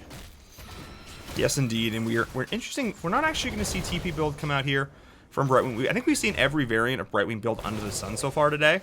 So let's see what they are doing with it here. We are going to see the Wingman coming out here for level 1. So No bribe. Definitely a few different combinations here, but Brightwing up against Falstad in the top lane. This is actually a fairly even lane. One that Brightwing can actually win if played correctly. So let's keep an eye out for this. I love LZ Gamer here. He's constantly giving vision of those rotations, but he's also giving vision. He's also giving vision for the hooks, which is phenomenal as well. LZ being just such a nuisance here. But they are actually a little bit far behind in these rotations now, so I like this pushing up here, getting a little bit ahead so they can rotate back into this mid lane. Up in the top lane, Ethics and Seakook are going to town here, but the first altars are spawning. It is the triple spawn, so let's see how they play this. Gonna probably have the globals get their respective camps or altars in the top, and then let them duke it out over the bottom one here. Yeah, Medivh is one of those. Astaroth in a bit of trouble here. All the members, of course. Ooh, get him the portal. Get him out of there. He doesn't have the portal. Oh my gosh, Dampen Magic does keep him alive for a second, and another. Can he get the back up in time? InVerum, this is going to be so very close. Yes! Boom, he's out of there. Goodbye. So, meanwhile, Ethics started capping that top left one. We have Seakook capping the top right one. So, each member getting their respective defensive ones. But Insomnia now about to get this one at bottom. Legend trying to interrupt, but he can't find the angle. So, 8 shots going down into the core of LZ Gamer's team, which is nice, yes. And meanwhile, they get 4 shots. So pretty close exchange there. I can't believe Astaroth just survived. I can't believe that either. That was Those insane. Force of Wills were so clutch. Throwing this, see, a lot of people wouldn't have thought to throw the second one on. You know what I mean? Oh, Yeah. he's out, he's fine. That's where a lot of people in like, you know, Plat and you know, some of the getting down and some of the lower MMRs would have thought just let him go, and he would have died. But really showing at the high level. But guys, speaking of high level, this rotation coming in, nowhere is safe against the side of Nisa. This invade is absolutely phenomenal, but still staying a little bit here. I'm actually kind of surprised. Collusion is manning up here, pushing them off. The rest of the team's rotating in. Howin as well. Beautiful Lunar Flare connected onto 2. Astaroth finally has to back up, but the damage from Li Ming is huge. Everyone showed up to the party, but here comes the stun. Insomnia is going to get out. That looked so bad, but somehow Pythagorean Knights were able to turn that. Yeah, Kaeyoh just was like, "No, you actually aren't invading this. Sorry, that's not how this works. We can actually team fight you just fine." And it's kind of funny though. You know, LZ Gamer basically has like been a part of the roam squad of Pythagorean Knights this entire game, and it's so annoying when you know the bird is just hovering over your head. And you're just like, "Damn it, Medivh, just let me do things. Can you just leave me alone and go fly over somebody else's head for a while?" There he is again, following up Insomnia. Insomnia is not going to be able to get the ambush surprise on anybody there, as this Raven is just unrelenting, man. He's just like, have you heard that the bird is the word? It's like, we've heard, Medivh. Chill out. We know. We know. But LZ Gamer is having none of it. But we are going to have a double top altar spawn here. So let's see how these teams opt to fight this. Are they going to go aggressive? Are they going to opt to just trade here? Talion is showing in the bot lane, so they know this is going to be a 4v5 here. Let's see how they play this out. I think they're just going to be content to trade here, play for level 7, play for the later game. But let's see if LZ Gamer can stop this. Let's see how big these portals are going to be, because Lunara's not going to be here for a little bit. Typically, we see when there's an advantage, no advantage for either team, this is usually just a trade. It is so difficult to invade into these defensive positions that generally teams are just very happy to be like, you know what, gentlemen's deal here. We'll just each take 4 shots to the core, call it a day. And that's exactly what we see happen there. And I actually think it was smart for Taliant on Lunara to stay bottom a little bit longer, since he probably could predict that it wasn't going to be an aggressive invade from Nisa. But meanwhile, we see this camp, the Pumpkin Sappers being picked up. Aggressive move there by Pythagorean Knights, and they're just going to move back to their own pumpkins, force out a defense here, and then probably look to push with these sappers. Meanwhile, Seakook with the wingman bribe at top lane. Yeah, and interesting, just little stuff you notice there. Right as Insomnia capped that final point, Ethics threw Cleanse on him. Just in case any sort of cheesiness was coming into the side of Nice, he blew Cleanse just to make sure. I saw that, I actually checked. I'm like, wait, did he just cleanse that? No one was around.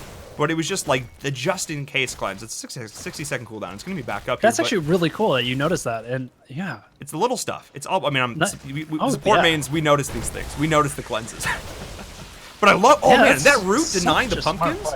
The root, yeah, the root also just denied out those pumpkins a little bit longer. Yeah, it's huge. Well, at least denied a couple of them. Okay, it almost was cool. If they managed to follow up the damage, it would have been real nice. Yeah, it was still pretty cool. It was almost a really nice play.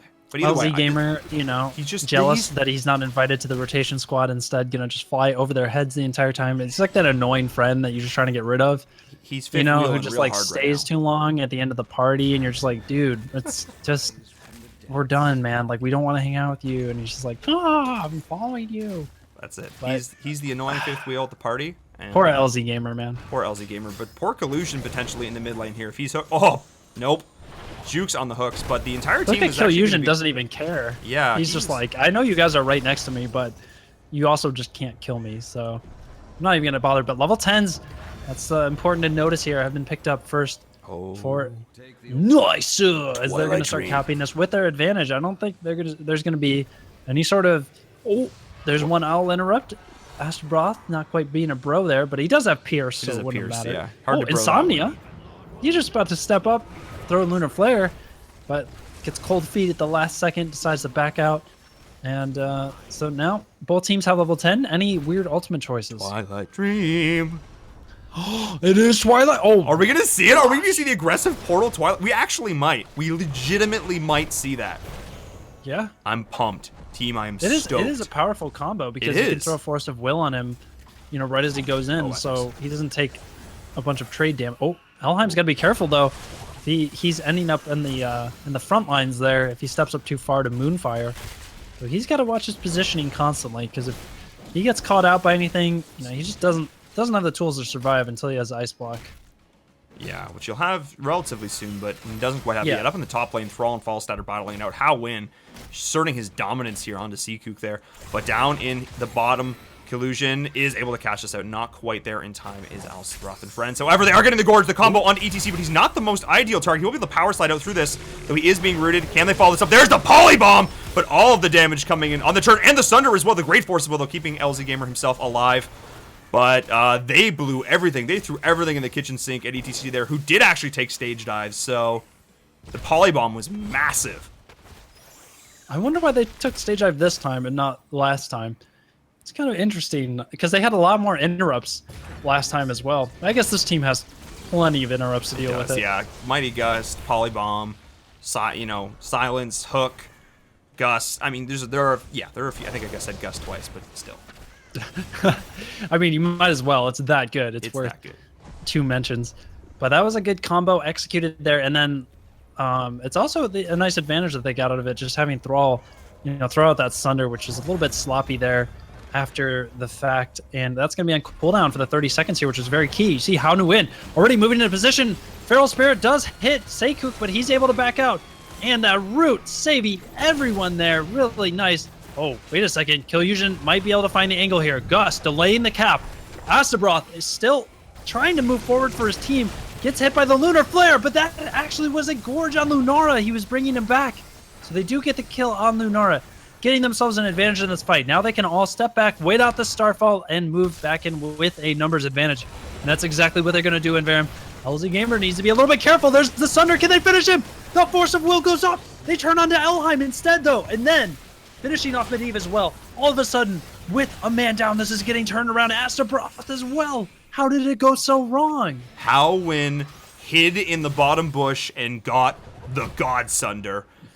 Somehow LZ was able to keep himself alive momentarily with that Force of Will, but Mouth was not so lucky. He doesn't have Ice Block yet. That would have been a completely different fight. Yeah. And in the end, they managed to turn it 4v5. Somehow, Pythagorean Knights was able to get the best of that situation, despite a phenomenal Gorge coming out here from Astrobroth. Lunara was just dead. The cleanse came in instantly. She was able to hip hop her way out of there, but it just wasn't enough. Now Legend needs to be very cautious. Beautiful Lunar Flare coming in. Insomnia showing off that rank 1 Grandmaster's skill here. As this fort does go down, they're going to push that in, hooking in the Pumpkin Zapper because reasons. And now the rest of the team's just going to back up. But in the top lane, Seakook's getting great counter pressure. Both these teams are level 13. Both are sitting in a pretty good position. This is a very even game. I think the most even we've seen so far. Yeah, you can tell these guys are really evenly matched, and most teams would have backed out of that scenario being man down. It's just such great teamwork there and communication, I'm sure, for How Nu Win to be like, guys, I still have Sunder. They don't expect it because I couldn't use it at the beginning of the team fight. Just give me a chance here, and it worked out great for them. Now, it's nice that's on the back foot here as they need to recapture the temple And honestly, they have to defend those pumpkins as well. Astaroth did just gorge somebody. Not sure who's in that yet. It's Insomnia. That's a free kill. The perfect target you want to get a gorge on. But look at this. Nicer needs to get bottom. These pumpkins are going to walk into the base and get 3 free shots. Nope, Legend and Astaroth, Elheim, everyone's showing up. You're going to be able to clear this out. But meanwhile, while they're taking this bottom fort, this could be an opportunity for them to get boss on top on the other side of the map. Let's see if Pythagorean Knights sees an opportunity here. Oh my gosh. That's kind of crazy that Seikuk actually got that entire top fort while that was all going on. Yeah, he really bought them the perfect amount of time to even this back up. And we're back to where we were, completely dead even on this triple spawn. Dead even in pretty much every way except for core HP right now. So this game is looking really solid, but it is the triple altar spawn. We are at number 5 here. Mambo number 5, guys, and they're about to be salsa dancing all over these altars here. Let's see how they can do it. It really will come down to how they use their globals. Can Astaroth get the combo? Everything's back up in this moment. Everything is available. How can they do this? How are the teams going to have to fight this? Seacook's alone in bottom. Brightwing is going to cap this for free. I think that positionally, this is very much in favor of the Knights here. They're looking solid. Insomnia barely didn't cap that out, but this is a huge deal. Oh, wait, they haven't capped out even their own top one. Collusion's still denying this. Pythagorean Knights is playing this perfectly. Astaroth, oh, he pushed him away from the portal.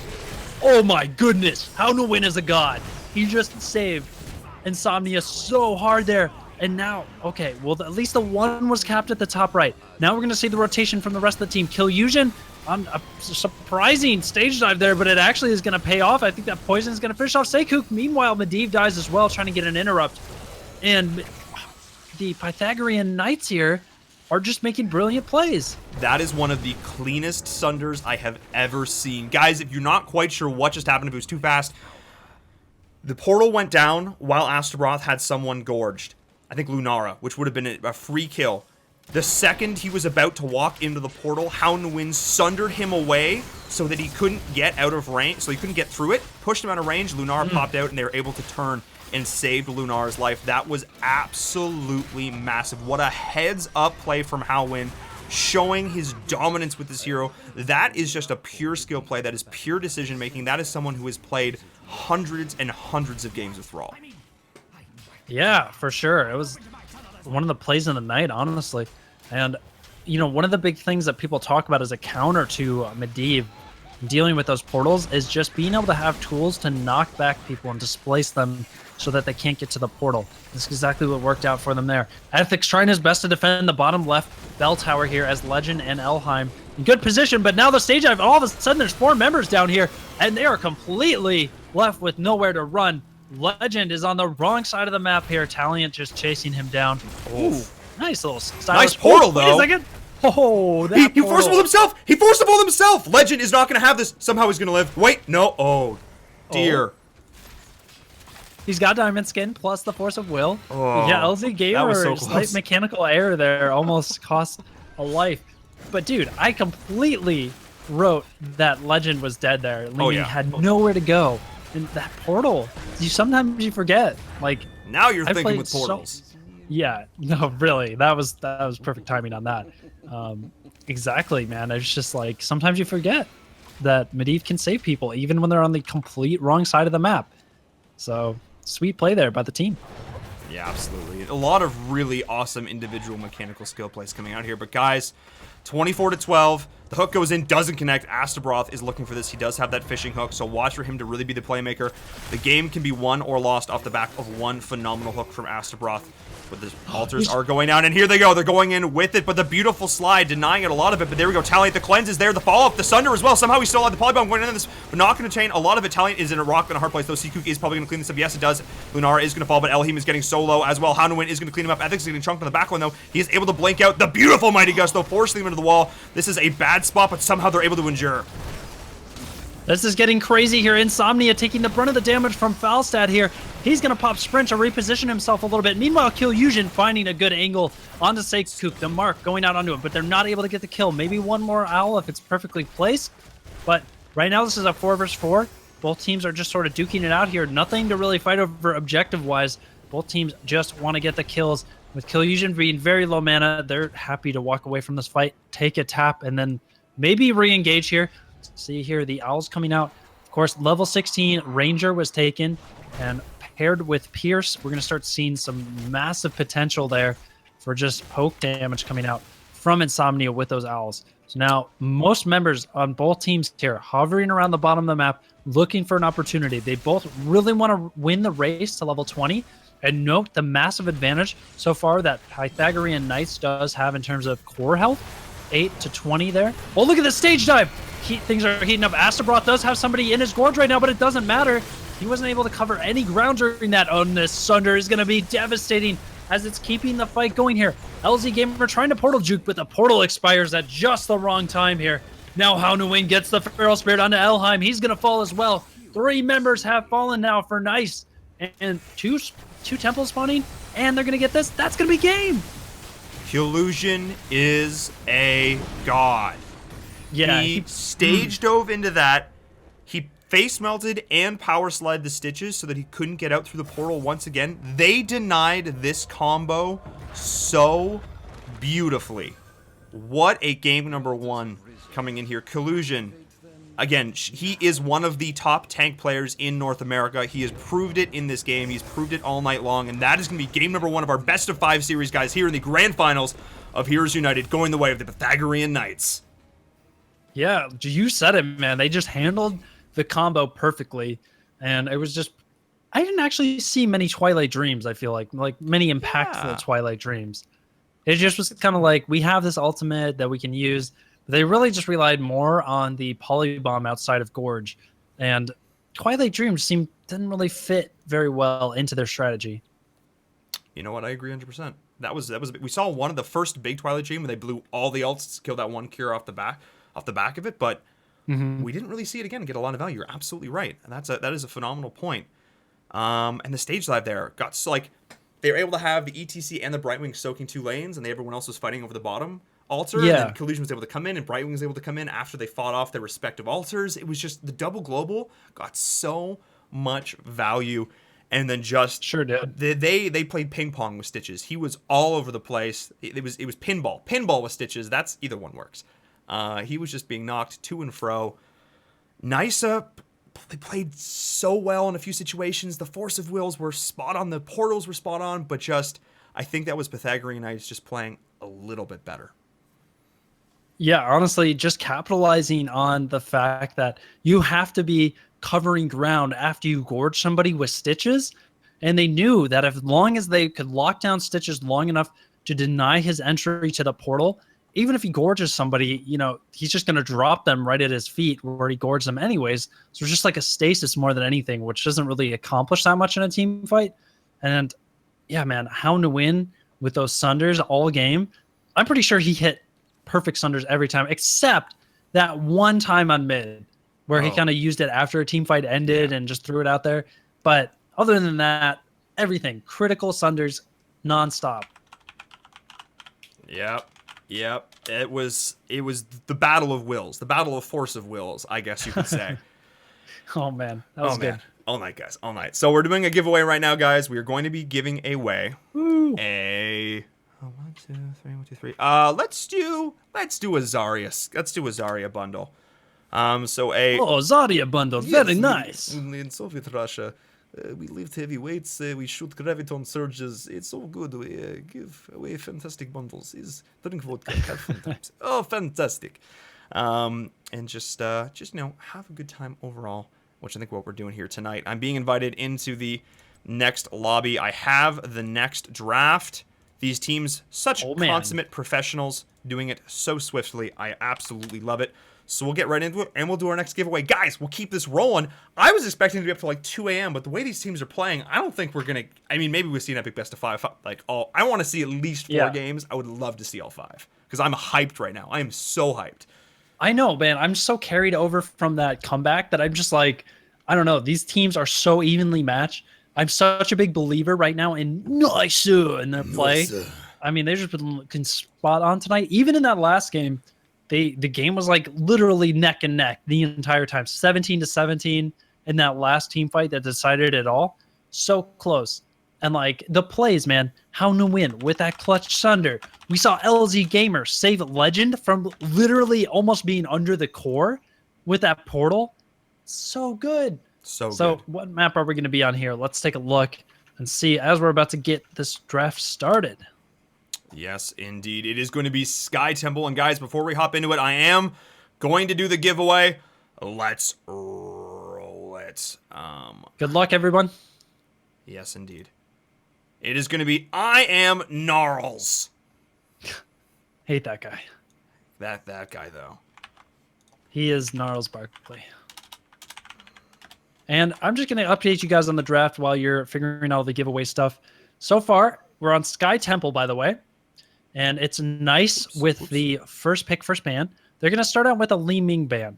And back over to Pythagorean Knights, they're banning out the Chen. It's always the second picks that are banning out Chen because, of course, if you're first ban, first pick, then you leave it up. Because if the other team doesn't ban it, then you snatch it up right away. So first pick is Vala for nice. And then back over to Pythagorean Knights, they pick up ETC and Lunara. That's where we're at right now. So really, Pythagorean Knights has been banking on this Lunara. It seems like they've been very consistently picking it tonight. Yeah. I apologize to whoever I accidentally timed out when I was trying to type in the chat there. I can't find you, though. I'm so sorry. Whoops, that happened by accident. My bad. I'm sorry. That was me. So Nisua, they've now progressed at picking Tassar and Brightwing alongside this Vala. So going with that nice sustain comp, this is a very popular duo support team. You have Brightwing, who puts out that constant AoE tick healing, and then Tassadar handles the big cooldowns with his shields. So they synergize very nicely together. Yeah, and smartly banning out the Illidan as Pythagorean Knights. The combo we often see with that is either the Illidan or the Tracer, are the two very standard combinations. You throw that lovely Leeching Plasma and Kala's Embrace onto a Tracer, and she has so much self-sustain. It is a lovely combination, but it also does quite well with the Illidan. Pythagorean Knights once again picking up this ETC. I love this choice from them. Killusion has been just wrecking face. And on Murden, it doesn't even matter. Doesn't matter. Put him on Murden, he's a 4v1. Put him on ETC, he's going to hit perfect stuns the entire time. You never know whether he's going to pick Mosh or Stage Dive. Who knows, man? Again, this is a map where I remember. Forget that. I mean, let's talk about this. Lieutenant Morales, Sergeant Hammer. This is one of those combos that just recently has risen in terms. It's a combo that nobody would touch 2 months ago, but is now right up there at the top. Very respectable. Lieutenant Morales and Sergeant Hammer. Typically, I think it's a little weird to see it with like an ETC. I mean, we'll see what they get their last week. I think they want a little bit more frontline because that looks like a little bit of an issue potentially. But let me point something out here. With Nisu having Tassar and Brightwing, they're definitely lacking in terms of threat for Hammer, which I think is part of the reason that they went with Sergeant Hammer here.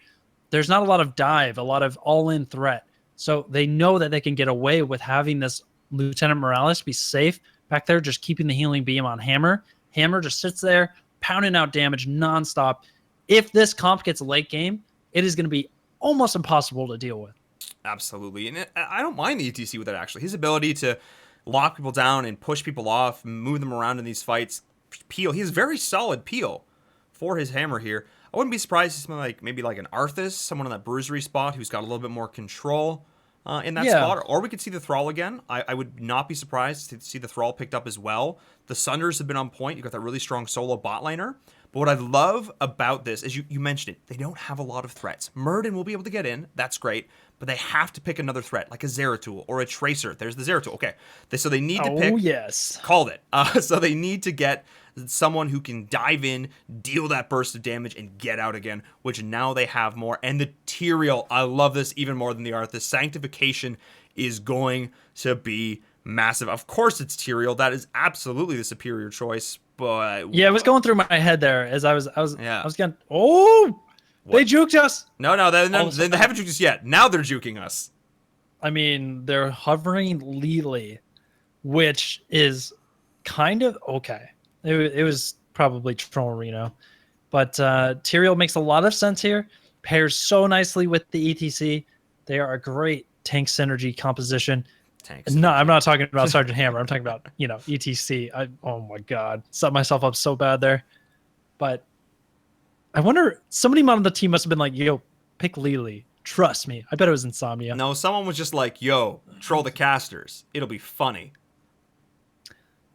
Yeah, that could be I too. don't love Tyrande into Zeratul. I don't want them to do this. Yeah, it's a very easy target for Zeratul to just completely explode. That And they is do go with it, though. That is a hard team to land stuns on. That is a Oh, yeah. very mobile team, except for Brightwing Pretend. That is not an easy team to land Lunar Flares on. I don't know how I feel about that. Well, here's what I say. Well, here's what I would say they have going for them is whether Lieutenant Morales or Tyrande gets engaged on, one can rely on the other to sort of get, keep them alive through that big burst combo that Zeratul is going to put out. And then, they can sustain up and just continue dealing with the team fight. Let Sergeant Hammer put out the sustained damage that's going to eventually win them the fight. And don't forget Lunara as well, another king of sustained damage. Oh, yeah. This is just going to be nice. Has to win these fights very quickly. Otherwise, they're going to get out sustained both in damage, healing, and there's no chance. I think it falls on the ETC here as well. Like you said, he can be a good peeler, but he has to be really intelligent with his positioning and very patient to make sure that he's saving those stuns to keep people in good spots and make sure to not overcommit. Because if he gets too far away from where Hammer's set up, he's going to lose them. Yes, he is. Yeah, it's all about the setup here, and that's something I was trying to say. Is Sky Temple is one of those maps that you are fighting over set spaces. If Hammer can get in that position and can have the team work around her, yeah, it's dirty. It's dirty. Oh, it is. It definitely is. But versus the global with the Brightwing there, I mean, they do have some things going for them on Nice's side as well. We've been basically giving all the props to Pythagorean Knights, and I think it's only fair, to at least give a little bit of credit over to their comp as well. I mean, they have the Brightwing Zeratul, which sometimes is very underestimated in terms of the kill potential that you have across the map. Oh, yeah. Zeratul sneaks into lane somewhere, maybe on whoever's going in the solo bottom lane. Zeratul sneaks in, Brightwing TPs right before he opens up, and then you've got a polymorph to chain with the Zeratul combo to secure kills. Works extremely well, and we can't forget Brightwing Tassadar. That is a whole lot of sustain as well. It is a lot of sustain. I mean, the classic Brightwing Zeratul is something that I've seen run in various iterations for quite a while. And I've even seen the joy that you TP Brightwing in, and she goes, "Hey, Emerald Wind." And you can just sneak Zeratul in, or like VP into Emerald Wind. Can be dirty. I don't know if that's what we're going to see here, but it could be fun. So, let's see what happens. We always theorize like the most crazy, ultimate synergy strategies. That's half the fun, because you never know what you're going to actually see. Also, watch for Muradin jumping on top of Hammer and getting a reverberation. I feel like this is crucial for Nice. They need to slow down Hammer's auto attacks. Muradin, I mean, that dwarf is built for that job. He's gonna do a great job of putting pressure on the Sergeant Hammer, making sure she can't, get those big auto attacks ramped up. But guys, we're gonna be spawning into Sky Temple here. Second game of the finals in this best of 5. 1 game lead so far for Pythagorean Knights, who are going to be the blue team on the left-hand side. Ethics on Lieutenant Morales. Almost called her Sergeant Morales. That would have been horrible. Taliant on Lunara. Insomnia playing Tyrande for the 3rd time tonight. Haunwin on Hammer and Kaeyoh on ETC. And on the right-hand side, in the red trunks, we have Nice. We have Seakook playing that Tassadar. LZ Gamer playing that Zeratul. Elohim on the Brightwing. Astabroth on the Muradin. And rounding it out is Legend playing the Vala. That lovely Master Skin Skinergy going on there. Both teams are just starting off here. No one really wants to do... really wants to be the victim of any cheese here. I like Lunara instantly going to the bot lane, scouting that out. Taliant just doing some initial damage here, being a little nuisance down there in the bot lane. Let's see if LZ Gamer and friends rotate to deal with that. That was kind of cool there because, there's so much kill potential that most teams would say, guys, just give up vision. You don't want to usually contest vision versus an ETC Tyrande. It's just way too much kill potential early on. But knowing that, they're representing so much strength that Nysa gave up the vision. And knowing that they would give up the vision, they had Taliant start bottom early on. So, yeah, I think that was definitely a cool little play. At bottom, speaking of that, LZ Gamer gets very outtraded there. Taliant managing to hit him with a Toxic Blossom there in stealth to get that poison damage ramped up. Yeah, it was a really nice play using those eagle eyes. And interesting, we are going to see a different build come out here for Insomnia. We are going to see more of an auto attack focused build. Ethics pulling an Iacona and holding that first talent here. Not exactly sure what he wants to pull out, but we are going to see the resistance coming out here. No, look what he got there. When Safeguard expires, 45 mana is refunded. What? That's not standard. Very bizarre choice there. Maybe trying to keep the Safeguard constantly active, though, onto either Tyrande or Sergeant Hammer, just to mitigate some of that early burst from Zeratul. And knowing that he's going to be spamming out Safeguard, he got that talent. But that's still very surprised to see that choice. Yeah, it's definitely not standard. In the mid lane, Collusion's trying to be a little bit annoying, but finally going to be setting up here on the top is the Pythagorean Knights. The trade once again coming out here, Elohim versus Taliant. I think a long-term Elohim does eventually win this, but Taliant's getting forced out here. So in this top lane now, Ethics can pretty much indefinitely help them sustain through this. Both teams are just opting to trade, which is very standard, but actually different from the last time we saw Pythagorean Knights play on this map. They have opted instead to go for the top temple instead, which, as you mentioned, will have an impact on those second round bruisers. So let's see what they end up doing with that. Overall, though, pretty standard all around. Elohim is just going to sit in this bot lane and actually losing against Taliant here, forcing to tap. That's a big deal there for Bambi. Yeah, that tap being used so early on definitely is going to hurt a little bit. But meanwhile, the shots were traded quite evenly there. We see the level 4 talents being picked up. Nothing too out of the ordinary, but Thunderburn there, which is nice. It also is going to give them a little bit of an extra slow to put on the hammer. When he goes in, surely is going to be thunderclapping that hammer constantly throughout the game. And look at this. For Naisu there, they're taking very early Knights and not waiting. Most teams usually opt to wait until about 4 minutes to start pressuring these Knights out, because you want the timing generally to sync up with that bottom temple. They're not gonna cap. Okay, they're actually doing that, but they just wanted to finish the camp off early, and surely they're gonna leave it and cap it as soon as those temples start counting down around 4 minutes and 10 seconds. But Astaroth here needs a little bit of help defending these Giants bottom. Yeah, it's the minute 45 from when the last temple spawn, or when they go out. But yeah, that's exactly it. Normally you see teams opt to hold that, so they're asserting pressure in the top lane.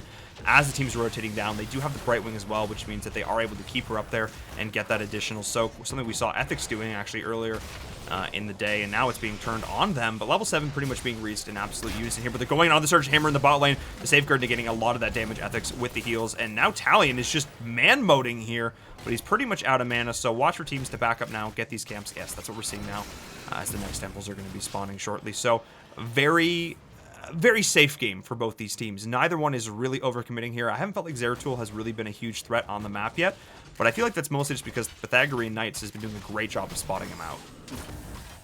Yeah, no, they're very on their toes with this very heightened awareness, doing a great job. Now, at the top lane, Brightwing is going to give a little bit of an advantage here because she can stay longer and then use that global to come down and join the fight at bottom temple.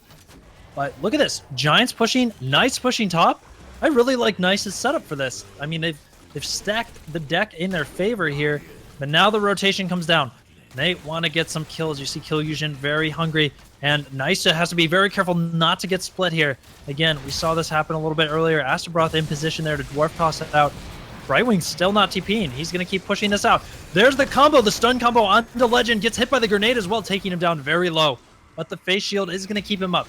He's doing just fine. Astaroth, meanwhile, steals a couple more shots off of that bottom temple. Now, Brightwing has joined the fray, and they have a little bit of advantage in that top push, so they don't have to worry about that fort dying. LZ Gamer trying to get the damage onto Taliant there. The Polymorph as well, but paired with the Safeguard, mitigating most of the damage. Meanwhile, LZ Gamer takes a lot there, and Astaroth is kind of stuck in the fray. Dwarf Toss might be enough. Can he get that last tick? There's Face Shield. Now we see why he took that particular talent. Meanwhile, the shot's being finished off by Hao Nguyen. It's going to be a nice little bonus going onto that bottom fort, which is below half health now.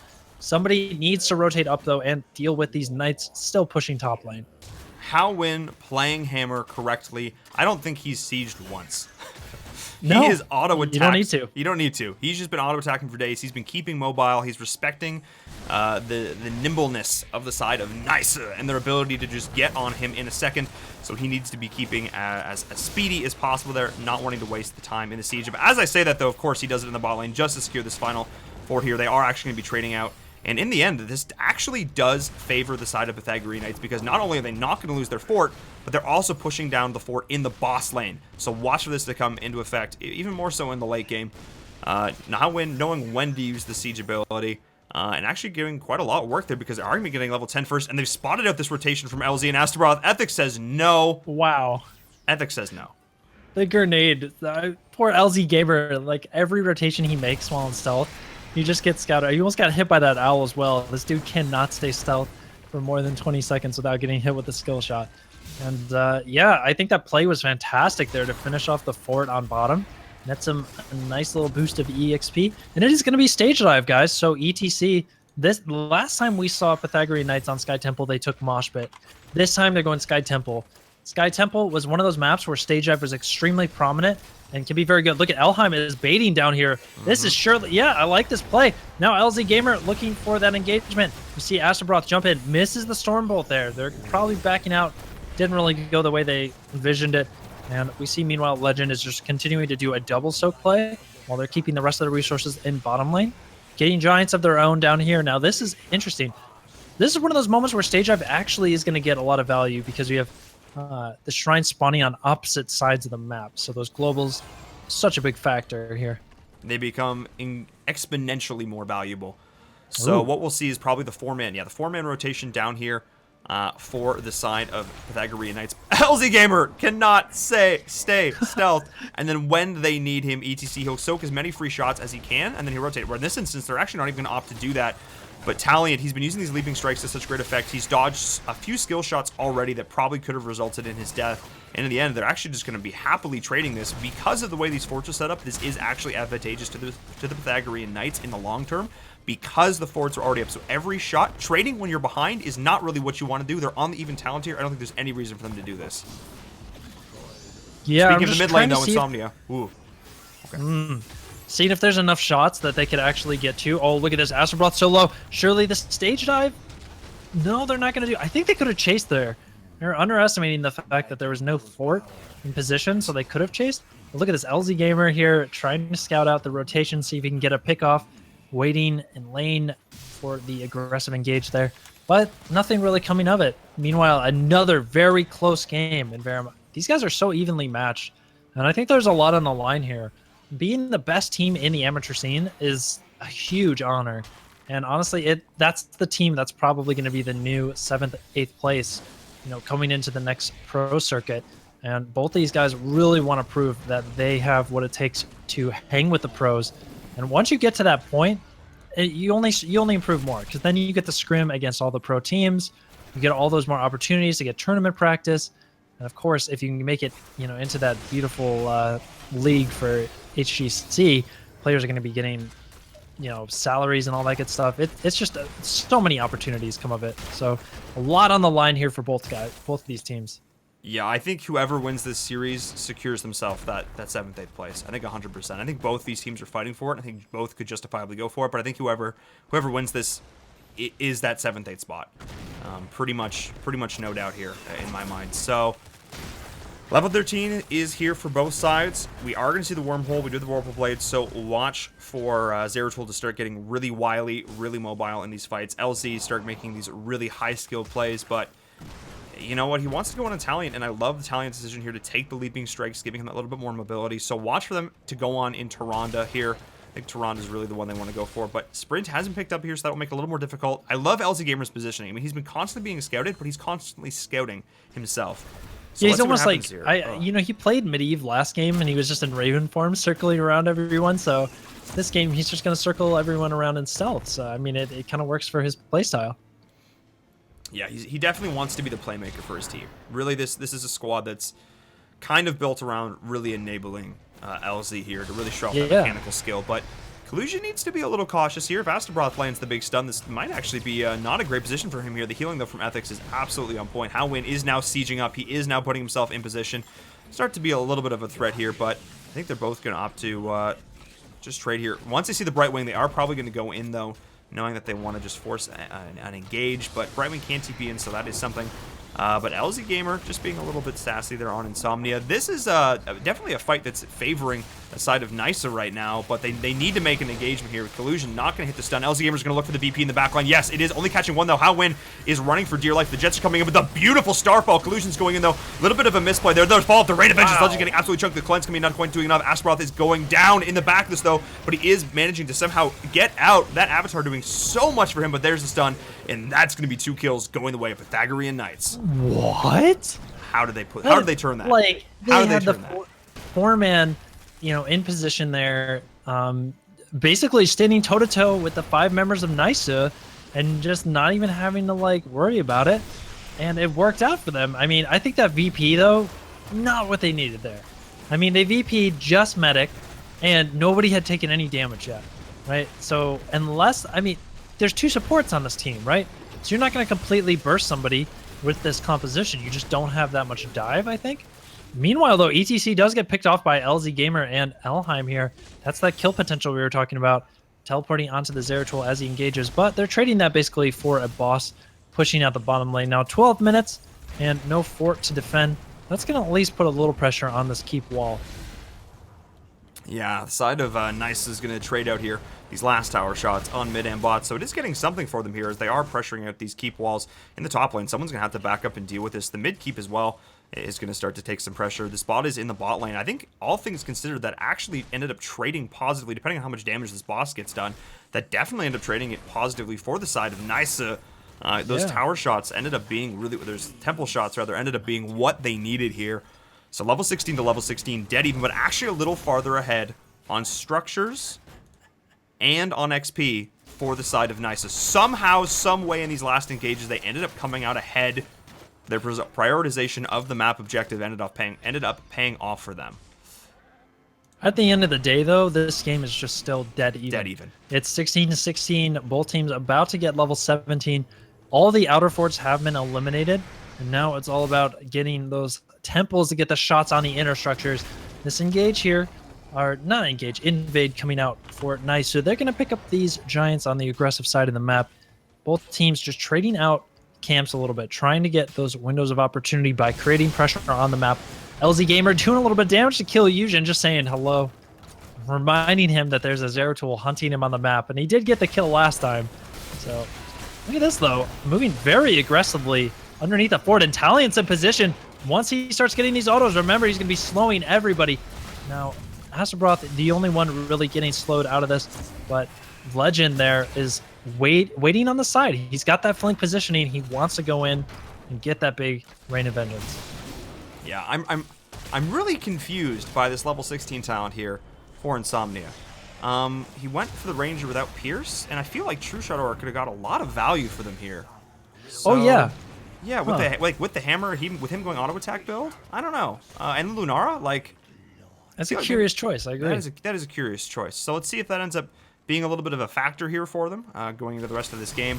I really like this timing coming out from Nisa. They're going to be picking up this Bruiser camp right as the temple is spawning in bottom, which means they're going to have split map pressure, which means at some point someone's going to have to back up to deal with this, especially because the top gate is already gone for the keep on the side of Pythagorean Knights. So I love this play. Brightwing can assist this push it in as long as they would like, and then TP in when she is needed. This is phenomenal.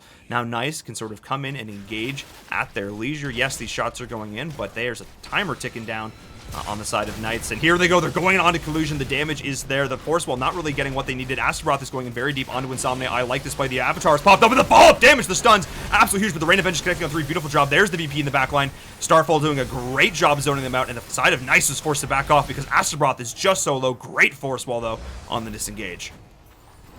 Yeah, I think they're going to have to surrender this temple now with that VP being used defensively.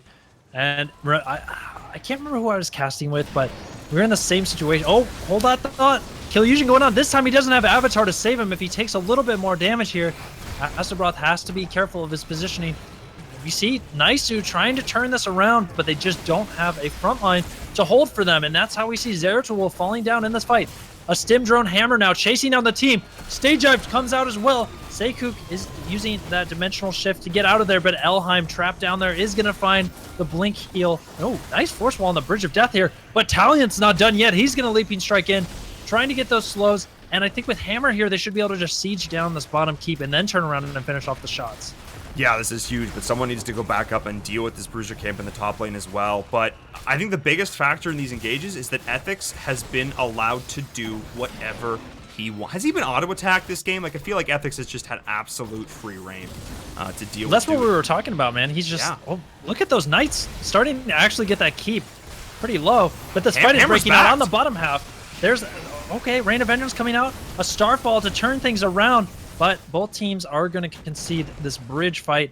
And let's see here. It's an advantage, though. If you look at the situation, I mean, they get to control this temple at the bottom. So they get a little bit more out of this. Pythagorean Knights slowly extending their lead here, but still very, very close. Yeah, the last few shots are going to go the way of Nice. The keep barely managed to stay alive in the top lane. The race to 20 is barely being won by the side of Pythagorean Knights. This is still such a close game. 3 kills to 1. Are you kidding me? These brawls have been absolutely monstrous. The support plays from both sides have been absolutely on point, but the boss is being started. I don't like this. I really don't like this. It's being scouted now. They have the vision on it. Elohim as well. He's in a rough spot. Their collusion's going to be going. Somehow collusion doesn't get him off that, though. Get that? I don't know. Wily little fairy dragon there, but I think they just have to give this up. There's no way they continue. Yeah, they have to back off of this. But level 20. Oh, no, it is. There it is. They're not gonna. Oh, there's no level way. 20. They're level 20. So maybe they extend this. The VP is up though, so this is huge. Rain of Vengeance, no, they'll leash it. This is There's no reason to risk this. I guess. I mean, they are up 1-0 in the series. Yeah, but okay. I was ready to see them just bully them out with level 20 here and try and finish it off, but that was a really weird call for Nice to start the boss. I'm really curious what they were thinking. But anyways, that ends up basically being a reset of the situation. And that means that Nice is going to get level 20. So that's surely what they're happy to get. Matching that level 20 to 20. It's going to be cool to see these late game team fights. But I really strongly feel that this level 20 favors Pythagorean Knights. The scaling is just completely there. I mean, they get that medic shield. They get the crowd pleaser so we can basically continue to stage dive all around the map. Nexus Frenzy, everything is just like huge upgrades. And of course, Galloping Gate on Lunara. That's one of the craziest level 20s. You just fly all over the map.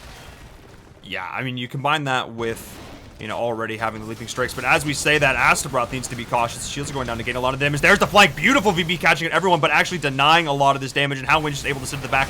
Collusion's getting chunked. Beautiful Rain of Vengeance. The Starfall getting a lot of value. Insomnia, though, he's got to be careful. He's caught up very far here. There's the stage dive legend. Good night, sir. Elohim's getting chunked. Power slide as well. The beautiful Lunar Flare connecting onto 2 Astaroth. He's going down. The stim drone on Howwin.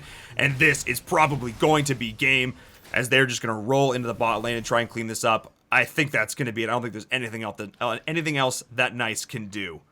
The deadly little pink Sergeant Hammer siege tank just scooting around, like completely ripping apart everyone in the team fight. This is so hilarious and deadly at the same time. But yeah, I think this is going to be it in InVerum. They're really hungry to end it right here and get game number 2. LZ Gamer's doing everything he can. The core shields have just been broken. And now the all-in attempt. This should be it. They just can't do anything. These 2 supports are keeping everyone alive. 50%. Here we go. 40%. A stage dive just for the style of it. And I love to see stage dive donkey people in that last fight. Yes, this is going to be game number 2. And really, really great play. But such a close series. I mean, even though it's 2-0 right now, these games have been won by just a hair each time. It's been even. One big fight rolls the way of Pythagorean Knights and just propels them into the late game. Both these teams have been playing with so much respect. Neither one is really going over aggressive. Neither one's trying to pull off the really overly fancy plays. They're both just trying to play straight up, which is why we saw until like the 17-minute mark, it was 3 kills to 1. Yeah. They just were both playing really well, but in the end, war of attrition, death by 1,000 cuts. Pythagorean Knights were just able to get a little bit more ahead, and their shot calling has been on point. Their ability to min-max, like knowing to push out that bottom keep and then go back and take the free shots, like that was huge. Yeah. It's the little plays like that that really separate out these teams. Yeah, it just seemed like team fights. I mean, what they had as a comp for Nisu just didn't work very well with Void Prison because you have double support, right? You don't have that much kill potential. So VPs just end up being used awkwardly as a defensive tool. It's like if you VP isolate somebody, what are you going to do? Storm them to kill them? Like that doesn't do anything. They didn't even take Criterize. It took Greater Polymorph instead at 16. I don't really understand what they were trying to do with that composition, but it definitely did not, they weren't executing anything. And on the other side, you just had this massive sustain to back up a Sergeant Hammer. So those team fights were very clearly won. But still, getting some pickoff value with Zeratul Brightwing throughout that game. LZ did do a pretty good job in those situations. Yeah, it was big. I mean, we did see the pickoff work once. And you see it at the top lane. Zeratul was able to come in. Brightwing TP'd. We got it. But that didn't happen enough. They were just able to spot him out so much. You mentioned it. He was never stealthed. He was being hit with every owl, every grenade. I mean... Yeah. Yeah. Yeah, it was big. It was big. All right, let's do a giveaway. Let's do potentially the last game of the night. This could be it. This could be the one for all the marbles.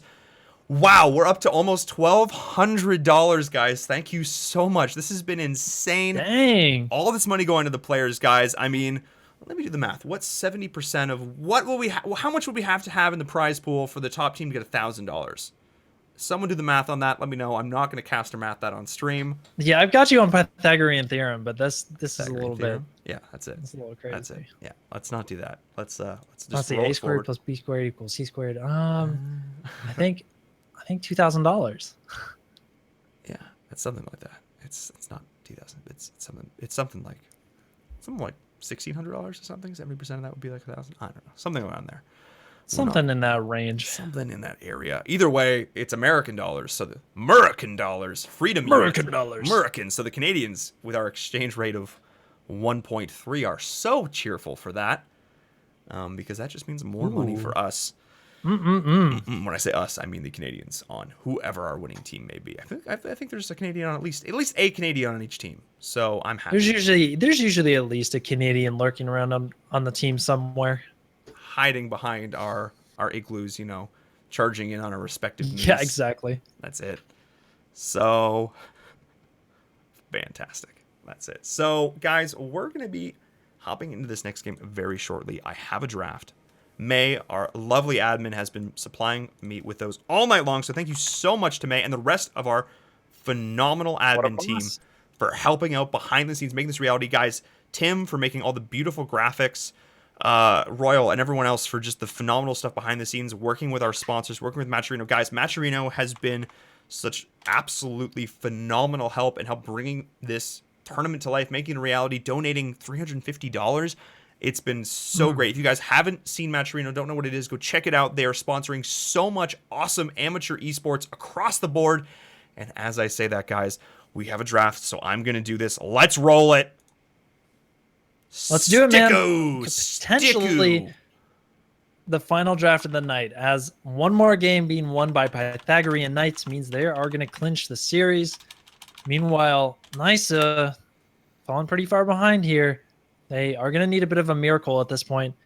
But they've been doing some pretty weird stuff with their picks. They went for that Medivh Stitches combo the first game, and then the Zeratul thing didn't work out so well. Maybe just play a little bit more standard. I feel like they can still take a game for sure.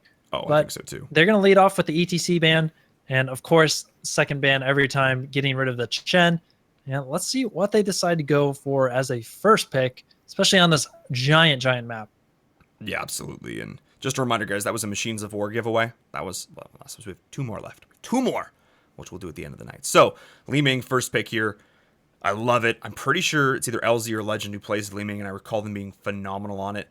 Pythagorean Knights, wouldn't be surprised to see them grab the Muradin here. I think they really want to get that strong tank. Lunara Muradin, I mean, that's a strong one too. Li Ming, though, she's such a powerhouse in the right hands. We've seen her go absolutely off, take games, and just go off. If she can get the resets, she can 1v5. So let's see what they can do with her here. I like this first pick, especially on this map. The poke potential is huge. Let's see if we end up seeing that paired with the Malf. Go for those epic cooldowns. But yeah, Muradin, I really like this first pick here for Pythagorean Knights. And we'll see if they do go with the Lunara. Taliant has been a monster throughout the night, and they've been banking on that pretty hard. But then again, with Vala on the table, that is a big character to give up. So Vala, of course, been getting so much love from Blizzard, and she's all the way up at the tippity top of the DPS charts. Everybody wants to have a Vala on their team. So they're going to go ahead and take the Vala, the Muradin. So good on this map because you can jump over all of those walls. Terrain becomes quite an issue in a lot of situations on this map. Yeah, not so long ago, people, didn't want Valas on their team, guys. I mean, be like Turbo. But now, I mean, she's just coming in. She's like first pick material. So, be like Turbo. So, yeah, I mean, I like this pickup here.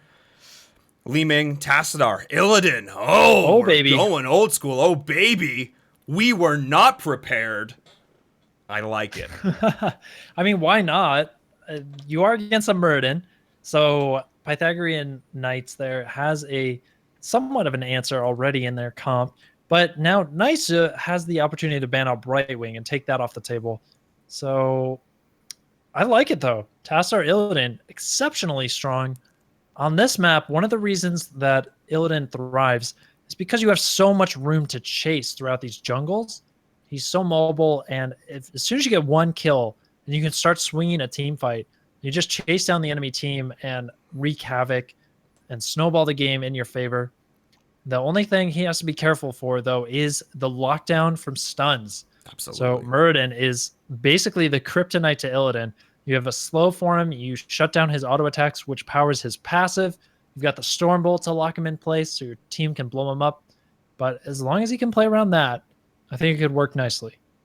Yeah, and speaking of that, I was going to say I want Nysa. I was going to say I wanted them to ban Brightwing, but they are going to actually end up banning the Malfurion. So this leaves the Brightwing open for Pythagorean Knights. What? I don't understand that at all. I think that's not correct. I'm 100% on the same page as you. Like, I Yep. think they should have gotten rid of Brightwing. That's a big blunder. Yeah, that's huge. And then Pythagorean Knights could have gone Oriole for the Detainment Strike, or they could have gone Malf again for the Roots. A little bit harder to hit, and they're just going to... I like this counter. I mean... Arthas did a really good job of late game. I mean, the roots that he can put out. The lock, you talked about it. It's all about the stuns, and Pythagorean Knights is going to have that, the CC, the lockdown, in spades with this comp. Nysa needs to just come out swinging. Now, they don't have their main support. They banned themselves out of the mouth. I think it's got to be Oriole at this point. And probably Rhaegar works quite well with the Illidan. He does, as well. but he's just not in the best spot right now. Yeah, true, but And with an Li Ming Illidan and comp, Illidan I to would generate still... hope.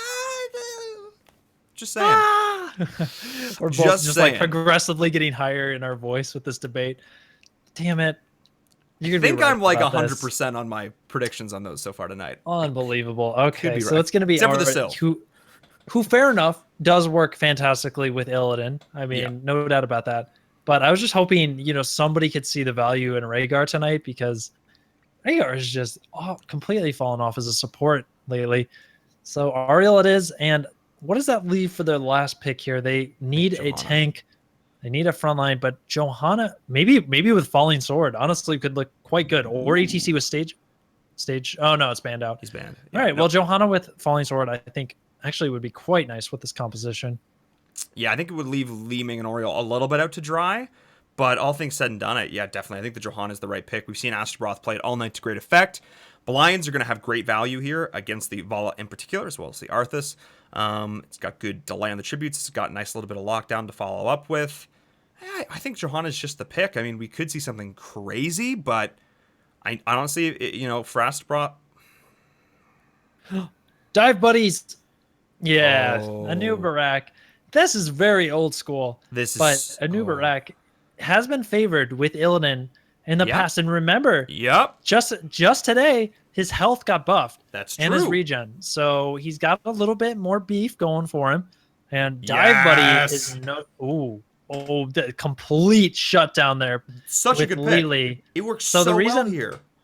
Yeah, the reason they're picking Lily here is to give blinds. And I mean, between all of these different characters with the stuns, you have the slows from Arthas, the attack speed slows, and now you throw a blind on top of it. I'll be surprised if this Illidan can hit anything in these team fights. Yup. I mean, that's going to be sick. The amount of CC in some form or other that they've got rocking right now is phenomenal. I like this pick. I really do. And you look at it and the amount of sustain they have and the lack of CC they have. I mean, other than you've got Force of Will, you've got Detainment Strike, and you've got Impale and Burrow Charge. And that's it. If Lily, I mean, I imagine we'll see Water Dragon, but if for some reason Lily wants to go Jug, she can't. I imagine it will be Emerald Wind and probably Jugs, but we could see Emerald Wind conceivably and Water Dragon. I mean, the Emerald Wind's going to get so much value here, too. They dive in, Brightwing's just like, no, get out of my face. Yeah. Peace out, team. This is... I really like the draft from Pythagorean Knights. I feel like Nice is putting all the eggs in the Illidan basket, and Pythagorean Knights just set the basket on fire. That's a great analogy. I think that's so true. I love the fact that they early picked Murden as well, which kind of pre-countered just in case they went Illidan. And at the same time, Murden's such a great pick in general. If they didn't go Illidan, it wouldn't really matter. I mean, you still have a good foundation for a team. So, yeah, going into it, Pythagorean Knights, I've got to agree. The Master Dream drafters here ended up with a flawless draft versus this Illidan comp that Nice has.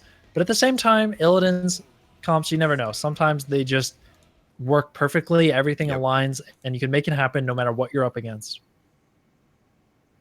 Yep, we can make magic. So this could potentially be the last game of the night, guys. This could be the last game of Heroes United Season 2. This one is for all the marbles, all the dough, the glory, the bragging rights, everything. These teams have been working at this for 8 long weeks, playing in 2 to 3 tournaments a week, and it all comes down to this. I think it's so cool that we finally are going to know who is the best amateur team in the scene right now. Period. Which in this point, with the way the pro scene is and sort of the flux that we're seeing, I think means who is the next pro team. I think that's what this tournament decides, is who is the next pro team. So I think because of the way that you know the Nexus Games brackets worked out, I think the only reason that we don't see Pythagorean Knights in that top 8 is because of them going up against Gale Force. So yeah, I think you might be right about that. So let's do waiting it. on these guys to get ready to start.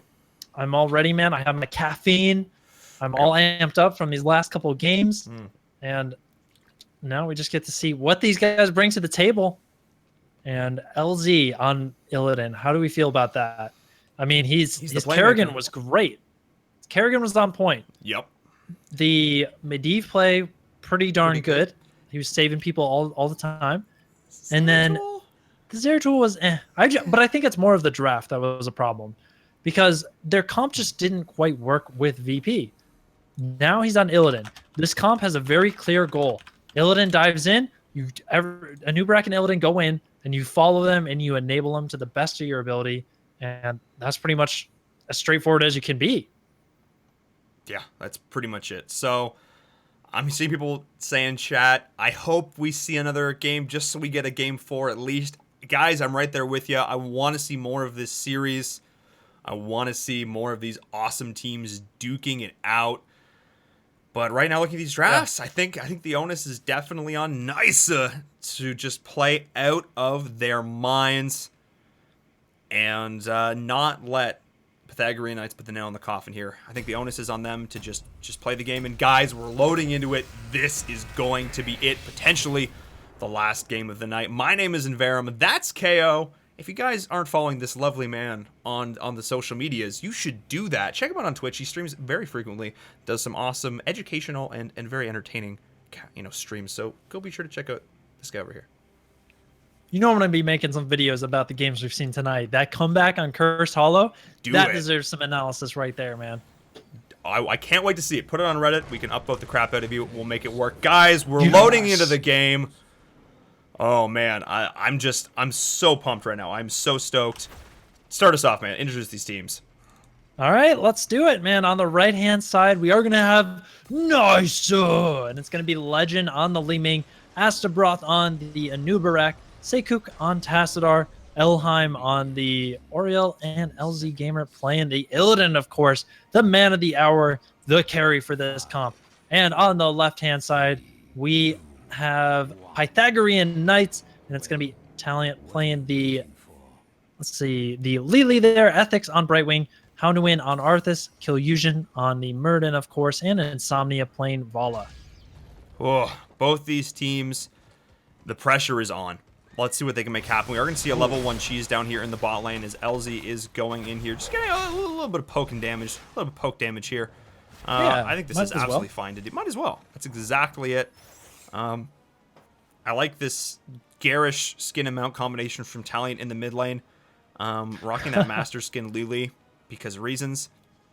And he's actually going to do fairly well up against the Tastar in this lane here. Yeah, he looks beautiful, and he's going to be winning this lane in style, no doubt.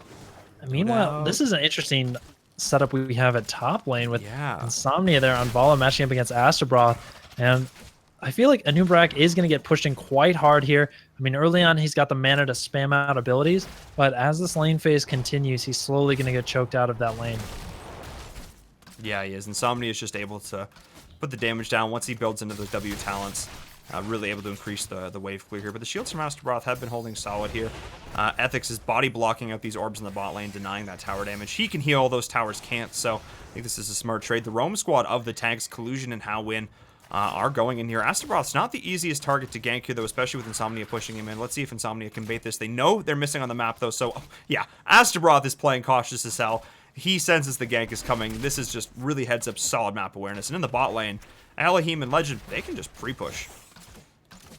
Yeah, sometimes you have this like next level game sense.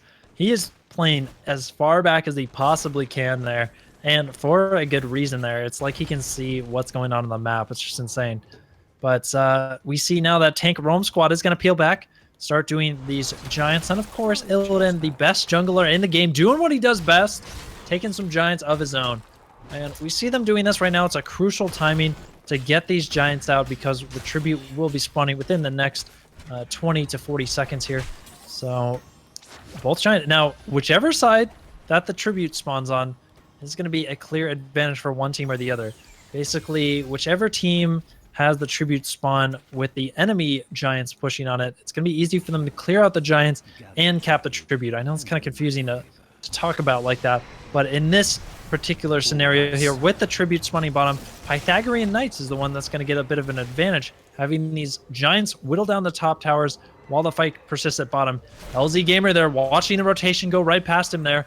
As Vala is making her way down, a little bit of late rotation, but she did force that to be pushed out a little bit more. LZ Gamer actually going on to Murden there to start things off. Illidan, gotta be careful here. The first stun comes out. A lot of damage being poured onto LZ Gamer. He does get hit with the Howling Blast. He has to be careful here, but Astrobroth jumps in with the Burrow Charge, trying to make sure that Illidan can go. If he can get a kill, it'll be huge, but no. It's going to be the Arcane Flare finishing him off. And now Astrobroth as well is going to fall. The dive buddies go down together.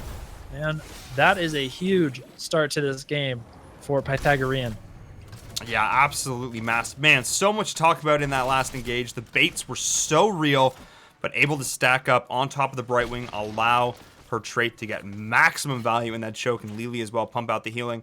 A couple things I want to note there. One, they finally fixed the sieged camp spawn time. That's lovely. They actually spawn exactly at 2 minutes, not 2:02 now, which is very nice. Little thing. I know, just quality of life changes, guys. Big there.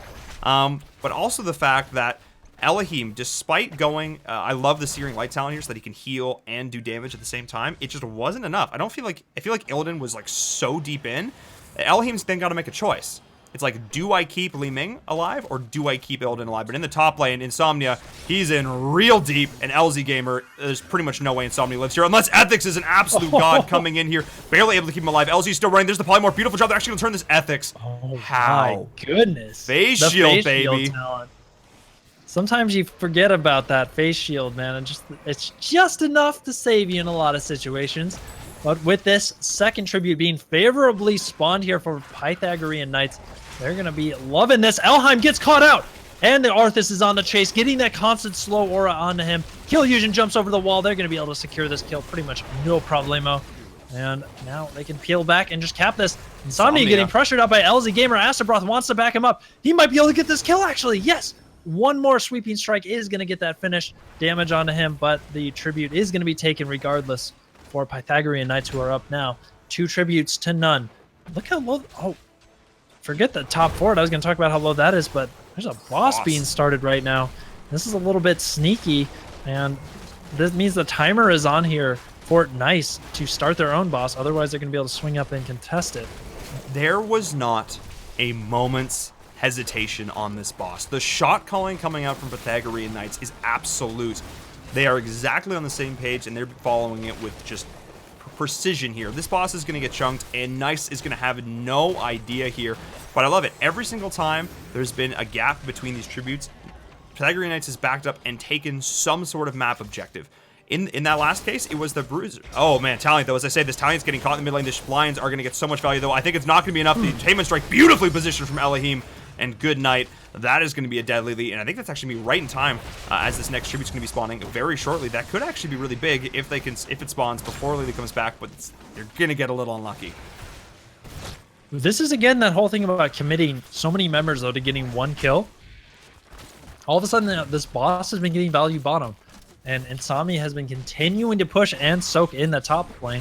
So not really too big of a deal there.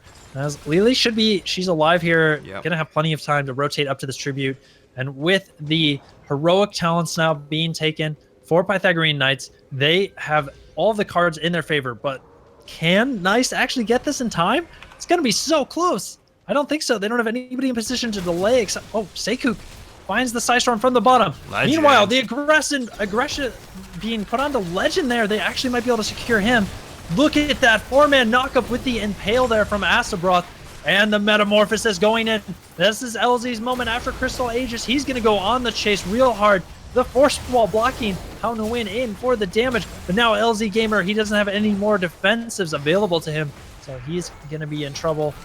Backing out there. They want to move back in though. They really don't want to give up this curse. Kaeyoh stuck on the inside, but that's okay. He's Murden. And nice, a beautiful interrupt with the Impale. LZ Gamer going on the chase here on the offensive. The double support's trying to keep everybody alive. This is coming down to the wire, InVerum. Yes, these teams are still brawling, and somehow, some way, Nice was able to turn that. That was absolutely insane. Legend did not get picked off by Vala. The Hungering Arrow missed and didn't actually connect. I think that would have been the huge trade if somehow they could have killed Legend there on that split. I think that would have been a completely different fight, but in the end, they were able to let Illidan do the work. They put their faith in LZ Gamer, and it paid off for them there in spades. And as predicted, they are end up going the Emerald win in the jugs, but they just weren't able to get the kill. They were able to sustain, but so was the side of Nysa. This double support, Oriel Tassadar, is doing so much, and it's paying off for them here because now they're getting the boss. They're even now in terms of experience. This boss is pushing in this top lane. However, they are behind structurally. They denied the curse. This is big. That is the fight Nysa needed to get back, not only in this game, but in this series. That was a mental win as much as anything. Yeah, exactly. They really needed that just to boost their confidence going into more of these fights. And one key thing I want everybody to watch for in these team fights is, you know, when you're playing against an Illidan, you cannot split. That is the key. And for Nice, they would love to have this Vala or Lili split from the rest of the team and get caught out. So watch for that, as we saw Arthas there is the one that got split, and he's the one who ends up falling at the end of that team fight. But this is such an important team fight here as Kaeyoh getting the Thunderclap down there, but taking so much damage. Meanwhile, we see the Jugs coming out.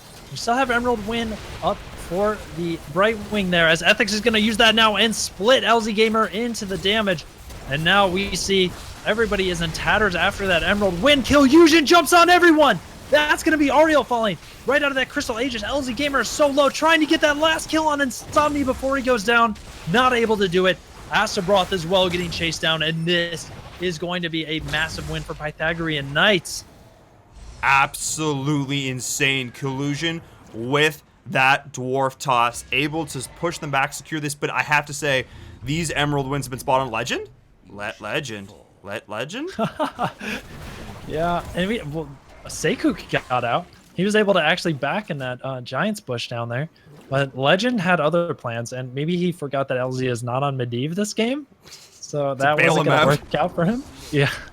That's huge. No, I mean, that Emerald Wind both times has pushed the entire team of Nice back, minus the Illidan. It's pushed Illidan into the side of Pythagorean Knights and pushed everyone else back, and it's been beautiful.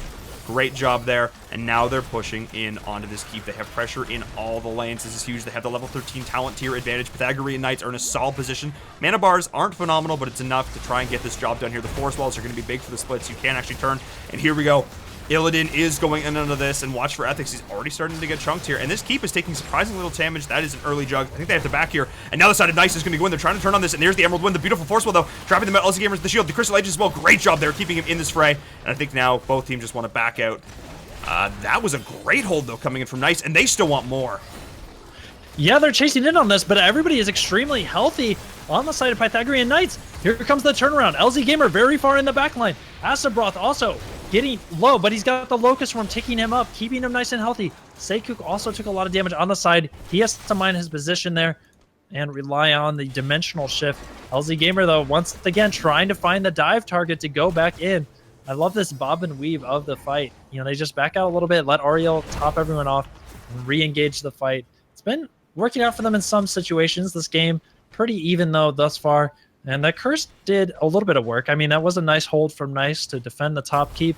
But meanwhile, one of the problems there is that Nice lost a lot of soak with those chase plays in the mid and bottom lanes. And, you know, they're paying for that. You see in the experience right now over a full level lead for Pythagorean Knights. And look at that. I mean, the boss... Oh, they didn't actually start the boss. Okay, they're respecting here a little bit. They don't want to take that big risk. They know they're in command of this game.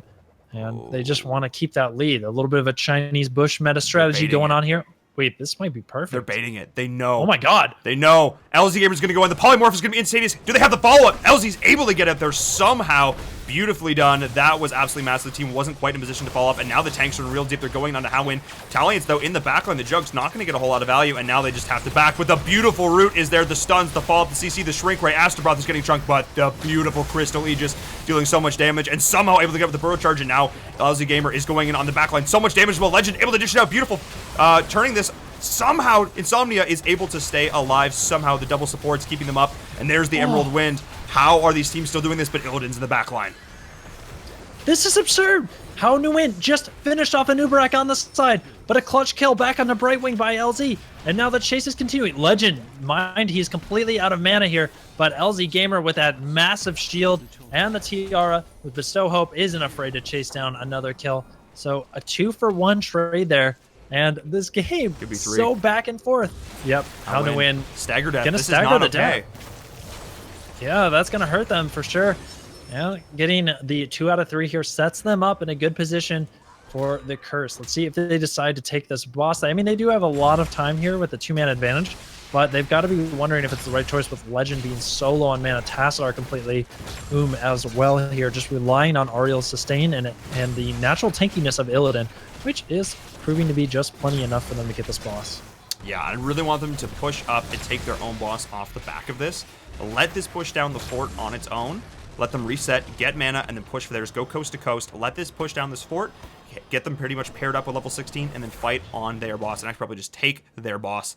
I think this is absolutely the correct call, and this is what they are going to be doing here. This boss, if we can get this fort and this tower, it's pretty much going to be evening them up on the level 16 here with their opponent. Pythagorean Knights, despite a bit of a sloppy fight, are still very much in this. But Nysa, when LZ Gamer is able to stay alive, when Li Ming basically can sit back far enough that she's not in need of all the support's attention and all the supports can babysit LZ, this is when the side of Nysa just shines. This is when they really show off, and LZ was such a threat in that last fight as well. And Astrobroth, the fact that he was able to survive through all that initial engage, they blew the Shrink Ray, they blew all the stuns, and that was really allowed Illidan to play, was the fact that they blew everything in the kitchen sink on this new Barak, and now you could not ask for a better tribute spawn for Nysa. RNGesus is on their side. But it's not going to stop them from contesting here. Pythagorean Knights in position, the tanks in the front line. Now the teleport from Brightwing as they're going to take this fight. Kaeyoh already taking a lot of damage there. In the front, the Jugs in the back line, keeping the sustain. This is an all-in commitment in InVerum. They're going in deep. Astrobroth taking a lot of damage here. The Metamorphosis, they do get the kill on the new Barak. Huge plays here. Emerald Wind peeling back the Illidan there, making sure that he's not going to be able to continue this dive, buying them a little bit of a window there, but Ethics has to be so careful in the back. Li Ming falls as well, and now I feel like this fight is over. This could turn into a 5-man wipe here. 4 dead so far. chasing down. Well, This could turn Tassler is a into little game. bit too hard to kill. This could turn into Yeah, game. they have. Oh my goodness, They they're can- gonna go they straight can in. end. There's no wall there. Going straight to the keep. And then after that, straight to the core. They have the 4-man advantage. The healers do still have some mana. I think they are gonna be able to do it in InVerum. This is going to be close to only 6 seconds on Inubrak, 16 on Li Ming. And Tass will be shielding the core. Can they do this? They do have a boss pushing the top here. If they wipe, this could actually be a complete turn. Now they are starting to come back in this. They are going in, though. I think they're going to have the damage to do it. I think they are. They cannot allow them to stack here. They can take extra damage. The phase shields are here. I think this is going to be enough. The rest of the team is starting to come back. Can Legend get the resets? There's one! They're turning on this. There's two! Can they take this down? The last shots, the last damage they're pushing. And Taliant, the shields from Tass, though, are absolutely massive. Is it going to be enough? Yes, it is! Get it! The tanks finishing off the core there. Li Ming doing a brilliant job there to try and defend as best as possible, but it's not quite enough there as those big beefcakes are able to finish it out. And that is going to be the 3-0 finish and win of the set and the entire tournament. Season 2 of Heroes United going over to Pythagorean Knights, proving that they are indeed the best amateur team that HOTS has to offer. Wow. What a night, what a game, what a series. Pythagorean Knights going through the whole thing without dropping a game. They took this in convincing fashion. Nysa looked really solid. 12 kills to 10 every game. I think was getting closer and closer, but in the end, it just wasn't enough. The team fights from Pythagorean Knights are just too good. The way they peel and kite back, the way they play on their supports, the way they time out their ultimates was just a little bit too much to handle. And I think that any pro team in North America should be looking, scrim with these guys, play with these guys, because I feel like they're going to be coming for you. They're going to be coming for your spots, and they're going to be winning it here, guys. Taking home 70% of our pot here. But Nysa, they put up a phenomenal fight as well. They played their hearts out, and they're going to be going home with at least $200 here. So that's fantastic, a little bit more. Yeah, and I need a minute, man. I need a minute after that. I was actually completely unsure of who was going to take down that game in that series because if they 5-man wipe, Boss had knocked down keep wall. They go keep and they end. And like looking at the setup to that fight, you would think there's no way Pythagorean was going to win, right? Because they moved into that choke so late. And usually when we see teams do that, you're like, oh, that's not going to work. You're going to get wiped. But you know what I like in that last team fight? They stuck together no matter what. In some of the previous fights of that game, we saw Arthas sort of splitting and looking for alternative targets. Like he was chasing down the Anubrak in that last fight where they lost. They needed every ounce of damage to be sticking together to kill whatever threat moved into their team. And I think it was so clutch that they got that kill on Anubrak there at the end. Because if he would have gotten out, it would have probably been a repeat of that last team fight where he just barely lives. But they got the kill. They made it happen. 100% definitely an earned victory there for these guys who just played out of their minds throughout the entire night. I mean, looking back, we saw that, How Nguyen just making so many good plays on Thrall in the Towers of Doom match, knocking Stitches away from the portal so he couldn't get that crucial kill. And that game, of course, just playing around the Illidan and the shot calling. You talked about this earlier. They were always playing one step ahead. Right? They knew exactly, no downtime. They would get an objective and immediately do the next thing. So great play. And also great job from Naisu to show up and give us such an incredible final set. Those guys are doing great. They look so strong right now. Definitely a lot of improvement going on. Absolutely. These guys have been putting in the work. And, I've been friends with Ethics for well over a year now. We used to scrim against his old team back in the day, and now to see him, show up here and Collusion, How Win, Insomnia, people who have been trying and some who have made their way into this top echelon of HOTS for the last since it's been an esport, as long as it's been competitive, since Alpha, to now see them here. Again, they are now a top 8 team in my I think this I don't think this fair to say. I think it's incredibly fair to say. Looking at who else, the Nexus Games stuff and those, I think they're pushing top 6. They're going to be fighting with top 4, I think, at this point. So looking good and nice. I think just a few little things. I think more of their issues were in draft than anything else. But Yeah, I would agree. so I think maybe if Nice just savvies in on the draft a little bit, studies up a little more, I think they've definitely got, because the skill is there. The skill is there, but I want them to rely less on LZ and just play more of the comp as a whole. Let other people shine and be stars. Because they put a lot of faith in him, and he usually delivers, but when he can't, they suffer. So those are my last words of advice, guys. We started the giveaway there in chat. We have 2 last giveaways to give away. And To finish out. Finish out. Thank you. Well, lots of giveaways, lots of good stuff. Yeah, I think, the drafts tonight felt a little bit awkward for Nice. And it's just like they arrived at these comps where it's just like a little bit off. I mean, with the Zeratul comp, you had the VP isolation, but double support to try and secure a kill. Good luck with that. And then in the next game, the Illidan comp got drafted into hard counters across the board. No ban on Brightwing there, which would have been very, very crucial. And I think would have helped quite a lot. But apparently they just thought they could run it into it. They know that Brightwing is a good counter to Illidan, of course. So, I mean, they're just confidently saying, you know what, we have confidence that we could take this. And apparently not the case. Not the case, indeed. Wow. I predicted it was going to go till 1 a.m., and we were pretty spot on with that here on the East Coast. So I just looked at my clock in panic because I'm PST. I'm like, wait, what? What time is it? Yeah. Arizona's PST, really? Yeah, It's right now it technically is. West We're Mountain Coast. Time, so like half the right. time we're Pacific, half the time we're an hour behind Pacific. It is weird, man. Mountain Time is just like I'm in an alternate dimension. Yes, indeed. So we rolled the last 2. It's ultimate dimension. It's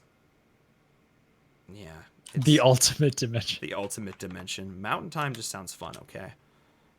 It's fun, man. It is fun. So congratulations to Yellow Means Stop for winning the Zarya bundle, and JFeist88 for winning our last Machines of War bundle. We'll be contacting you after later tonight with the codes. So make sure to claim those. Congratulations to everyone who won tonight. Thank you once again so much to the Blizzard community team for providing us with those codes, putting us on the launcher, promoting us on the stream schedule, all that great stuff. Thank you all so much to all those fine folks. Thank you for everyone who showed up tonight and just hung out and donated. We had to a the lot of prize people pool. watching. That was awesome. It's just, it's great. I mean, all the hosts, we have a bunch of hosts as well. So just thank you to all those people. Just a great night of games. And we're going to be taking a little break here with Heroes United, figuring everything out. But don't worry, guys. There'll be more Amateur Heroes of the Storm action. Kaeyoh, last shoutouts of the night, man. What are you thinking? First of all, big shout out to Maturino making this great night possible, and the Blizzard community team with all those skins. Thanks again, guys. They're just so awesome. But as for me, if you guys want to see more of my stuff, you can, of course, follow me on twitch.tv/Kaeyoh. You can subscribe to the YouTube channel where I do all sorts of analytical commentary on games. That's youtube.com/Kaeyoh. And, of course, on Twitter, if you want to hear my feed, at TempoKaeyoh, hit it up. But that's about it for me. Thank you so much, guys. And I'm sure we'll have some good stuff coming in the future. Always such a good time to cast with you, InVerum. You have that, crisp, perfect voice. I just love it. Resonates throughout my eardrums. It's not J-How, but someday we're going to have an ASMR cast for you guys. We're going to do it. We're going to crank the gain real high, and we're going to get all up in your eardrums. It's going to be great. Dude, always a pleasure. Thank you all. Thank you, Kaeyoh. Thank you so much for coming and hanging out with me, man. The cast, phenomenal as always. Hearing that pro-level insight into what these players are thinking, getting into the mind there is phenomenal. So, just such a good time, man. And thank you all, just so much to the viewers. I just want the to reach through the sponsors. screen and hug you, man. Yeah, seriously, we can make. I'm on the other side, but we can make that happen. There you go. Yeah, and I'm just tired, and but I'm also really hyped up, guys. If you like my stuff, you can hit me up on Twitter InVerum Gaming or www.twitch.tv/InVerum, where I occasionally cast and stream. I cast some Chair League, cast some other stuff. I very rarely stream. I might try streaming more Battle Right because that game is very fun. But yeah, overall, guys, thank you so much. Just have a great night. Go play HOTS. Go watch more HOTS. I need to figure out who we're hosting. I should probably do that right now. Oh boy, let me figure that out, and we'll head off. We'll have a good night. And Congrats all those giveaway winners, man. Those were some big bundles. yeah. So for last time it was Darren Sheepit, Cone Paka, Bowserash, Jetsu, Junior Mercury, Mammoth27, I Am Gnarls, Sticku, Yellow Mean Stop, and JFeist88 were our winners tonight. So yeah, just you gotta love it. I'm gonna send a host over to some lucky individual who's streaming here. I think we just host McIntyre. I think that's probably just the easy one. Yeah, that sounds great. Let's do it. All right, guys, we're gonna be heading off. That's gonna be it for us, guys. We'll see you next time. Have a great night. Go play hockey. Thanks, guys. See you next time. Peace. Peace.